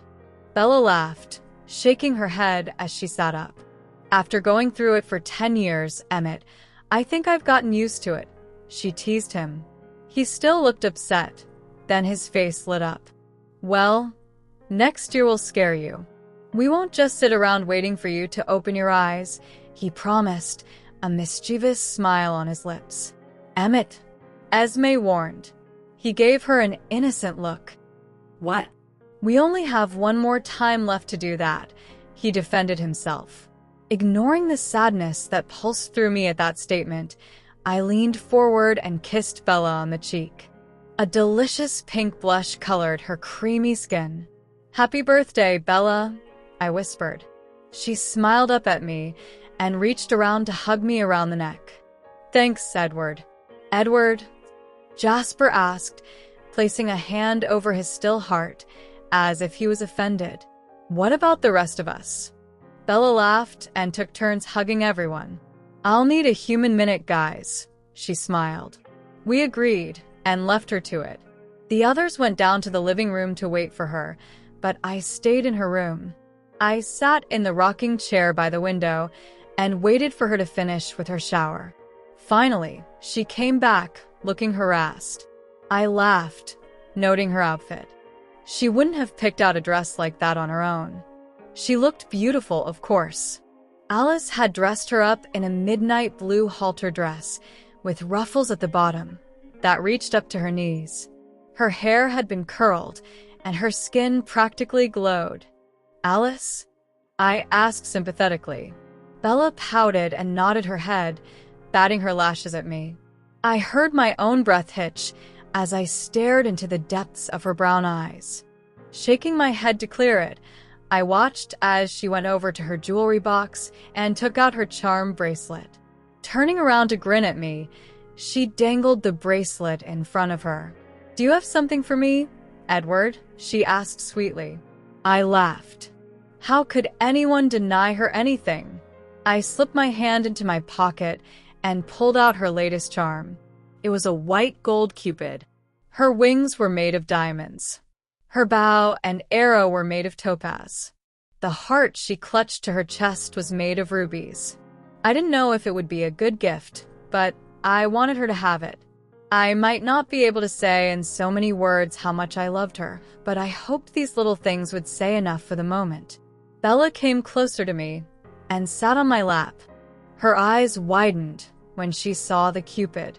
"It's so pretty," she breathed. I smiled, glad that she liked it, and placed the new charm on the bracelet. I then proceeded to fasten it around her wrist. It was funny how Bella would throw a fit before accepting a gift from anyone, including me, but charms for her bracelet were a must. She expected it. I didn't mind it at all. In fact, I enjoyed it. I was just surprised. Maybe it was because she had grown so attached to the bracelet. Bella sighed as she leaned her head against my shoulder. "Is there any way we could cancel the party and send everyone away?" she asked in a whisper. Alice, of course, had seen it in her vision anyway and screamed, "Don't you even think about it, Isabella Marie Hale." "Bella," and I burst out into silent laughter. "I'm sorry, Bella," I whispered back. "I don't think that's possible." She pouted. I knew she hated the attention. At least this time wasn't a surprise party. Her 11th birthday had nearly ended with her going into shock. Bella sighed again and stood up, taking my hand in hers. "Well, let's go." "The others are waiting," she said, faking enthusiasm. I smiled at her effort. Tugging her back to me as I stood, I wrapped my arms around her waist and gave her a gentle hug. "You look beautiful, Bella," I whispered, pressing my lips to her cheek once more before letting her go. Bella flushed, her sweet scent becoming even more potent as she blushed, and mumbled a shy thank you. "Come on, Eddie. We want to spend time with our sister. I know you're too busy drooling over your new girlfriend." I growled at Emmett's thoughts. "Come on, low Bella," I said quickly. I shook my head. I had almost called Bella love. I really had to be more careful around her. My feelings for her were growing by the second. Hers was barely there. I had to be more patient. "The others are getting quite impatient for you to show up." We had gone through the usual routine of giving Bella presents. She had pretty much blushed her way through it, which Emmett and Jasper found hilarious. Jasper even made her even more embarrassed by using his gift until I stopped him. When Esme found out, she grounded him for a week. Rosalie had fine-tuned Bella's new car, adding a few appropriate touches here and there. It was slightly more faster than it used to be, and I hadn't liked that. Bella was human. The car was fast enough to begin with. But Rosalie would never harm Bella in any way, so I had let it go with a glare. Emmett had gotten her what seemed to be everything in the new joke shop he had found a few weeks ago. Of course, that was for the both of them. Esme had gotten Bella an entire new collection of art supplies, from charcoal pencils to a new paint set. Jasper had tracked down the original Charles Dickens collection for her. It had 48 volumes and had cost him a fortune which, of course, hadn't bode well with Bella at all. She accepted it when Jasper manipulated her into calming down. Alice had gotten her 4 tickets to New York. The girls were going on an all-girl vacation for a week. Bella had been ecstatic. I had the opposite reaction. New York? For a week? Was Alice trying to kill me? Carlisle had gotten Bella a new camera for her recent love of photography that she had been excited about after moaning about how expensive it was, of course. I had gotten her a new guitar. She had expressed interest in learning how to play that as well. Her talent in playing the piano had become almost as good as mine. And that was saying something. She had composed some songs, even. I'd been more than impressed. It was time for her to move on and learn a new musical instrument. I could teach her the guitar as well. Soon enough, it was time for us to prepare for the party. Alice and Rosalie dragged Bella upstairs to freshen up her makeup. I rolled my eyes. That was ridiculous. Bella was beautiful naturally. She didn't need makeup. But Alice had insisted, and Alice always got her way. The rest of us prepared the food table outside. Emmett had suggested the barbecue. Esme had agreed, quickly considering the barbecue would be held outside. She hadn't been too happy about teenagers bumbling about in her house. While Carlisle and I started the grill, Esme took out the food and drinks, and Emmett and Jasper prepared the food table. We were done just in time, as predicted by Alice. The guests arrived slowly in packs. They came in from the front door and came out to the back with odd expressions on their faces. If it was from the interior or the decorations Alice had hung all over the backyard, I couldn't be sure. Well, I could. It was both. But that wasn't the point. Bella came out eventually, and her friends greeted her with smiles and cheers. Bella typically blushed. I heard the thoughts of vile Mike Newton and growled in his direction. What? Bella's sweet voice asked as she approached me. I shook my head, setting my mouth into a thin line. She didn't need to know that a repulsive human boy was mentally undressing her in his mind. Bella, concerned at the pinched look on my face, placed a warm, gentle hand on my arm. I smiled slightly at the jealousy erupting from the thoughts of every male and every female in the vicinity. The boys wondered if Bella and I really were together, despite her protests. The females wondered the same thing, and we sure that Bella had lied. Are you all right? She asked, stepping closer to me. I nodded my head. There are just some disgusting thoughts coming from some of our peers, I told her through gritted teeth. The image of Newton's vile fantasies were still burned into my mind. Bella laughed, realizing the problem. Would you like Emmett to punch whomever it is? She teased. I scowled at her and scooped her up playfully with one arm. I swung her around in a circle once, and she shrieked in surprise, giggling. I placed her down on her feet, but my arms stayed around her waist. I can handle these weak humans, I scoffed. I don't need Emmett to do it for me. Sure you do. His booming laughter erupted from behind me. I turned around slightly, just enough to scowl at him. Don't hog Bella, man. The rest of us want to spend time with the birthday girl. 2. Show.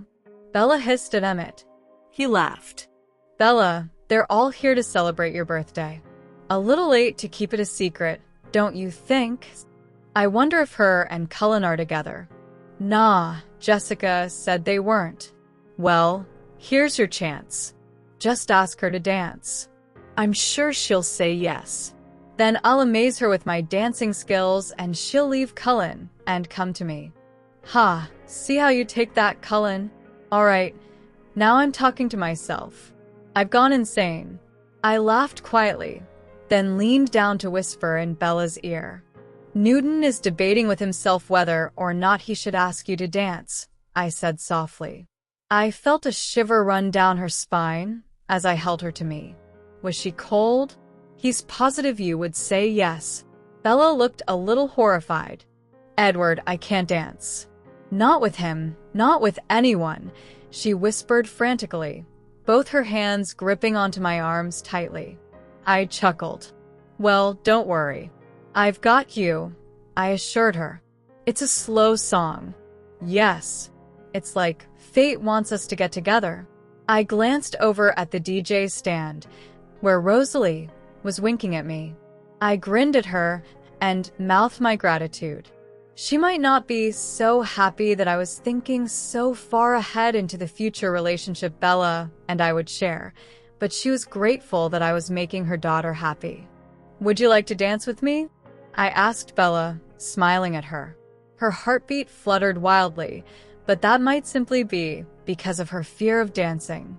"Edward," she whispered urgently. "I already told you I couldn't dance." I smiled, taking both her hands in mine as I led her away towards the wooden dance floor Alice had specifically put in for the party. "Don't worry," I whispered, as I pulled her close. "It's all in the leading." And with that, I lifted her gently off her feet and placed her on mine. I danced easily with her weight on mine. Soon, her anxiety vanished and she laughed freely as we danced together. I watched the smile on her lips, the way her brown eyes lit up, and the steady thump of her heart. Her brown hair swayed gently in the breeze as I swiftly twirled us around. She had never been a graceful dancer.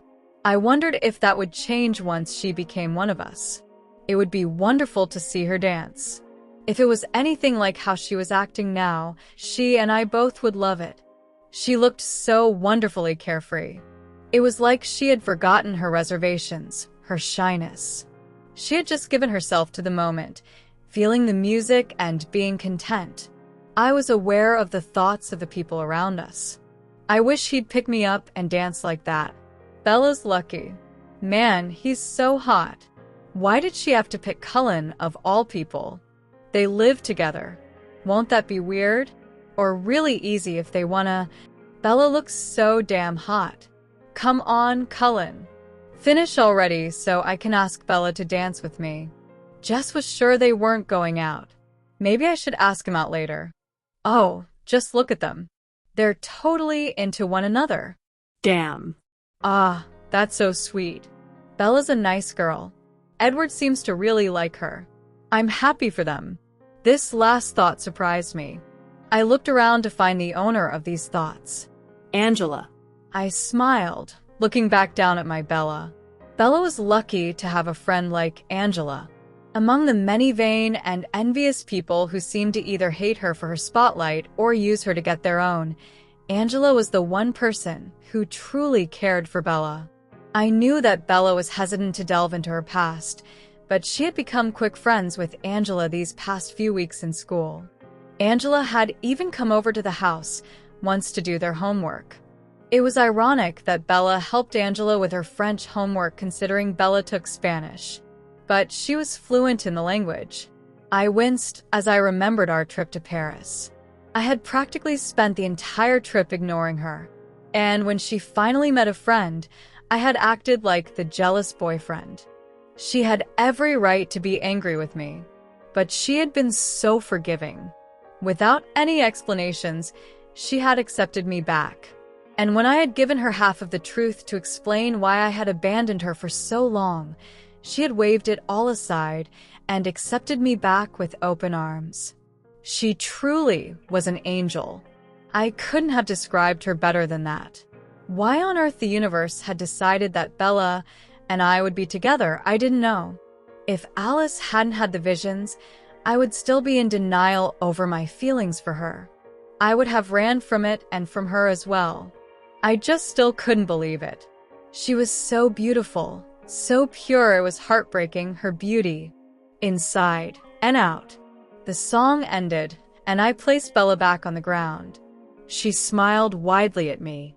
"Thank you for that," she whispered. "It was my pleasure," I answered honestly. I leaned down and brushed my lips against her forehead. Whoa. A kiss? But it was just the forehead, right? Nothing romantic about that at all. Yeah, just ask her, man. What was it again? Left step forward, right step back? Or was it the other way around? Does that even matter? Ugh, just ask her. Newton was approaching Bella again, and I looked around for a way to prevent having Bella dance with him. It was merely a precautionary method. Bella was already clumsy enough on her own. and Newton didn't seem like he could dance very well. I would just neglect to tell Bella that he had taken dance lessons for her, lest she found it sweet. The thought alone made me nauseous. "Time for cake," Alice hollered, her high-pitched voice carrying throughout the crowd. Damn. Esme and Carlisle wheeled out the 3-tier cake, Alice's doing, of course, while everyone sang happy birthday to Bella. She sank into my chest, her face almost purple as she blushed hard. I thought I heard her mumble, "Please let it be over and over again." I smirked. Bella hated the attention, of course. Anyone else would have loved it. She found it embarrassing to have every single person's eyes directed at her. I ran my hand down the sides of her arms as I hugged her from behind, reassuring her. I, too, was singing. "Edward, stop singing," she whispered harshly. I chuckled, ignoring her. When the song finally ended, it was greeted with applause, an abashed smile, and a "thank you, God" from Bella, and flashes as Alice, Esme, and Rosalie took pictures. Bella cut the cake, and I helped her hand them out to guests. Angela came over and gave Bella a one-armed hug as she held her slice of cake in the other hand. "Happy birthday, Bella," Angela said warmly. Bella smiled back. "And I'm glad you could make it," she said, hugging her back. "Of course. I brought you a present. My brothers insisted on wrapping it, so it's not very pleasant looking on the outside." "Sorry," Angela smiled sheepishly. From her thoughts, I could see that she was fond of her twin brothers and hadn't really been upset with them for wanting to wrap Bella's gift. Bella blushed. "And you really shouldn't have gotten me anything," she said, flustered. Angela laughed. "It's a party, Bells, and it's your birthday." "Believe me, I really should have," she teased. I left Bella and Angela to talk a little to one another. I was glad that Bella had a connection to her past that wasn't bitter. It hurt her to think about her parents. I knew she felt guilty for surviving the accident when they didn't. She had confided that in me once. I, in turn, had confided how I'd felt guilty for surviving the Spanish influenza when my parents hadn't. She only had 2 years left to be human. I wanted her to be happy all the way. And if Angela was the last happy memory of Forks she had, I was happy for her. I was still handing out slices of cakes on paper plates. Alice had already come to my side to help me out. She had a huge smile plastered on her face and was singing the Macarena in her head. I frowned at her. "That's getting annoying, Alice," I muttered under my breath. "Then stop peeking, Edward," she sang back cheerfully. I glowered at her, then went back to cutting and passing cakes. I passed the newest slice to someone without even looking to see who it was. "Hello, Edward," I heard someone said. "I hope he likes my dress." I picked it out just for him. I flinched internally. "Jessica. How lovely." I lifted my head up a little and gave her a half-hearted smile. It was enough to spur her on, unfortunately. "Hello, Jessica," I said warily. Someone pushed Jessica aside slightly as they waved their hand for a slice of cake. I hid a smile and went back to my cake-cutting duty. "So, I was just wondering," Jessica said, coming over to stand by my side. Well, that didn't work out in my favor. Now she was standing closer to me. I fought the urge to run away from her and hide behind Bella or Emmett. Or maybe Rosalie could do one of her patented slap-and-throw drink-and-face moves. Then I caught myself running and hiding. I was extremely glad I was the only mind reader in the family. Jessica continued her advances, while I continued to ignore her. "Do you think maybe you'd want to go out with me sometime?" Jessica asked, placing her hand on my arm. It didn't feel nice at all. It didn't feel at all the way it did when Bella touched me. I recoiled from her touch, but it didn't faze her. Jessica, I begun, taking a step back. Are you afraid of the little human girl? Alice was giggling in her mind. I glared in her direction before turning back to Jessica. She had stepped closer and had placed a hand on my chest. I'm not interested, Jessica, I said firmly, removing her hand from my chest. Her face fell for a fraction of a second. Edward, she whined. I shook my head. I'm really sorry, but I'm not going to give in. I'm not interested in dating right now, I told her, trying to gentle my tone. Unless it's Bella, of course, Alice thought.